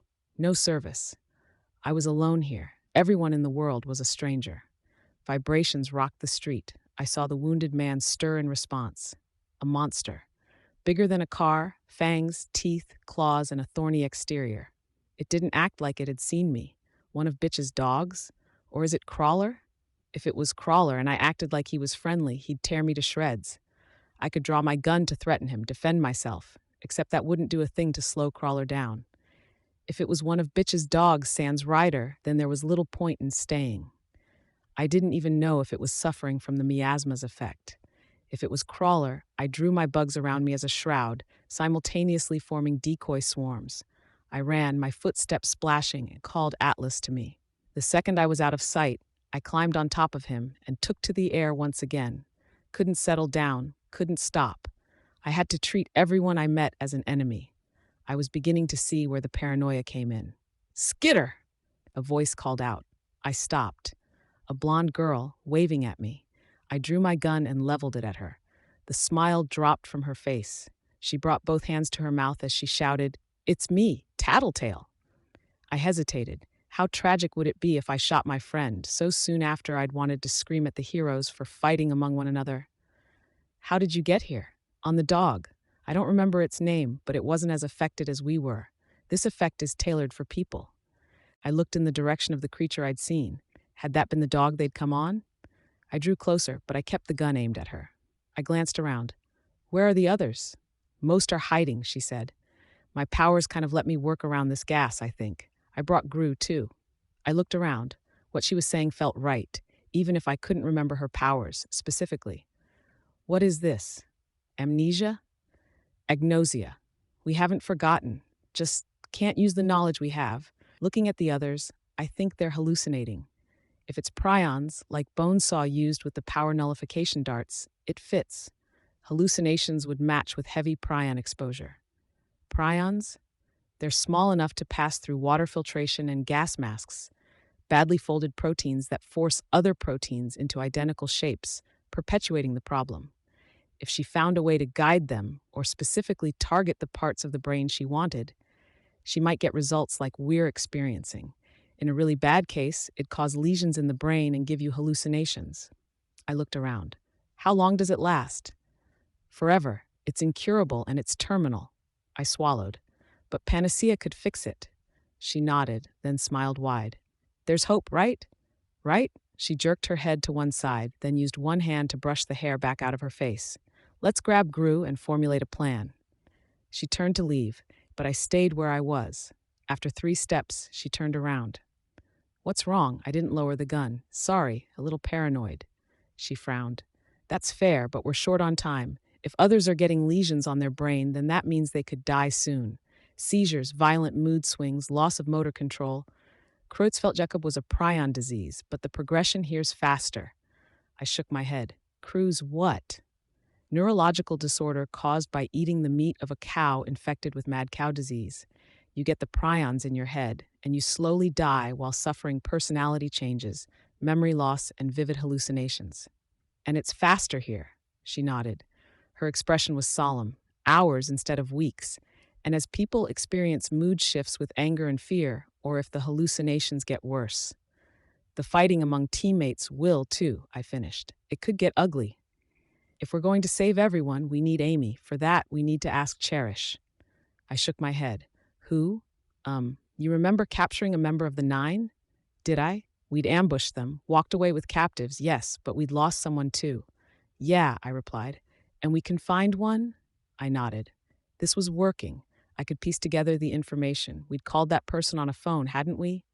Cell phones aren't working consistently. Is it safe? A male voice asked. Sure. I stayed silent. He stepped out from around the corner to stand by the blonde girl. This is Skitter? She nodded. Skitter. This is Gru. I didn't recognize him any more than he recognized me. I kept the gun trained on them. This is slowing us down. What's it going to take to get you to trust me? She asked. What would it take?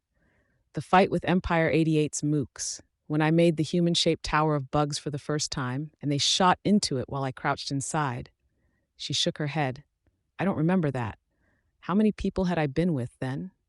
I would have said one, but I felt like someone else was involved. Had they arrived late?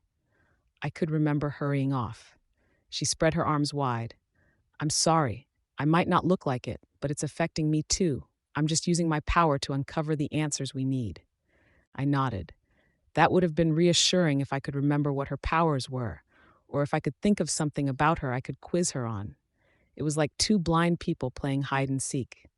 Look, come here, she offered. I hesitated. You can keep the gun. I'll keep my hands above my head. Gru, stand back.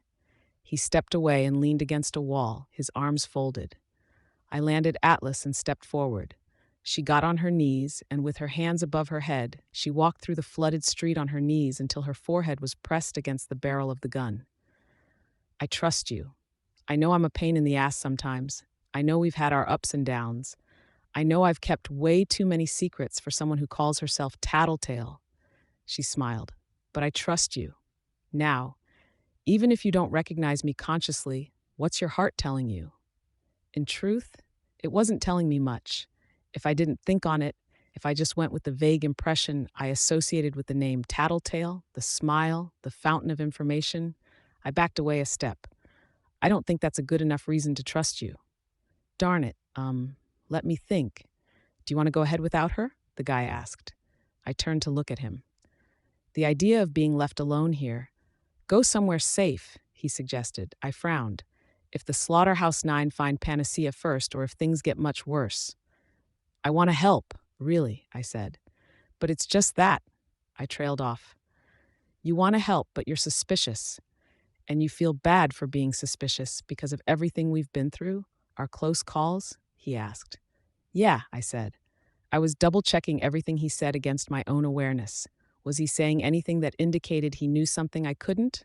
I know how scared and suspicious you feel because I feel the same way. Except I trust Tattletale. I do too, I said, and I'd trust her if I could be sure she was Tattletale. Trust your heart. I wanted so desperately for it to be like in the movies, where people could trust your heart, where you were holding the gun and you had to choose between shooting the evil clone and shooting your friend, and you just knew. He gestured around us with one hand. This doesn't work. This is going to lose us the fight, and all the danger we've been through in our fight against the Nine will be for nothing if they win here. I shook my head. I don't disagree, but that line of thinking isn't going to make me drop the gun. Then can I try acting from my heart? He asked. Before I could respond, he started approaching me. I backed away a step, kept the gun leveled, but I couldn't bring myself to shoot as he advanced. He stepped in close, ignoring the gun, and wrapped his arms around me. My forehead pressed against his shoulder. It wasn't the most comfortable hug I'd had, not that I'd had many. It felt awkward, stiff, clumsy, but somehow that made it feel more right, like a real hug would have felt off somehow. He was warm. Gru? Then, without waiting for me to give an answer, Gru stepped back, taking hold of my left hand and pulling. I followed without complaint. I couldn't complain. If I doubted him now, after this, I'd be 10 times as angry at myself as he was with me. Priority number 1, we get in contact with Cherish, Tattletale said, grinning. From there, we can decide whether we want to track down Panacea or go after the Slaughterhouse 9. Right, I said. Keep checking your cell phone. The second we have service, call Coyle. Coyle is? Our boss, and since he's hidden away, he won't be affected, so he'll be able to place the name and fill us in on the details the Agnosia has blocked from us. Okay. It's not the end of the world after all, Tattletale smiled. I nodded. I was acutely aware of the gun in my right hand. I felt like I should put it away, but with the way we were moving and my general sense of unease, I couldn't stop and do it. Hated this. It reminded me of school. The reminder made me angry, and it somehow made all of this seem worse. I muttered, sooner we're fucking cured of this miasma, the better. Hey! Tattletale paused, pointing at me with a stern expression on her face. Don't swear! Arc 14, Prey, Part 9. Your powers are working all right? Tattletale asked. I nodded. Bug powers, was it? Don't want to get it wrong. Control them, see through their eyes. No, I can't see through their eyes or hear what they do. It's mainly touch. Just wanted to check. She paused. If I asked you what my power was? I shook my head. Okay, and if I said I was born in Mexico, could you tell me where I was born? Didn't you just say? Yeah. Repeat it back to me. You were born in Mexico? Your short-term recollection is still good, at least. That would be why you can retain the information Gru and I have shared over the past few minutes. That big beetle of yours, you named it? I glanced at Atlas, who was crawling a short distance away. Atlas, Tattletale nodded. That would be the short-term memory again. Your power probably gives you enough contact with it that you don't lose track of who and what it is. Right. So long as that keeps working, we don't need to worry about you and Gru forgetting who we are in the middle of a conversation. But for us, we might lose track of each other if we split up. So let's stay close, okay? Okay. She reached out and took my hand. Can you use the bugs to scout our surroundings? This will go more smoothly if we don't need to worry about running into people. It made sense. I sent my bugs out to cover the surrounding area. The red mist was everywhere. Color was strained out, leaving everything a monochrome red. I could still make out the surroundings, but just enough light was filtered out that the area had settled into an oppressive gloom, with many existing shadows made nearly opaque as a result. The drifting movements of the mist and the subtle shifts in color and shadow made me feel like things were prowling in every corner and in the edges of my field of vision. That deep, primal prey animal part of my psyche kept telling me something was wrong, that I was in danger. I tried to tell myself that it was just my fear working itself up, my brain playing tricks on me. There was nothing out there. The weight of the gun in my hand was both a reassurance and a burden. It would be so easy to do something I would regret for the rest of my life. Hate this, I muttered. Me too, Gru answered. He put his hand on my shoulder to offer some reassurance. But we manage, we cope because we're a team. We belong together. My awareness snagged on someone who was walking a distance behind us, measuring their pace with ours. We may need to stand together as a team sooner than later, I said. We're being followed. By who? Tattletale asked. She paused, then laughed. Silly question, I guess. Tie them up, she suggested. Right? My bugs gathered in out-of-the-way spots, and the spiders began drawing out lines of silk in preparation. I didn't want to inform this person that I was on to their tail. Then, just in case they decided to drop the tail and attack us, I began to gather bugs together into decoys. Human-shaped lumps and clusters of bugs gathered in alleys and at the edges of rooftops. Still more gathered in the street, standing in alcoves and in other hiding spots. I invested less bugs in the ones that were further away from our pursuer, trusting that the shadows the miasma cast would help round them out. There were no decoys our pursuer would see from where they stood, but there were now enough to give them pause. Gru drifted away from our group to approach one of the decoys. He extended one hand and traced his fingers through the masked bugs. "You're versatile." I felt a little uncomfortable at the compliment. "We should keep moving." "You're not tying them up?" I shook my head. A miscommunication on that front. Hadn't I recently been thinking about chemistry and intuitively understanding how your teammates operated? The miasma might be throwing us off in that department. "Sorry, need to prep for it first. I'll make my move in a minute. For now, we should act normal." "Fine." He dropped his hand to his side and rejoined us. We kept walking. I had to admire them, the way they were confident enough to avoid looking over their shoulders. I had my bugs to track our pursuer with, and I was still feeling nervous having them behind me. "Is paranoia a side effect of this mist?" Tattletale nodded. "Could be. As the symptoms progress, you could have fits of anger, paranoia, hallucinations." I swallowed. "Or it could progress in another direction, a broader agnosia with the inability to recognize anything, not just people." "Let's hope it doesn't come to that," she nodded. "I'm going to bind her now. If it doesn't work, or if she has a way of breaking free, we should run with the decoys for cover." Tattletale just smiled. The bugs swarmed our pursuer. I'd minimized the number of bugs on them, just to be safe, with the drawback that I wasn't getting a full picture of who they were. The bugs couldn't get to her flesh to sting or bite her, but they were telling me she was female in general shape. I had them deploy the silk they had prepared. I focused my efforts on her arms and legs. It took only a couple of seconds to get the threads in place.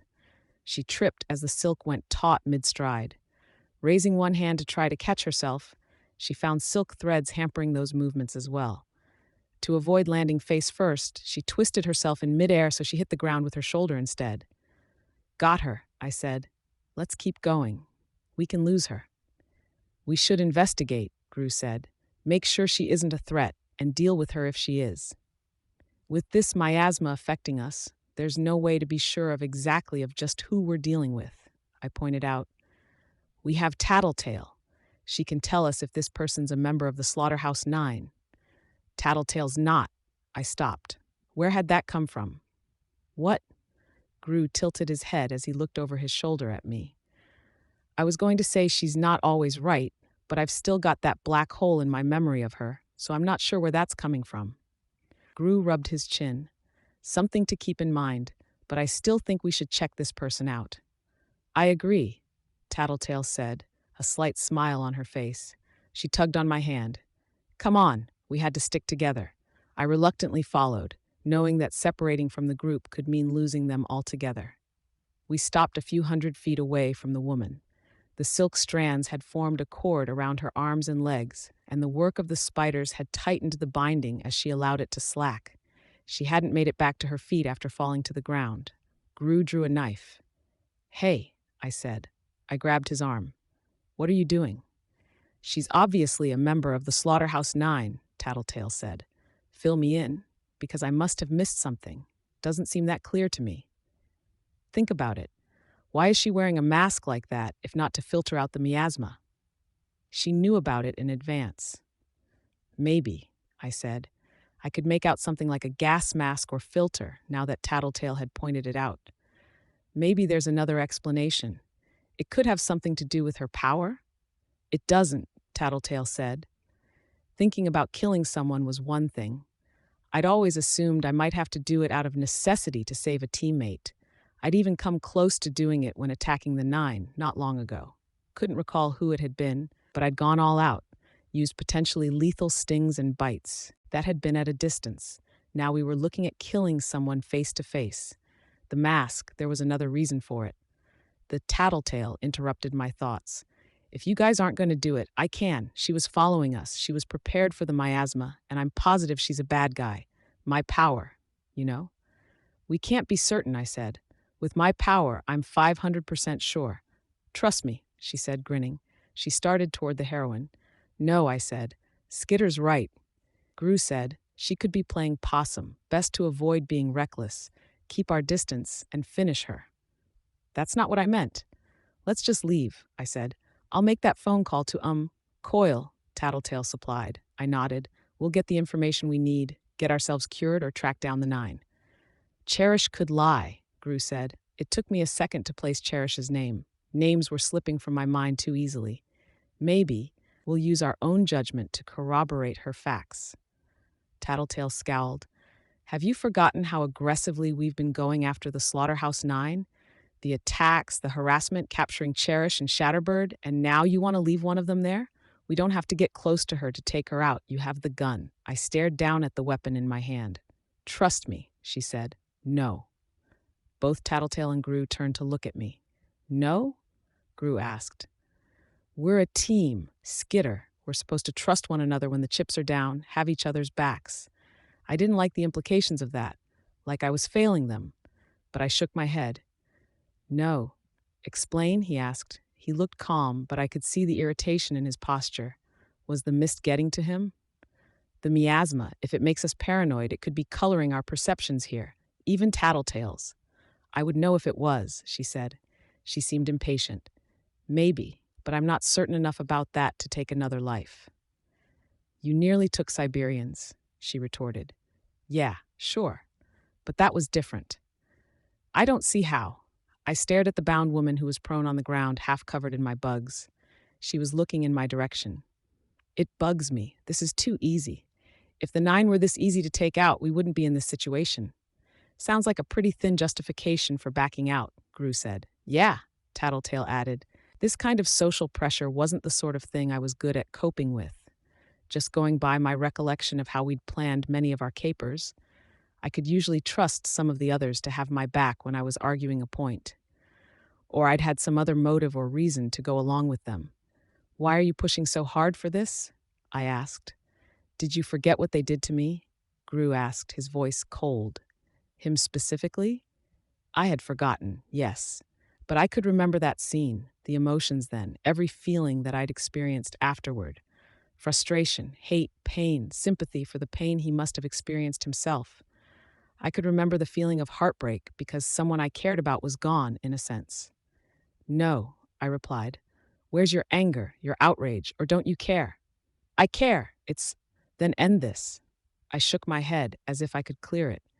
It wasn't that I wasn't thinking clearly, necessarily. It was that my thoughts kept hitting that dead end where I couldn't reach back for context about people, about Tattletale and Gru and the Nine. I was in the dark. What I did know was that I'd done too many things I regretted. I wasn't about to add something as serious as murder to the list. Gru must have seen something in my posture because he shook his head and turned away. Give me the gun, then. Just use your power, Tattletale told him. I want Skitter to acknowledge that she doesn't care enough about this team or about me to do what's necessary. She can do that by admitting she doesn't have the courage to shoot and allow me to do it. That's not what this is about, I said. Murder is serious. You don't kill without being absolutely certain it's right, and nothing's certain for as long as we're under the influence of this miasma.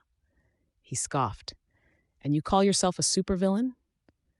I call myself Skitter. If someone wants to stick me with some other label, that's their issue to deal with, not mine. You're not giving me the gun? No. He shrugged. So you don't care at all about what happened to me. You don't care about this team, and you'll even look down on us while you do it. You're contemptible friends. I care, more than you know. But you told me, not long ago, that I should follow my heart, trust my gut. Fine, that's what I'm doing. You attack her. I'll fight to save her. He barked out a laugh. You'll fight me? You're a traitor now? The word hit home. I must have flinched. A traitor again, he added. I snapped my head up to look at him in surprise. I wonder what it says that the notion of you being a traitor is so ingrained in my impression of you that it jumps to mind, even with the mist affecting me? That's enough, I said. I know you like me. I can read it on your face. I could see the way your eyes widened when you heard my name. You're an open book in some ways. And I'll tell you right now, I'm pretty sure I'm in love with you. I felt a nervous feeling deep in my gut. It wasn't pleasant, at stark odds to what he was saying. Gru's words spoke to that feeling of trepidation. But this, It's telling me I could never have a relationship with you, never be close to you, because I'll always wonder if you'll stab me in the back or fuck me over, fail to do what's necessary in a situation like this. I'll never be able to shake that image of you as a traitor. He kept saying that word, traitor, hammering it in. Unless I take this gun and shoot that woman, who you're convinced is a member of the Nine, I guessed what he was getting at. Guess I had the wrong impression of you, he said. The emotion in his tone was so different that it caught me off guard, almost contemplative. If I thought of it as him emotionally closing down, it almost fit with the impression I associated with Gru. At the same time, it didn't quite jibe with what I was seeing. Again, I felt that distinct discomfort. Is this how I lose my mind? I shrugged. I guess you did. I carefully holstered the gun, as if hiding it could keep it from coming up again in conversation. A long pause reigned. I'm disappointed, but there's nothing I can do about that, he said. Then he smiled. He turned and began walking away. Let's go. Just like that? I asked. We're leaving her? Tattletale asked. Seems we have to. Tattletale, can you use your power to make sure the lady from the Nine doesn't pose a danger? Tattletale nodded, smiling. Then let's hurry. We wasted too much time here. Let me know when she's not in your range anymore, Tattletale said to me. I'll try to use my power to make sure she isn't following us. I nodded. She hugged my arm. You're stubborn, but we're still friends, right? I nodded again, and I felt like I was back in school, in a situation where I couldn't say anything without saying the wrong thing. Strange to recall being around the bullies rather than in the company of my team. The argument weighed on me, as did the things Gru had said, the judgments. Had I been wrong? Were we risking letting one of the Nine get away to murder others? Was I arguing because I was still clinging to old ideals, or because the miasma was making me divisive? Even if the miasma was to blame, I hated the idea of failing the others yet again. This situation was fucking with my head. I still felt like I was in the middle of a fight, that heart-pounding mode where I was ready for bullets or laser blasts to start flying, for me or a friend to be in mortal danger, where a split-second response meant the difference between life or death. Except there was no danger here. The only people nearby were the woman we were leaving behind, Gru and Tattletale. I glanced at Tattletale as we ran. Could I trust them? They had been in the miasma for a little longer than I had, and I was already experiencing what I could only label as paranoia. With only a difference of minutes, Legend had been thrust into a paranoid state where he was taking a reckless, offensive course of action, eliminating everyone from the battlefield, regardless of whether they might be friend or enemy. How much was it affecting these two? How would it influence their actions? More to the point, what was my best course of action here? If I worked on the assumption that I could trust them, would they drag me into a situation that was just as bad as what we'd gone through with the bound woman? Or if I didn't trust them, if I allowed myself to become suspicious and take countermeasures, would that be a slippery slope that led to me trying to kill them in fear for my own life? We'd come close to fighting just now. You're awfully quiet, Tattletale said. Leave her be, Gru told her, his voice low. What was I supposed to do? I didn't trust myself to handle this alone, not with the speed at which this general unease was building up. But I wasn't sure I trusted them either. Something about the argument, it felt off. Wrong. She's out of my range, I said. Tattletale? I'll keep an eye out, she grinned. Traitor. I could almost hear the accusation. I'd lied. The woman was still in my range. Is there service? Gru asked. I must have looked confused because he clarified by saying, the phone. I pulled my phone out of the space between my breasts and the armor at my front and checked the display. Yeah, I said. Why does that bug me? Call Coil, Tattletale reminded me. We need to know where Cherish is. I found him in the contact list and made the call. Speakerphone? Gru suggested. I nodded, selected the option, and hit the button. As the first ring sounded out, my swarm sense alerted me to the bound woman breaking free of the silk strands, as if it was effortless. Had she been playing possum after all, hoping we would get close? I looked at Tattletale, trying to see if had any inkling that this supposed member of the Nine was free. Nothing. Tattletale turned to me and grinned. No trouble incoming? I asked as the phone rang again. She shook her head. All good. Was her power not working as well as she'd thought? I couldn't even recollect what it was, but she'd said she would keep an eye out, and there was something alarming occurring this very moment. Skitter, Coyle answered the phone. I've been made aware that Bonesaw has deployed the ace she had up her sleeve. Yeah, agnosia-inducing mist, permanent, according to Tattletale. I see. I could hear the sounds of typing on a keyboard. Agnosia? Panacea can't reverse the effects? She's not here. We're trying to find her. And you need Cherish for that, I suppose. I was grateful that he was supplying the names, because it meant I didn't have to bog down the conversation by remembering or asking. Gru, Tattletale, and I had brought them up recently enough that it wasn't a huge leap to remember their names. The woman who I'd tied up with the spider silk was walking towards us. Her progress was hampered by the decoys. I kept my mouth shut. It wasn't an imminent problem, and I was more interested in gauging just how far gone Tattletale's power was. Except that with the agnosia, we can't remember where she is and go meet her. Meeting Cherish would be a grave error, Coyle spoke. Just put us in contact with her then? Tattletale informed me of your code. You remember how it's put together? Yeah, my memory's fine. It's just my ability to identify people and remember stuff about them that's fucked up. Tattletale glared at me. Right, she didn't like swearing. Then, using a name we're both familiar with, D. Gangrene. I can't remember names. I don't think I can use the code. Troubling. You must understand my predicament. For all I know, you're a third party using Skitter's voice to make the request. With shapeshifters, empaths, and other methods of coercion, I have to be very careful about the dissemination of information. I know. The woman was still approaching.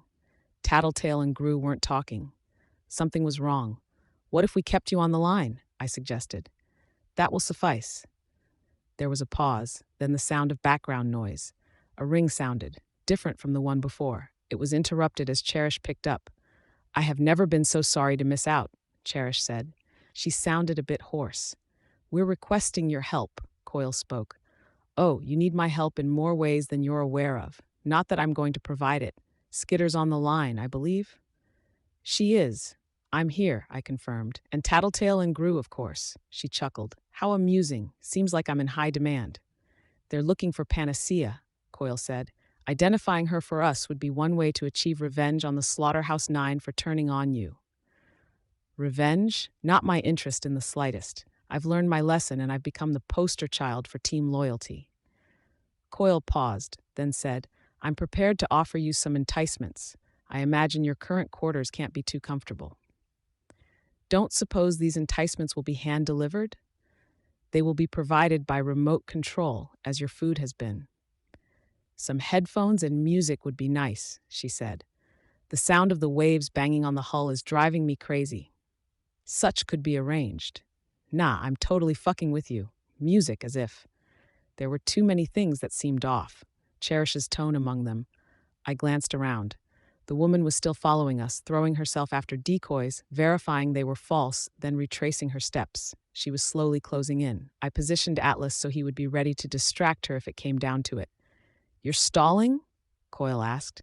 I don't see the point. Just trying to see if I can provoke a reaction from you.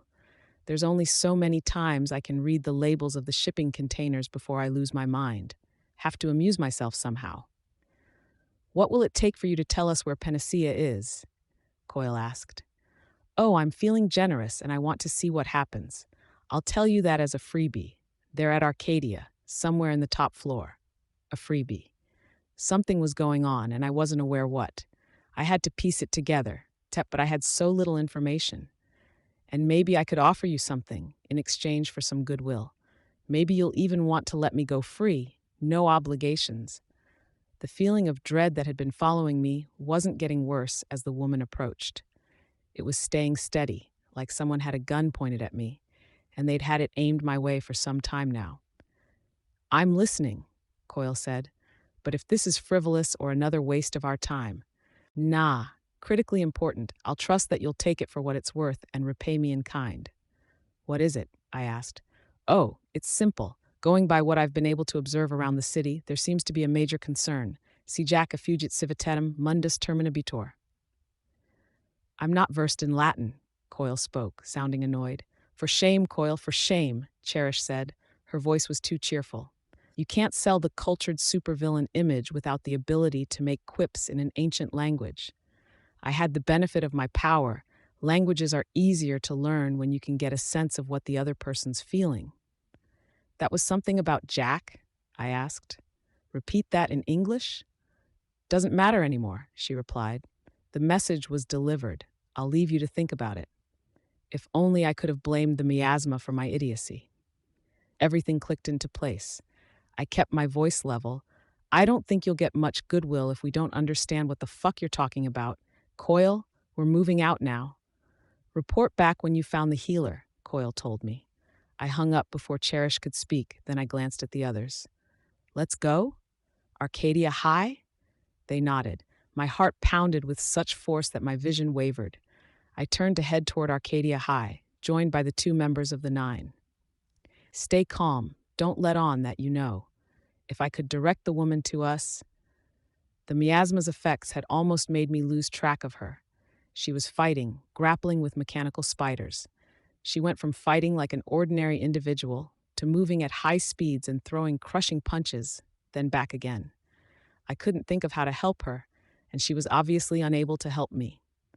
Cherish had been engaging in doublespeak, saying one thing to us while addressing the 2 people with me the entire time. She'd told them about where she was being held captive, and she'd offered the most valuable information she had to avoid getting tortured to death after they'd freed her. From the way she'd talked about the message being received, one of the people with me had to be Jack. Jack was slated to bring about the end of the world if he left Brockton Bay, and now he knew. Couldn't meet their eyes, didn't want to speak, in case I let on that I knew. I could barely breathe. I was so afraid of letting my emotions show. My gun was in the compartment at my back. I'd put it away at the conclusion of our argument, and with the compartment broken in my fall from Atlas's back, I'd been forced to put it in a place where it wasn't easy to draw. I couldn't be sure I would be able to draw it and fire. I was still handicapped, unaware of their powers. I was fighting blind. If Jack or the girl killed Amy, just about everyone in the city would die violently from the miasma's effects. But I couldn't stop them without letting on that I knew. Fighting them put me at a clear disadvantage, and, Skitter, Jack spoke. I didn't waste time turning to face him. I gripped the hair of the blonde girl beside me and virtually hauled her off her feet as I dragged her around to a position between Jack and myself. Jack was already swinging his knife. The knife cut the girl more than it cut me. I could feel it raking across the exterior of my costume, failing to penetrate, but he was swinging it underhand, and it caught me in the chin, slicing through the side of my cheek and up to my temple. I tried to keep a hold on the girl for the sake of using her as a human shield, but I saw her reach into her dress and withdraw some vials. I shoved her toward Jack, then stepped forward to kick her square between the shoulder blades. She collided with him, interrupting his follow-up swing. For good measure, I drew the bugs from beneath my costume and sent them chasing after her. Some capsaicin-laced bugs, just the few I had remaining. Jack caught her shoulders and spun her around so she faced me. The vials were already billowing with a chemical reaction. She threw them at me. I backed away, and they hit the ground between our 2 groups, black smoke joining the crimson mist around us. You've outlived your usefulness, Skitter, Jack spoke. If I'd just had a minute or 2 more to decide on a course of action. It was fun. I almost wish I'd nominated you for the 9. You're versatile, and there's so many weak points I could have exploited if I'd had more time. If Cherish's information on you wasn't so misleading, I think I could have made you shoot the heroine. To corrupt you like that, it would have been amusing. I fumbled for the gun, using my bugs to get a sense for where it was. In the same motion that I pointed it, Jack slapped it out of my hand with 2 slashes of his knife. He was a dozen feet away, but the knife nonetheless connected with my weapon. My bugs began to gather like a dark cloud, their mass casting a shadow on the already gloomy surroundings. So I end the world? Interesting. The source is a little unreliable, I lied. Still, I would love to see how that comes about. You won't live to, I told him. I'll make sure he does, the girl informed me. My swarm could feel others approach from the heroine's direction. They were the size of dogs, and they skipped forward on mechanical legs. The mechanical spiders. Dozens of them, coming straight for me. If I was judging right, they were running faster than I could. I sent the swarm after Jack and the girl, massed into thousands of bugs. Some groups clustered so tight together that they looked like massive, amorphous black entities, amoebas floating through a cityscape painted in shades of red and black. Atlas heard my call and headed my way from the place I'd positioned him, too far away to join the fight for a minute or two. The girl was already mixing something else together. Plumes of white smoke billowed around her, almost luminescent after so long spent in the crimson mist. My bugs died on contact with the gas. Everything I'd learned about my enemies had been blocked. I had no information on them, no sense of what to expect. They weren't so handicapped. She tipped half the vial's contents into an empty container and handed it to Jack. Both protected from my power, they started backing away. I moved to edge around the cloud of black smoke, but Jack struck me with the knife. I had to use my forearms to cover my unprotected face. I just had my glasses, some bugs, and a layer of cloth protecting it. Nothing that would guard against Jack's cuts. When I'd lowered my arms, they had already turned a corner, running in the general direction of Arcadia High. Running around the cloud of black smoke cost me a precious minute. I made my way around the same corner they'd rounded and stopped short as I came face to face with another black cloud. Couldn't match their speed, not with these noxious clouds slowing me down. With the heroine lying unconscious in the street several blocks in the wrong direction, I had no allies to turn to. Worse, anyone I came across was as likely as not to be a threat.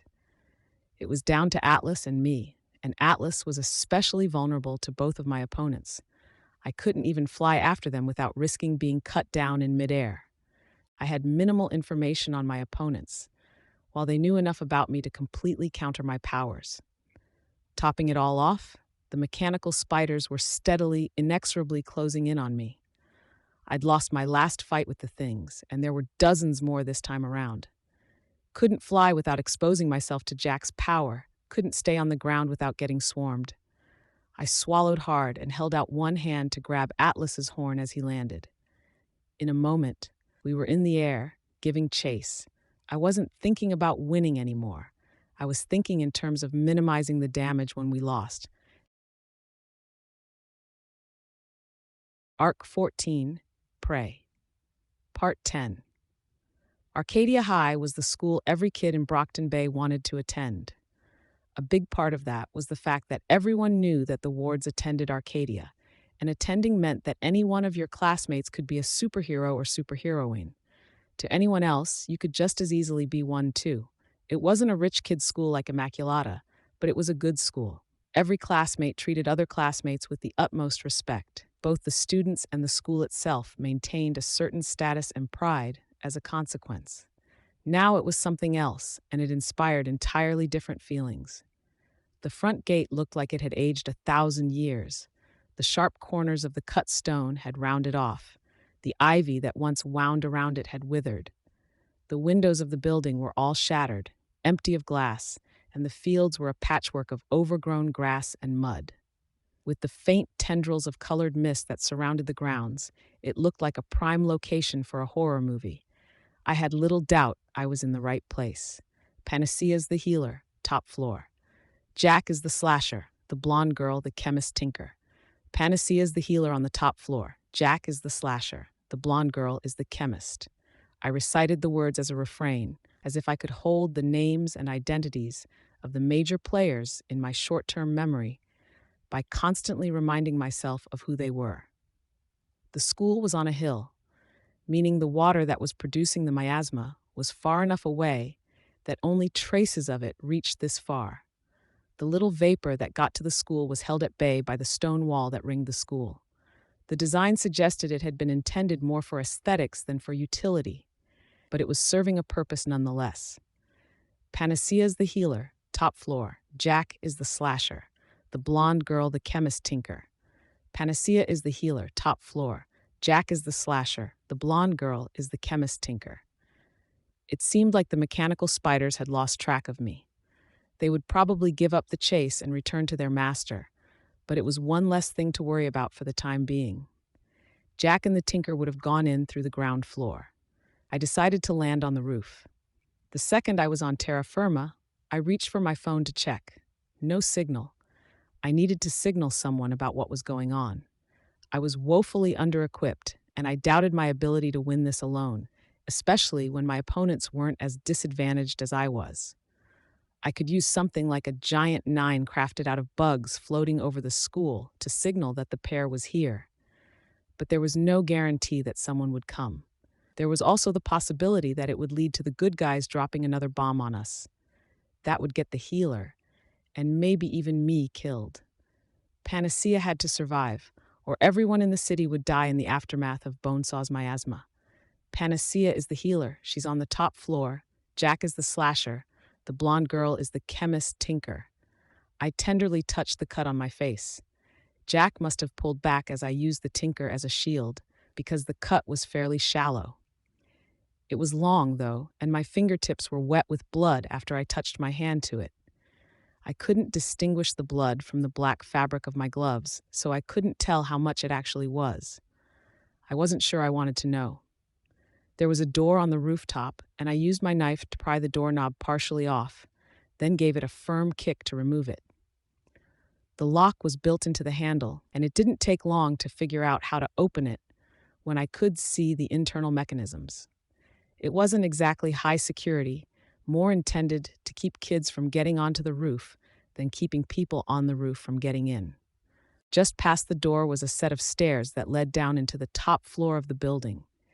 It looked like a janitorial closet. I sent Atlas down to check before venturing down myself, and I began distributing my swarm through the school. I prepared silk lines across doorways and hallways to inform me of others passing through, placed ants, earwigs, centipedes, and pillbugs on the walls to give me a sense of the layout, and sent flies to scan the interiors of each room to see if I couldn't find anyone. Again, I repeated the refrain in my head, reminding myself about who was in the building. I wasn't sure it was helping, but I didn't want to get tricked again. There were 2 hallways and 3 classrooms my bugs couldn't enter without dying on the spot. That marked out a relatively small area that the 9 could be. The biggest issue was that I couldn't find Panacea. Did that mean she was in close confines with the enemy? It wasn't a good thought. As I laid silk lines across possible entryways to alert myself about enemy movements, I was careful to check each area before I advanced further into the building. My eyes searched for details while my swarm scanned the walls and the ground. I was a short distance away from the 9 when I saw a wet spot on the wall, complete with discoloration of the paint. I sent bugs in, and they felt shards of glass on the floor around the patch. I wouldn't have said that the swarm smelled anything, but there was something heavy in the air as flies beat their wings, the muscular action simultaneously drawing oxygen in. Whatever it was dense, cloying, odorless, and colorless, only extending a dozen feet around the spot. I backtracked and picked a different route. My pace slowed to half of what it had been as I searched for other telltale details. Twice, I found similar traps, both with that odorless smoke, and twice I had to change my route. I paused outside the bug-killing zone. Flies had ferried spiders to me, and I started organizing them to produce lengths of silk cord. I left them behind while I creeped closer and listened in. Minds do think alike. I did something very similar for Siberian. A girl's voice. Shut up, we're nothing alike. Another girl. We could be. Haven't you ever wanted to start over? I could make you younger. We'd be the same age and wear matching outfits. Oh, I could do plastic surgery. We could be twins. Did you do that to yourself? Make yourself young? No. A male voice. Rest assured, Bonesaw's immaturity is genuine, both an asset in how it makes her that much more creative, free in her ways, a detriment in other ways. Doesn't that bother you, him saying that about you? Jack knows what he's doing. I do. I know a lot of things, Jack spoke, his voice smooth, almost seductive. Don't. I know you've got a silver tongue. I don't want to hear it. You prefer the alternative? Jack asked, his voice cool. I could picture him holding that knife of his, the threat all too clear. There was a long pause. He spoke, I suppose not, so let's dialogue. Go ahead. Panacea's voice was small, almost defeated. What's holding you back? You're capable of so much, of changing the world, of destroying it, but you're so very small, Amelia Claire Levere. His voice was almost mocking as he said her name. That's not my name. It's the name you were born with. Imagine my surprise when I found out your relation to Marquise. In my last visit to Brockton Bay, I crossed paths with each of the major players. I met the man. I must tell you, Amelia, he was a very interesting character. I don't really want to know. I'm going to tell you, and I have another motive, but I'll get to that in a moment. Marquise was a man of honor. He decided on the rules he would play by, and he stuck to them. He put his life and limb at risk to try to keep me from killing women and children, and I decided to see if I could use that to break him. I admit I failed. He killed Allfather's daughter. No, Amelia, he didn't. There was a pause. Did you kill her? No, what I'm saying is that Marquise would not have killed the girl, even under duress. That was one of the rules he set for himself. If he was going to violate that rule, he would have done it when I'd tried to break him. Allfather put a contract on my head before he died because of what Marquise did, because it's how I found out he was my dad. A letter from Dragon to Carol. Carol, ah yes, Brandish. Well, I suspect either Dragon was manipulating you or your father was manipulating Dragon in an effort to get a message to you. A message. That he's there, that he exists. Perhaps he sought to ensure he wasn't forgotten by his child. He was an old-fashioned individual, so it makes sense that he'd seek immortality through his progeny. Bonesaw piped up. That's stupid. Why do something like that when someone like me could make you immortal for real? Shush now. Finish sewing yourself up while Amelia and I talk. Okay, Bonesaw said. Her voice overlapped with Panacea saying, Stop saying that. It's not my name. Isn't it? There was another silence. You're your father's daughter. Both of you are bound up in rules you've imposed on yourselves. His rules defined his demeanor, the boundaries he worked within, the goals he sought to achieve, and how he achieved them. They were his armor as much as his power was. I would guess your rules are your weakness. Rather than focus you, they leave you in free fall, nothing to grasp onto except your sister there, and we both know how that has turned out. Sister. I made a mental note of that. There were 4 people in that room. How do you know this? Our emotion reader picked up on some. I figured out the rest. As you might expect, I'm rather familiar with damaged individuals. Bonesaw giggled. I didn't like the way this was going. I looked down the hall to see the doors. Each door had once had a window on the upper half, but there were only slivers left, the rest scattered over the floor. In an ideal world, some distraction would present itself, or the conversation would become a heated argument and they would distract each other. I could rise from my crouching position, step forward, aim my gun and fire, unload the gun's clip on Jack and Bonesaw. Or I'd miss, resulting in the messy deaths of Panacea, her sister, and I. I really needed that distraction if I was going to do this. I'm not that type of damaged. I'm not a monster, Panacea protested. As an afterthought, she added, No offense. I've been called worse. I almost relish being called a monster, as though I've transcended humanity and become something from myth. Myth. And according to Cherish, it may well be a destruction myth. What? She recently informed me that the world is going to end because of me, not quite sure how or when. It could well be that I'm the butterfly that flaps his wings and stirs a hurricane into being through a chain of cause and effect. I don't want the world to end, Bonesaw said. It's fun. It is. But I expect it won't end altogether. There's always going to be survivors. True, and it makes for an interesting picture. After everything's gone, there'll be a new beginning. Who better to craft the remains into a new world than you and Mannequin? And Amelia, if she so chooses, we could be like gods in a new world. You're crazy, Panacea muttered. According to studies, clinically depressed individuals have a more accurate grasp of reality than the average person. We tell ourselves lies and layer falsehoods and self-assurances over one another in order to cope with a world colored by pain and suffering. We put blinders on. If we lose that illusion, we crumble into depression or we crack and go mad. So perhaps I'm crazy, but only because I see things too clearly? No, Panacea's voice was quiet. You're not going to kill me if I argue, are you? I'm liable to kill you if you don't. It's not that you see too clearly. I think your view is warped. Over the course of millions of generations that led to your birth, how many of your ancestors were successful because they were cruel to others, because they lied, cheated, stole from their kin, betrayed their brothers and sisters, warred with their neighbors, killed? We know about Marquise, so that's one. How many were successful because they cooperated? I wondered.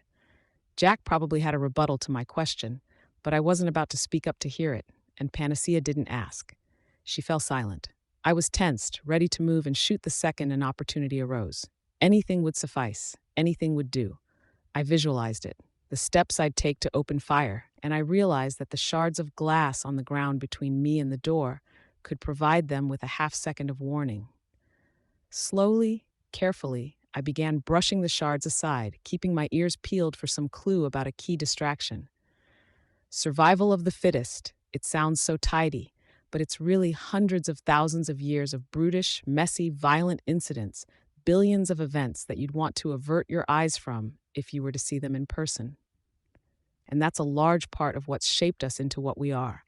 But we wear masks, we pretend to be good, we extend a helping hand to others for reasons that are ultimately self-serving, and all the while, we're just crude, pleasure-seeking, conniving, selfish apes. We're all monsters, deep down inside. Again, one of those pauses that suggested something was going on that was visual and out of sight, rather than something I could overhear. Jack offered a dry chuckle. Did that hit home? I'm not that kind of person, not a monster. I'd kill myself before I became like that. But you see how you could be like us. It wouldn't even be very hard. Just let go of those rules of yours. You'd get everything you ever wanted. Not family.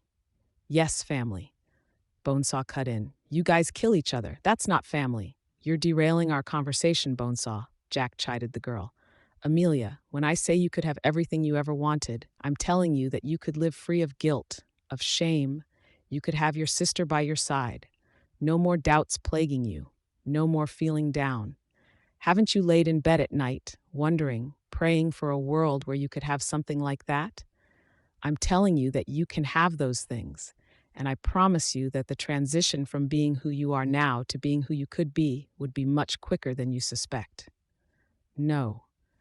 The defiance was half-hearted. Amelia, you could let yourself cut loose and love life for the first time since you were young. And just like that, her resistance crumbled. I've never felt like that. Never felt carefree. Not since I could remember. Not even when I was a kid. I see. From your earliest memory, what was that? In Marquise's home? No? Being taken home by the heroes and heroines that would become your false family? Ah, I saw that change in expression. That would be your earliest memory. And you found yourself struggling to adjust to your new home, to school and life without your supervillain daddy. By the time you did figure those things out, you had other worries. I imagine your family was distant, so you struggled to please them, to be a good girl. Not that it ever mattered. There was only disappointment. You sound like Tattletale. That's not a compliment. My ability to read people is learned, not given, I assure you. Most of the conclusions I've come to have been from the cues you've given me. Body language, tone, things you've said.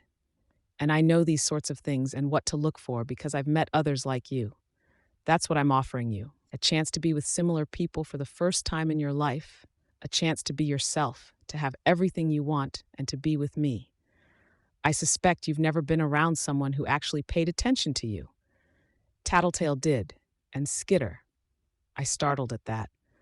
I meant on a long-term basis, but let's talk about that. I imagine they were telling you, no, you aren't. You can be good. Yeah, but you didn't believe them, did you, Amelia? You've spent years telling yourself the opposite. You're a bad person. You're destined to be bad by circumstance and blood. And even though you didn't believe them, you'll believe me when I tell you no, you aren't a good person. But that's okay. It's not. You say that, but you believe me when I say it. There was another pause where Panacea didn't venture a response. Isn't it unfair? Through no fault of your own, the blood in your veins is the blood of a criminal, and that's affected how your family looks at you. You've been saddled with feelings that aren't your fault, and doomed to a life without color, enjoyment, or pleasure. Don't you deserve to follow your passions? A decade and a half of doing what others want you to do, doing what society wants you to do. Haven't you earned the right to do what you really desire just this once? That's not really that convincing, Panacea spoke, but she didn't sound assertive. I know, so I'll offer you a deal. If you indulge yourself, we'll surrender. What? I won't even make you do it now. Just look me in the eye and honestly tell me you'll do it. Drop all of the rules you've set yourself. I don't care what you do after. You can wipe your sister's memories. You can kill yourself. You can run away or come with us. And your side wins. Aren't we winning anyways? Up for debate. I'm really quite thrilled with the current situation. Very enjoyable, though, and we've certainly made an impact. This deal is a trap. You'll make me do it, and then you'll kill me. I could, but I won't. Do you really have anything to lose by trying? If I'm going to kill you, I'm going to kill you regardless of what you say or do. 3.5 words. I'll do it, and we leave the city. I almost stood right then to open fire before she made a decision one way or another.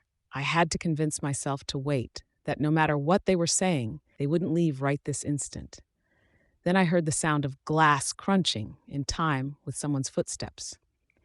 With the length of time I'd waited for an opportunity, I was going to take what I could get. My heart pounded. My hands shook even as I gripped the gun as hard as I could, but I let out a slow breath as I drew myself smoothly to a standing position and stepped into the doorway, pointing the gun through the window frame in the door. They hadn't heard me move. It left me a second to take in the scene and make sure I was shooting the right people. They were in a music room that had been arranged with seats on a series of ascending platforms, backed by windows that had exploded inward, scattering the area with glass shards. At the bottom floor, there was a podium waiting for the teacher. Jack was walking up the steps to approach a girl. I knew he was Jack because he was the only male present. He was wreathed in thin white smoke, wore a light gray t-shirt marked with bloodstains and black jeans tucked into cowboy boots. A thick leather belt had a variety of knives, including a butcher's cleaver, a stiletto, and a serrated blade. His teammate Bonesaw was standing in the corner of the room just to my right. I could see the edge of a dress, an apron with tools and vials in the pocket, long blonde hair curled into ringlets, and that same shroud of smoke around her, moving out to fill the room. The rest of her was obscured by the wall to my right and the shelves that stood behind the podium. It put her in an awkward spot for me to shoot. If I'd known she was there, I would have crawled over to the door at that end, gunned her down at point blank. Panacea stood at the far end of the room, at the highest point. She had brown hair that was blowing slightly with the breeze that flowed in through the glassless windows behind her, topped with a flat-top cap. Freckles covered her face, and she was dressed in a tank top and cargo pants. More than anything else, she wore a look of fear on her face that marked her as the victim, not the threat. And process of elimination meant the thing beside her was her sister. I would have called it a coffin, but it was clearly made of something living.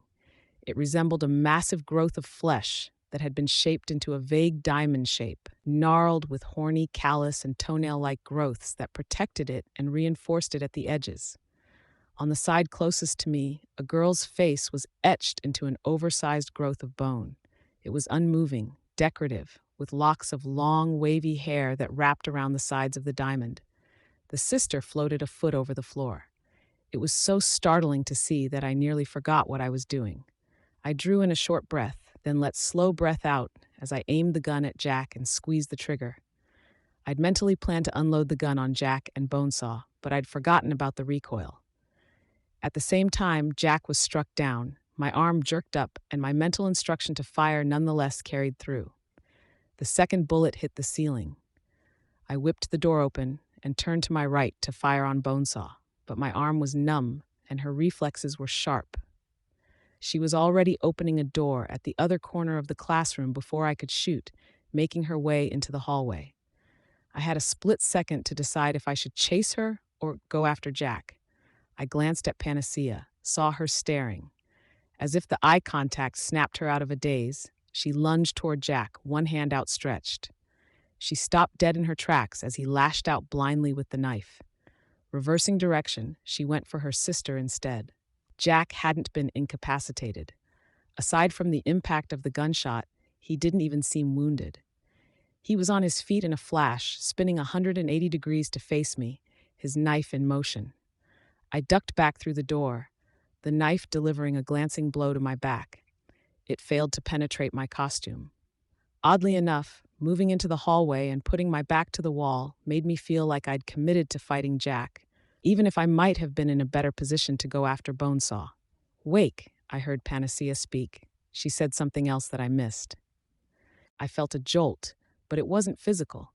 It shook me on an emotional level. My voice abandoned me, not that I wanted to speak. I felt as if I stood on the very edge of the Grand Canyon, and any movement, even one to step back onto solid ground, was guaranteed to send me falling to certain death. The levitating construct of flesh slammed through the door and the door frame that Bonesaw had used to make her exit. The mask of bone drew upward like an opened lid to reveal a clear sphere containing vitreous fluid and a teenage girl with blonde hair. Her eyes were open, but she looked half asleep, her hair fanned out around her, floating in fluid that seemed thicker than water. Her arms were outstretched, but her hands and lower body were hidden by the meat that surrounded her. The edges of the shell that were unfolding around her were curved forward like the horns of a bull. If the sister had come after me, I wouldn't have been able to fight back. Like a deer in the headlights, I stood there, unable to think or compel my body to move. She rotated in midair slowly, as if getting her bearings. As ponderously as she had moved one moment, she went tearing after Bonesaw in the next, slamming through walls as momentum carried her too far, and as she turned a corner too tight and sheared through the drywall, tile, and window frames. I could hear Bonesaw laughing with childlike glee as she fled. "Not smart, not smart, either of you," Jack chastised us. "See, with Victoria gone, you've left me here with a hostage." I stood with my back to the wall, gun in hand. 10 bullets in here, 4 spent if I'd counted right. I'd always sort of rolled my eyes at how movies treated guns and counting bullets. But it was harder than I'd thought. The shock and disorientation that came with firing a gun tended to disrupt even basic arithmetic. I couldn't remember how many times I'd fired during the fight in the parking lot. "I've been turning every microbe that touches my skin into an airborne plague, Jack," Panacea spoke, her voice low. "You should be dead now." "And me?" I called out, feeling a pang of alarm. "I didn't know you were there. You should be dead too, sorry." "A benefit of little Bonesaw's smoke," Jack answered. "If I recall correctly, it's something of a safeguard in case she accidentally deploys a concoction she hasn't immunized herself or the rest of our team against. The fact that it works against bugs and small rodents is a side benefit rather than the intent. Bonesaw's work has made us members of the 9 more or less immune to disease anyways. And the gunshot? Subdermal mesh. There's more protection around the spine and organs, and you landed that shot pretty close to my spine. It hurts quite a bit." "Skitter, I don't care if I die," Panacea called out. "I'd rather live if only to turn Victoria back to normal, but just don't worry about the hostage part. If I have to die so you can kill this fucker, I will. It isn't that simple. Killing a monster like Jack or Bonesaw, that was one thing. I could push myself to do it. Killing a bystander in the process? That was something else entirely." Jack seemed to be able to interpret my pause. "I suspect, Amelia, that she is worried about the hostage. The monster that dwells in Skitter's heart is very similar one to yours.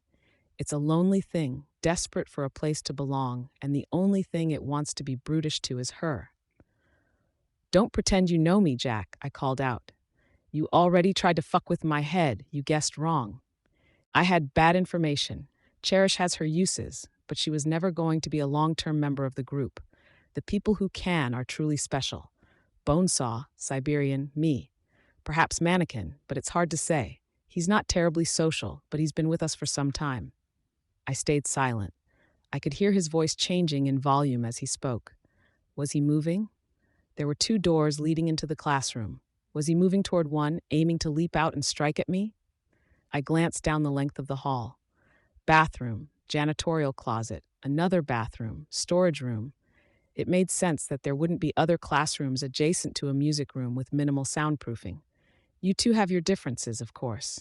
Amelia, you're burdened by guilt, as you're burdened by your rules and so much else.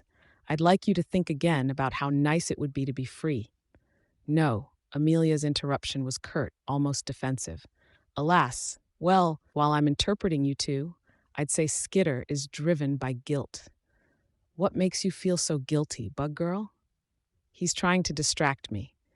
I scampered along the length of the hallway, keeping low enough that I wouldn't be visible from the window while I moved to the point just beyond the effects of the bug-killing cloud. I could send bugs after Bonesaw and the sister, Victoria, was it? But Bonesaw would still have that cloud of smoke around her. I doubted my ability to achieve anything on that front. There's always some guilt related to family. Tell me, what would your mother think to see you on an average day? Or can't you remember her with the miasma? I'd almost forgotten. Even if I couldn't remember her face, who she was, or even where she was, I could feel a pang of regret that knotted in my gut.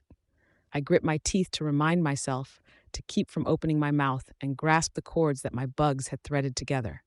I looped them around Atlas's horn, and then I ran down the hallway, still keeping low. Just to check, I tried bringing bugs into the hallway. The smoke was still present, if thin. They still died, just a little slower than before. I returned them to their previous location. No use wasting them for nothing. Skitter, he called out in a sing-song voice. With the acoustics of the hallway, I couldn't pinpoint his location. Aren't you going to reply? Just as I was trying to locate him, he was attempting to do the same for me. I decided to give him what he wanted. You're pathetic, Jack. I'd intended to provoke him, and I'd succeeded. I'd also intended to pull the silk cord taut as he stepped into the hallway, tripping him. Instead of opening the door, he leaped through the open window in the upper half of the door. Tucking his knees against his chest, he landed with a short roll, spotted me, and slashed. I brought my arms up around my face to protect it. The feeling of the silk cord's weight dropped to virtually nothing as the slash cut it. I'd been given tips on fighting, even if I couldn't remember by who or by whom. Catch them off guard. My arms around my face, nearly blind, I charged him. He caught me in the side with a kick, but I had enough forward momentum that I crashed into him anyways. We fell to the ground, and I reached for the smoking vial that hung around his neck. Jack already had the stiletto in one hand. He jabbed it toward my face, my eye, and I jerked my head back out of the way, abandoning my attempt to get the vial. Using one elbow, he shoved me to one side, then flipped over, simultaneously reversing his grip on the knife in his other hand and driving it down toward the side of my head. I rolled with the momentum he'd given me to escape before it could pierce my ear or my temple. He was already following up, slashing both knives at me, one after the other. He knew how to fight, of course. He'd said he'd been at this for a while. Hated this. Hated fighting without knowing enough about my opponents. I tried to get my feet under me, but it was slow and awkward as I was unable to use my hands. I had to wrap my arms around my head to shield my face against the continued flurry of slashes. Jack had a knife in each hand now, and he wasn't giving me a half second between cuts, if that. My forearms and hands didn't cover enough of my head. I could feel the cuts nicking my ears, slashing through my hair by my temple. A few slashes made their way through gaps between my arms and fingers. Blindly, I rushed for the classroom, needed a second to breathe, to think, before I was whittled down to a bleeding ruin. I could hear footsteps behind me. I felt a hand seize my shoulder. I whirled and knocked it away, felt another knife slash crossing the back of my head. I had blood in my eyes, my ears were a bloody ruin, and cuts burned like fire around my scalp and neck. A shout, not Jack's. I heard it again, the same words, but I couldn't make them out. There was blood in my ears. I stumbled into the classroom, and Panacea was at my side in a moment. Fix me, I gasped. I couldn't tell where Jack was, and I was hurting enough that I couldn't think to strategize. He hadn't followed. Fast! She touched my forehead, and I could feel the cuts knitting together. But there was another injury that wasn't mending. The red miasma took away my ability to recognize people. I don't know anything about the people I'm fighting. Fix my brain. I can't. If you don't fix me, Jack could win and billions could die. If you don't cure whatever it is that Bonesaw's done with this miasma, I and tens of thousands of others could die of a degenerative brain disease. You don't understand. I can't cure brain damage. My heart fell. The last time I did it, the last time I broke my rules, everything fell apart. You're asking me to do the exact same thing Jack was, to break my rules again. They're just rules. Where was Jack? They're the only thing holding me together. He's getting away, this stupid girl. You were willing to die if he took you hostage. I'm asking you to sacrifice yourself in a lesser way. Fall apart if you have to, but undo what Bonesaw's started. This is worse than dying, she said, her voice quiet. Ask yourself it's worse than the slow degenerative death of thousands and the potential end of the world. She stared at me. Even as she looked at me, aghast, I felt something awaken in my mind. Barriers crumbling. This is bad. Every second is time you're suffering more permanent damage. That's not a huge priority. I'm more worried about Jack and all the others who got hit harder by this stuff than I did. It's a parasite that's producing the improperly folded proteins. I can stop it, and I think I can make them create a counteragent that counteracts the proteins and promotes healing in the brain. Can't make them fix the lesions, but I can promote plasticity in the brain and new connections to old information. Her voice was so quiet I barely heard it, but I could remember the others. I remembered Tattletale and Brian, Rachel. I could remember Alec and Aisha, the dogs, our enemies, my dad. My mom's face popped into my mind's eye, and I could feel a relief as I let go of an anxiety that I hadn't been consciously aware of. The parasites will replace existing parasites over time, and they'll die if it gets cold now, or if you raise your blood alcohol content. Get drunk after a week or two to clear them from your system, and don't drink tainted water. If everyone clears them from their systems, the miasma's effects will be gone by the end of winter. They're probably what she seeded all over the area before using the catalyst. I'd believe it. And the damage, can you reverse it? The minor damage, yeah. But I can't do anything for the people with more serious brain lesions unless I attend to them directly. There's other healers out there. I know they're not as good, but maybe they can do something to fix that.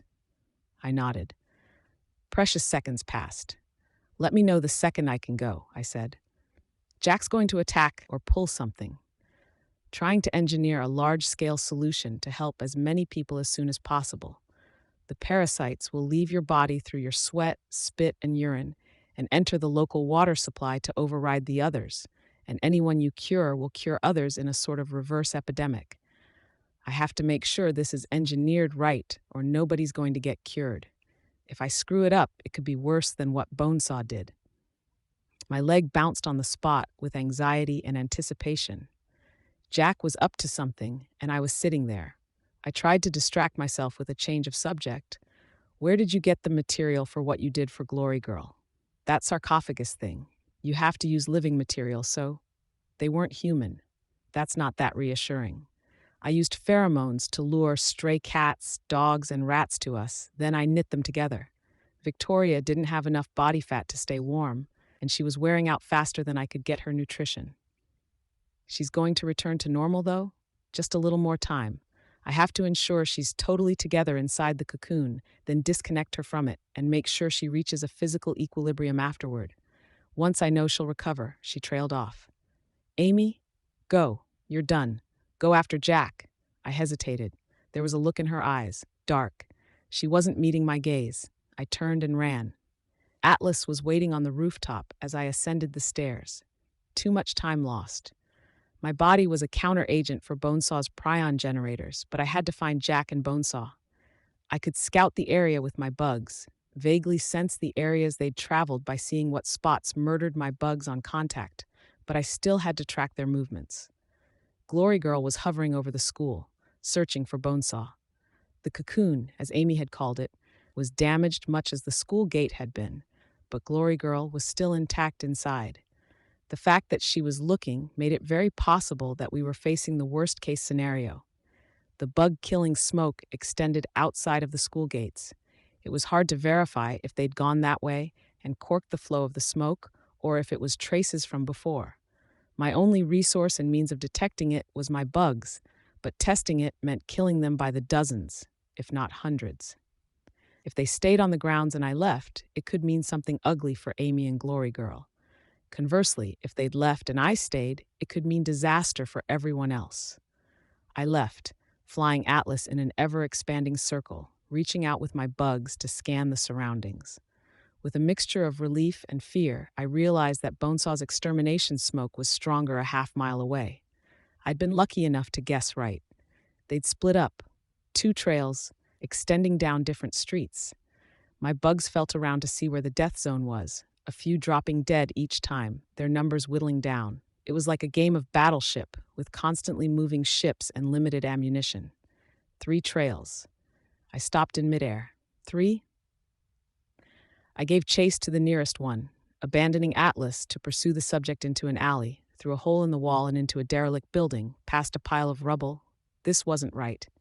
It was too nimble, moving through spaces too small for even Bonesaw. And before I even returned to Atlas, there were a half dozen trails in total that were branching out around us. In another few minutes, there were a dozen. Our group had used this method some time ago, using Gru's power to slip away from the bank robbery. But how were they doing it? It wasn't just the wind carrying the gas down misleading alleys. Were there living creatures carrying vials of the stuff? Mechanical spiders. They'd found their maker, and Bonesaw was using them to distribute the vapor and cut off my swarm sense. They'd escaped. Arc 14, Prey, Part 11. I continued my search for the pair, but my tentative explorations of the trails of extermination mist made a sweeping search all but hopeless. It felt like I was facing a series of decisions where every answer had some merit, but picking the wrong one would spell disaster. I'd had to make the call between staying at the school in case Jack and Bonesaw were preparing a trap for Amy and Glory Girl, or leaving in case they'd made a run for it. I'd left, and I'd been lucky enough to be right. Except the 9 were now covering their tracks with a dozen decoys, mechanical spiders leaving trails of bug-killing smoke, leaving me to guess which direction they'd gone. 2 solid possibilities dwelled with me. The first was that they'd headed back downtown to rendezvous with Siberian. If I was drawing the right conclusions from what I'd overheard, Bonesaw had drawn together a cocoon for Siberian, similar to the one that Amy had created for Glory Girl. They could be recovering her real body, maybe doing something to recover Mannequin or Crawler. It hadn't even crossed my mind while I was under the miasma's influence. But I also had to wonder whether Regent would have maintained his control over Shatterbird. The second possibility was that they'd gone after Cherish. My conversation with Coyle had clued them in. I checked my phone.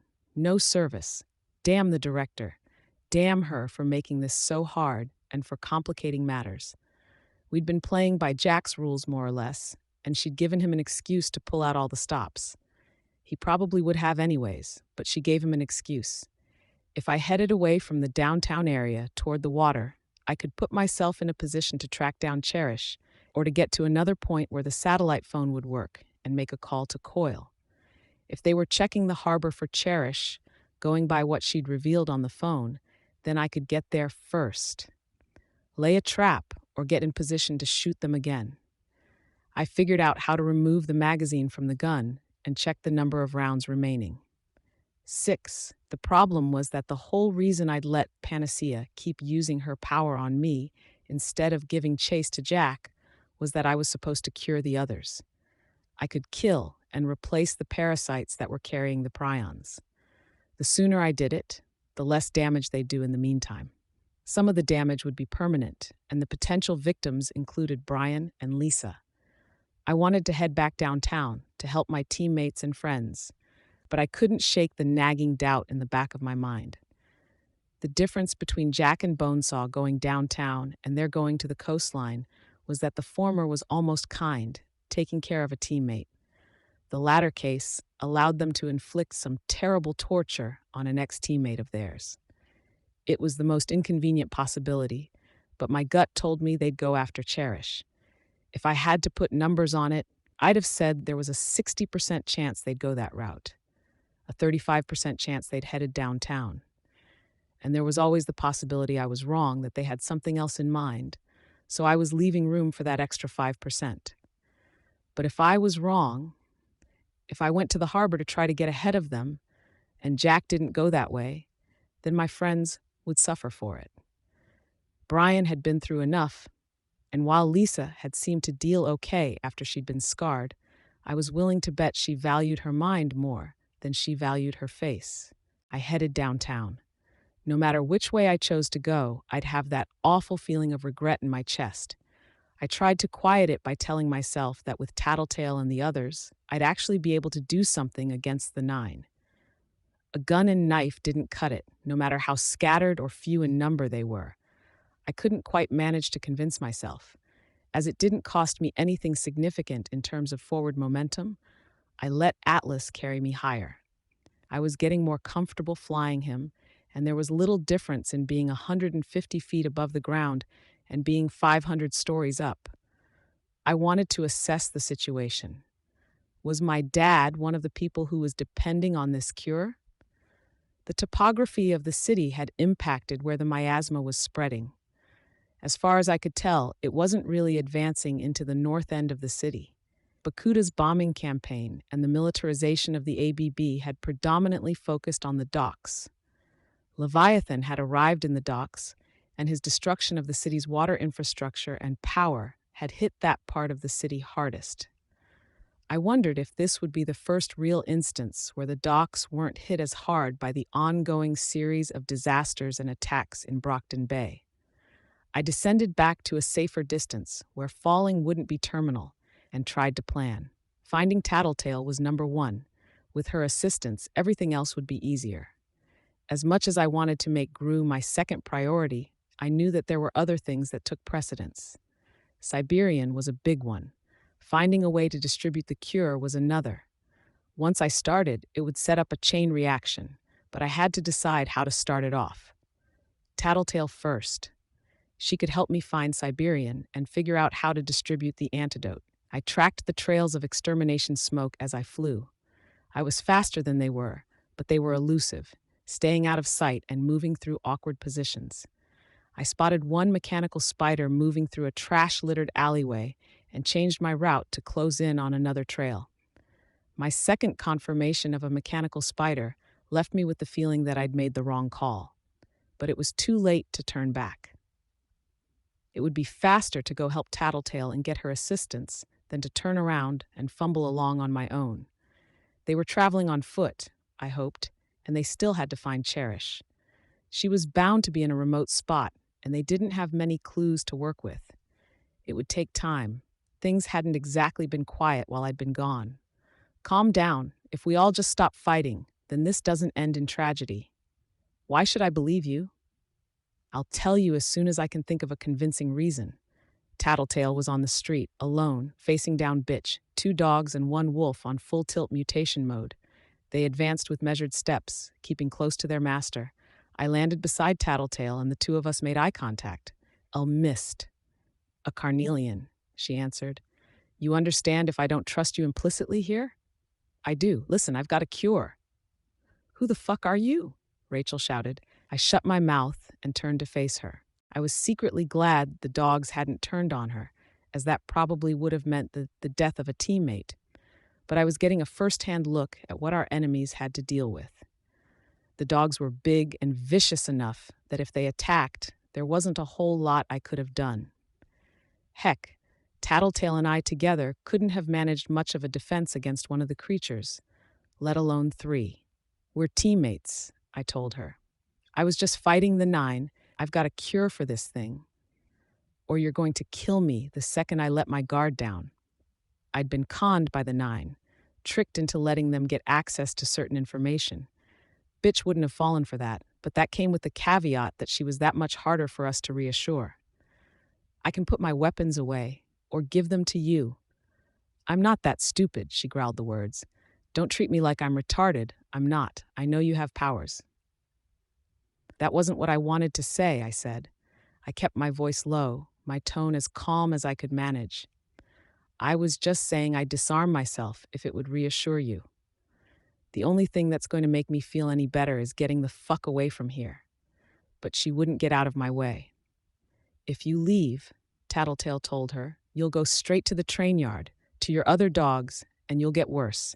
You'll wind up isolated from the rest of us." And I think the 9 want that. They wanted people for their group, and doesn't this set their candidates up for easy recruiting? Separate them from their previous attachments, leave them vulnerable and lost, then give them the hard sell. "Not that you're wrong," I said, glancing at Tattletale while trying to keep the dogs in sight. "I saw Jack trying that with Panacea, but Bitch tends to see it as slimy or conniving when someone talks a lot." "I see. You want to try then?" Bentley growled. It didn't sound like a dog growl.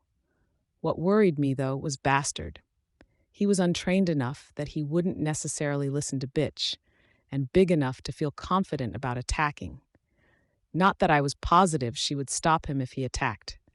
As much as she felt like she'd feel more secure on her own, Bitch might well decide she could resolve this situation by killing anyone who threatened her. It wasn't that she was the murdering type, but she didn't have the innate sympathy for her fellow humans. She cared as little about murdering us as I might feel about killing 2 dogs if I felt like my life was on the line. I'd been in a similar headspace, trying to figure out who was friendly and who wasn't. Jack had been more on the ball than I, and I'd fallen for his ploy. I'd deal with the guilt over what that might mean at a later point. "A little while ago, we spent some time in one of your shelters. I'm guessing you don't remember who, but you remember chilling out and eating Greek food with someone? You could have found that out through someone else. I know, that's not what I'm saying. I'm just wanting you to think about that feeling. I'd like to think we got along, as far as people like you and people like me can get along with others.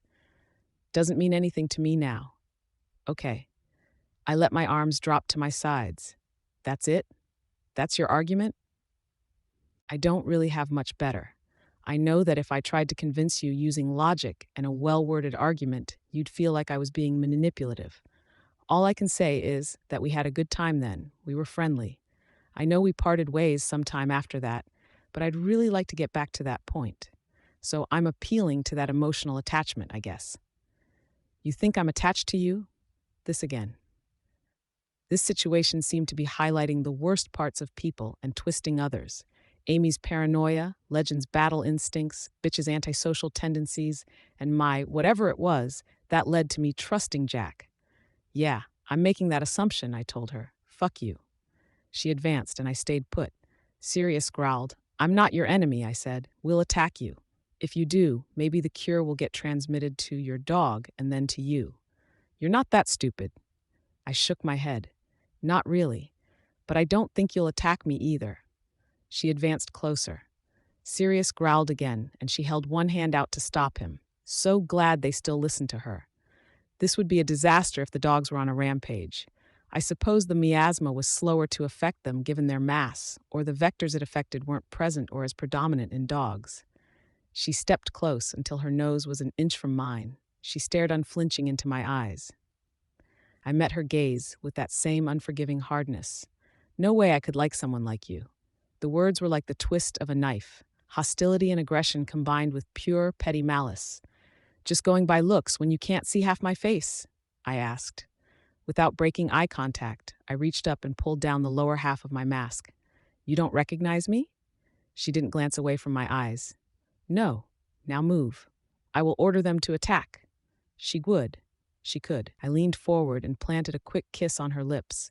Her punch knocked me off my feet and sent my glasses flying off my face to land in the water somewhere nearby. "The fuck!" she shouted. One of the dogs growled, deep, as if to complement her anger with a threat of his own. "You're cured," I told her. "That's it. That's all it takes." She stared down at me. If this doesn't work, she might kill me for real. Tattletale helped me to my feet and handed me my glasses. I got my mask in place around the lower half of my face and then gathered bugs over the mask and glasses to hide my features. "How's that work?" Tattletale asked. "The effects are being generated by a parasite. Panacea changed the parasite to some kind of symbiotic species that overrides the effects of Bonesaw's work and heals the effects on the brain. My bodily fluids are carrying it. That means that right now, The parasites in bitches' bodies should be dying or getting replaced or transformed or something. I hope. I dusted myself off, wiped at my costume where I'd landed in the water, and made sure none of my belongings had dropped from their positions in my armor or my belt. I didn't hurry to meet Bitch's eyes, because I knew that when I did, I'd have to maintain that gaze. Only when I was done did I meet her eyes. She took her time responding. I was going to have Bentley break you. It worked. Glad you didn't. Why? Why had I done it? I tried to explain it to her so many times. I couldn't bring myself to do it again. Doesn't matter. Tattletale pointed down at the water just behind me. I turned around and looked. Where I'd landed on my back, the water was changing from red to a relatively clear state. Relatively, only because the water hadn't been that clear to begin with. Guess it's working. Good, I said. The last swirls of red disappeared from around my feet, and the water around me began to change back to normal. With increasing speed, the water around us began to transition back to normal at nearly the speed the effect had spread in the first place. It extended out in every direction, promising to revert most or all of the affected bodies of water. You couldn't have waited until after you'd cured me before you put the bugs on your face? Tattletale asked. She was smiling as she asked it. Unless you want me to drink that water. Sorry. No, I'll help you out.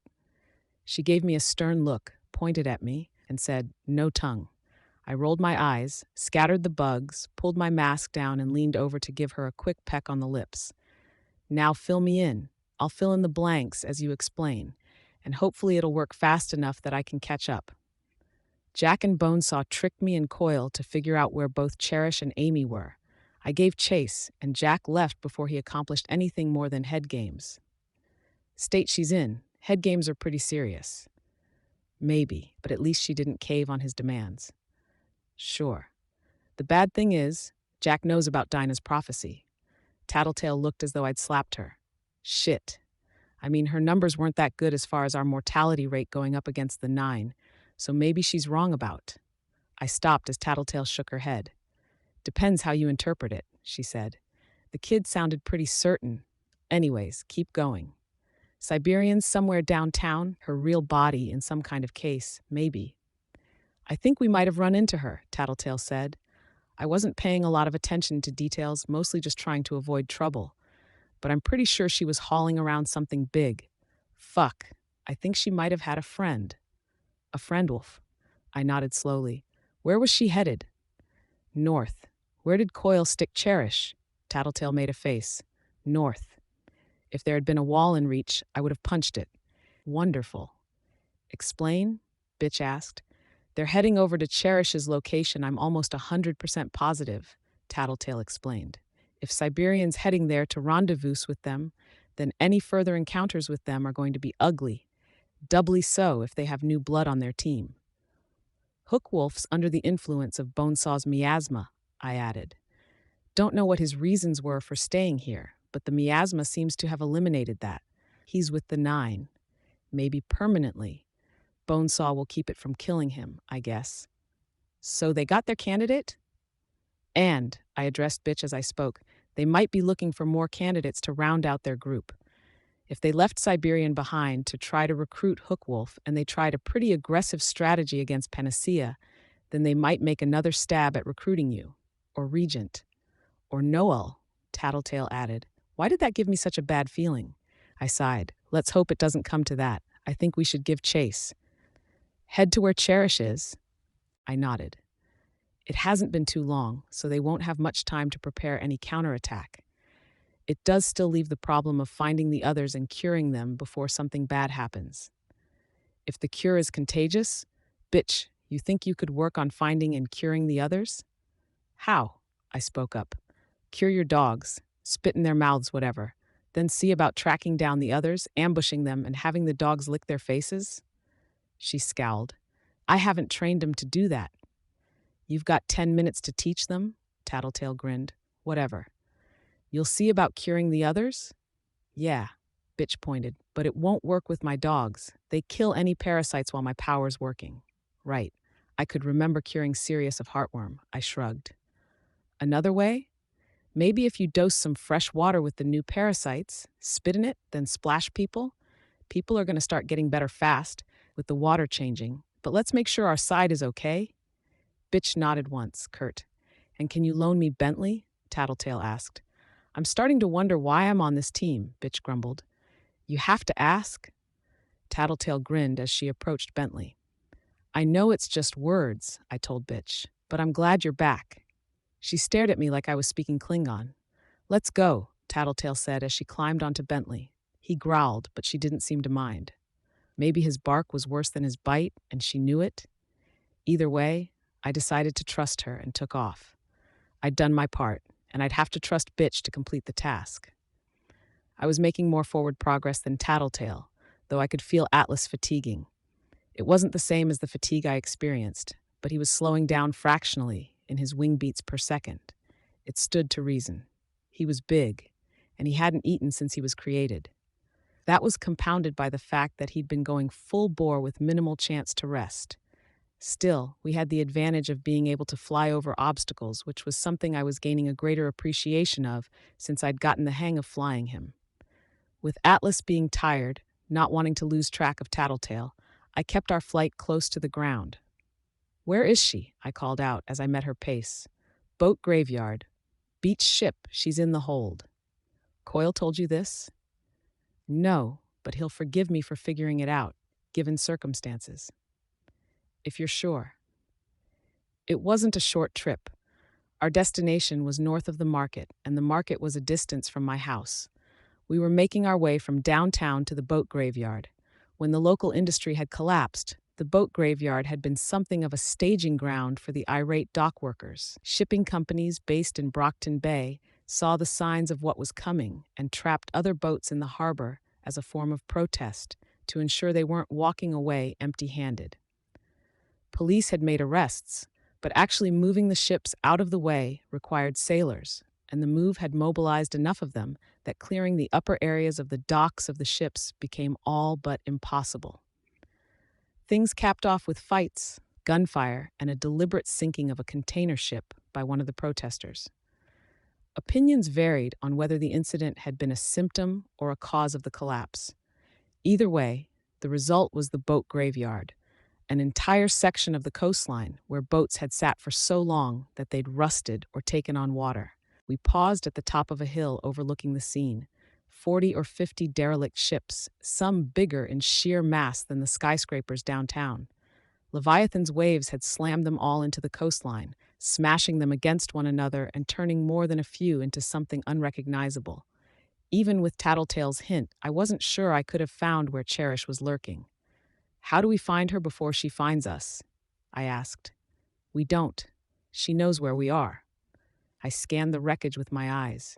Would Siberian pop out? Hook Wolf? They aren't attacking. Tattletale shook her head, but she didn't speak. My bugs began searching for signs of life. You outrange her, Tattletale spoke. You detect them. You attack before she can whammy us. Yeah, fat lot of good it'll do a Siberian there. I was getting a sense of why there wasn't any foot traffic here. Even on land, the force of Leviathan's tidal wave had sent age-worn sheets of metal flying over the landscape. Ragged edges of rusty sheet metal waited under every step I took, scraping and stabbing against the soles of my costumed feet. Tattletale was relying on Bentley's weight and durability to handle anything that waited underfoot. He was still panting hard from the run. My swarm sense alerted me to life in the hold of a ship. The space was half filled with sand, and water had leaked in through a hole in the side of the ship. If supplies were delivered by way of remote control, that was a likely route. 7 people. 3 male, 4 females, one of whom was young. A child, long-haired. That would be Bonesaw. There, I pointed at the location. It was barely visible from where we stood. 2 ships had been slammed against one another, nose to nose, and they formed a precarious arch over the ship in question. Yeah, I found them, I think. I think Siberian's there. There's a lot of people anyways. 7. How much damage do you think you can do? Not enough. We paused. Cherish should be alerting them, Tattletale spoke. I'm surprised they aren't mounting a counterattack. Maybe they can't. If they split up, Siberian won't be able to protect everyone, I said. Well, getting closer is a pretty bad idea. Do we have a choice? We hang back, we follow them, we strike if we spot an opportunity. Between Bentley and Atlas, we can keep at a distance. I shook my head. Bentley's tired, and I don't know how long Atlas is going to be able to keep flying. They'll manage. You sure? Pretty sure. Pretty sure. So she wasn't positive. There's another possibility, she ventured. Do tell. Cherish might not be saying anything because she wants us to attack the others. Or, I pointed out, the 9 are giving us that impression because they want us to think that so they can turn the tables. That line of thinking leads to madness. Call me crazy, but I'd rather not gamble. So, what's the plan? We wait, at least a little while. Sure. She gave the bulldog a pat on the head. Give Bentley a chance to rest. You can feed Atlas. Pretty narrow window of time, I added. Bitch's effects on the dogs don't last that long. Figure 20 minutes, and we took at least 15 to get here. But she gave them more juice than usual. I'd say roughly 10 minutes before he's too small to carry me, Tattletale said. 10 minutes. We settled into a position behind cover, and I began drawing bugs to me to feed Atlas. I wasn't positive about his diet, and Gru had said that he'd given Atlas a more human digestive system, which left me uncertain.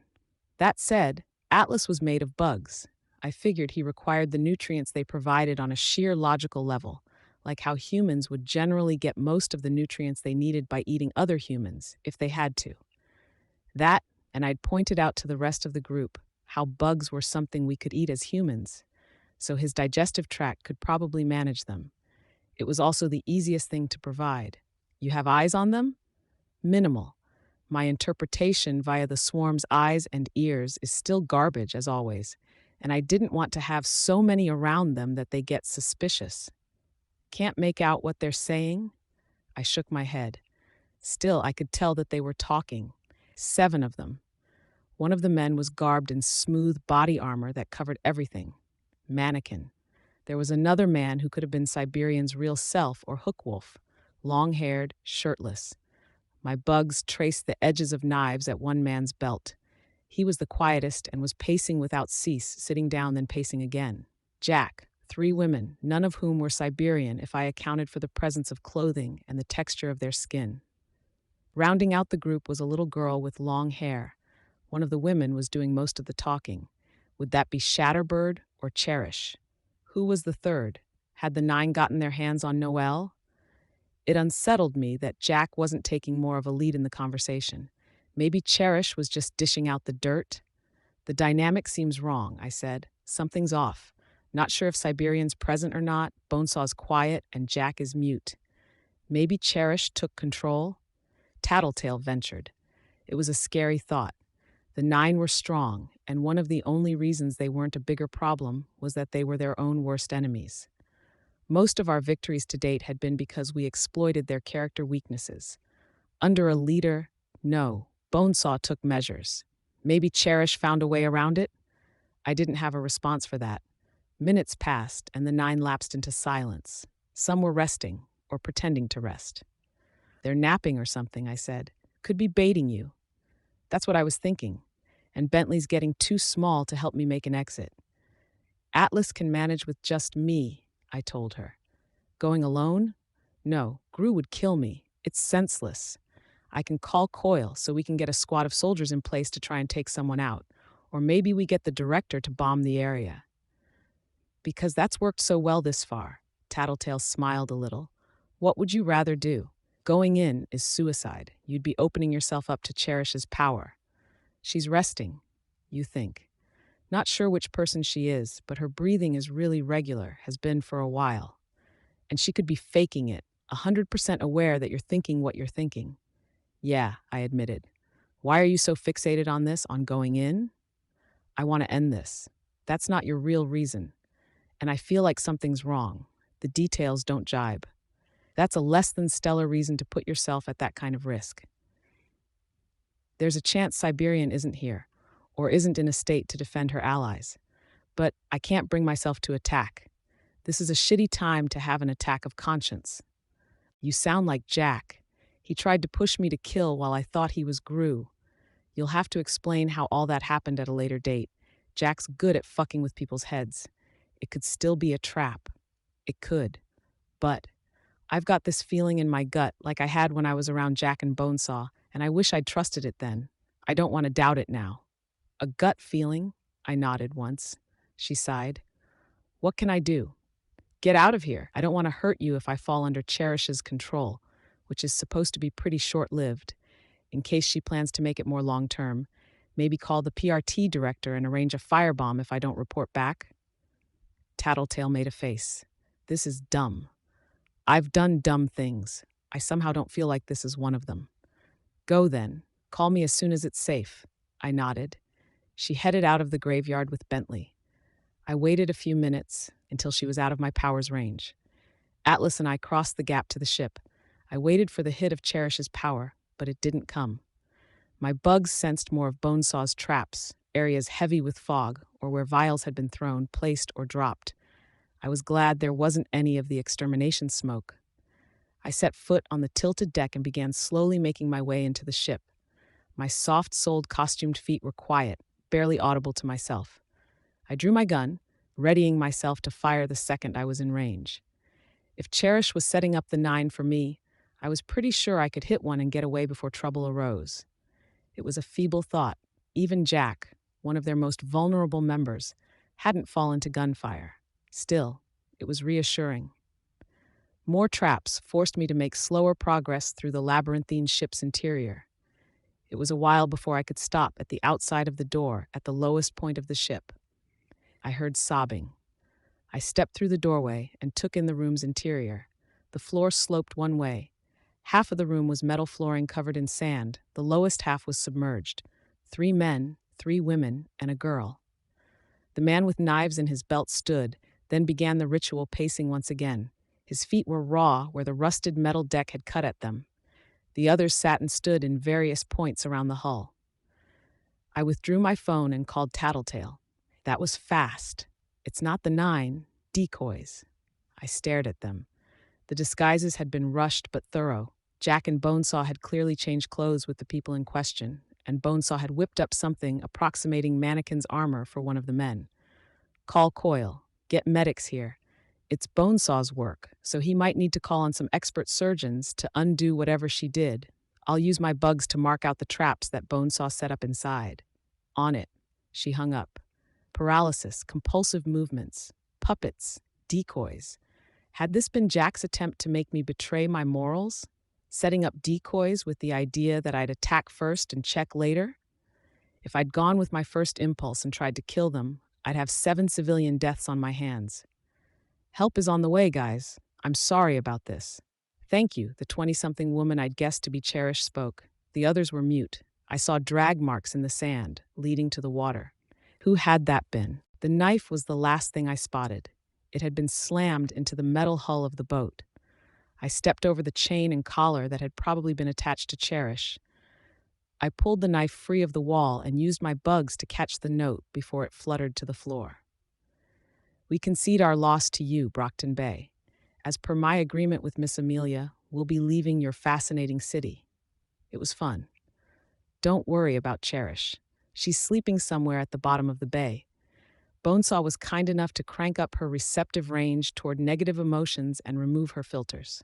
The girl will personally experience every awful feeling Brockton Bay's inhabitants do. And with the benefit of Alan's tech, she'll get to do it for a very, very, very long time. A departure marked not with a bang, but a whimper.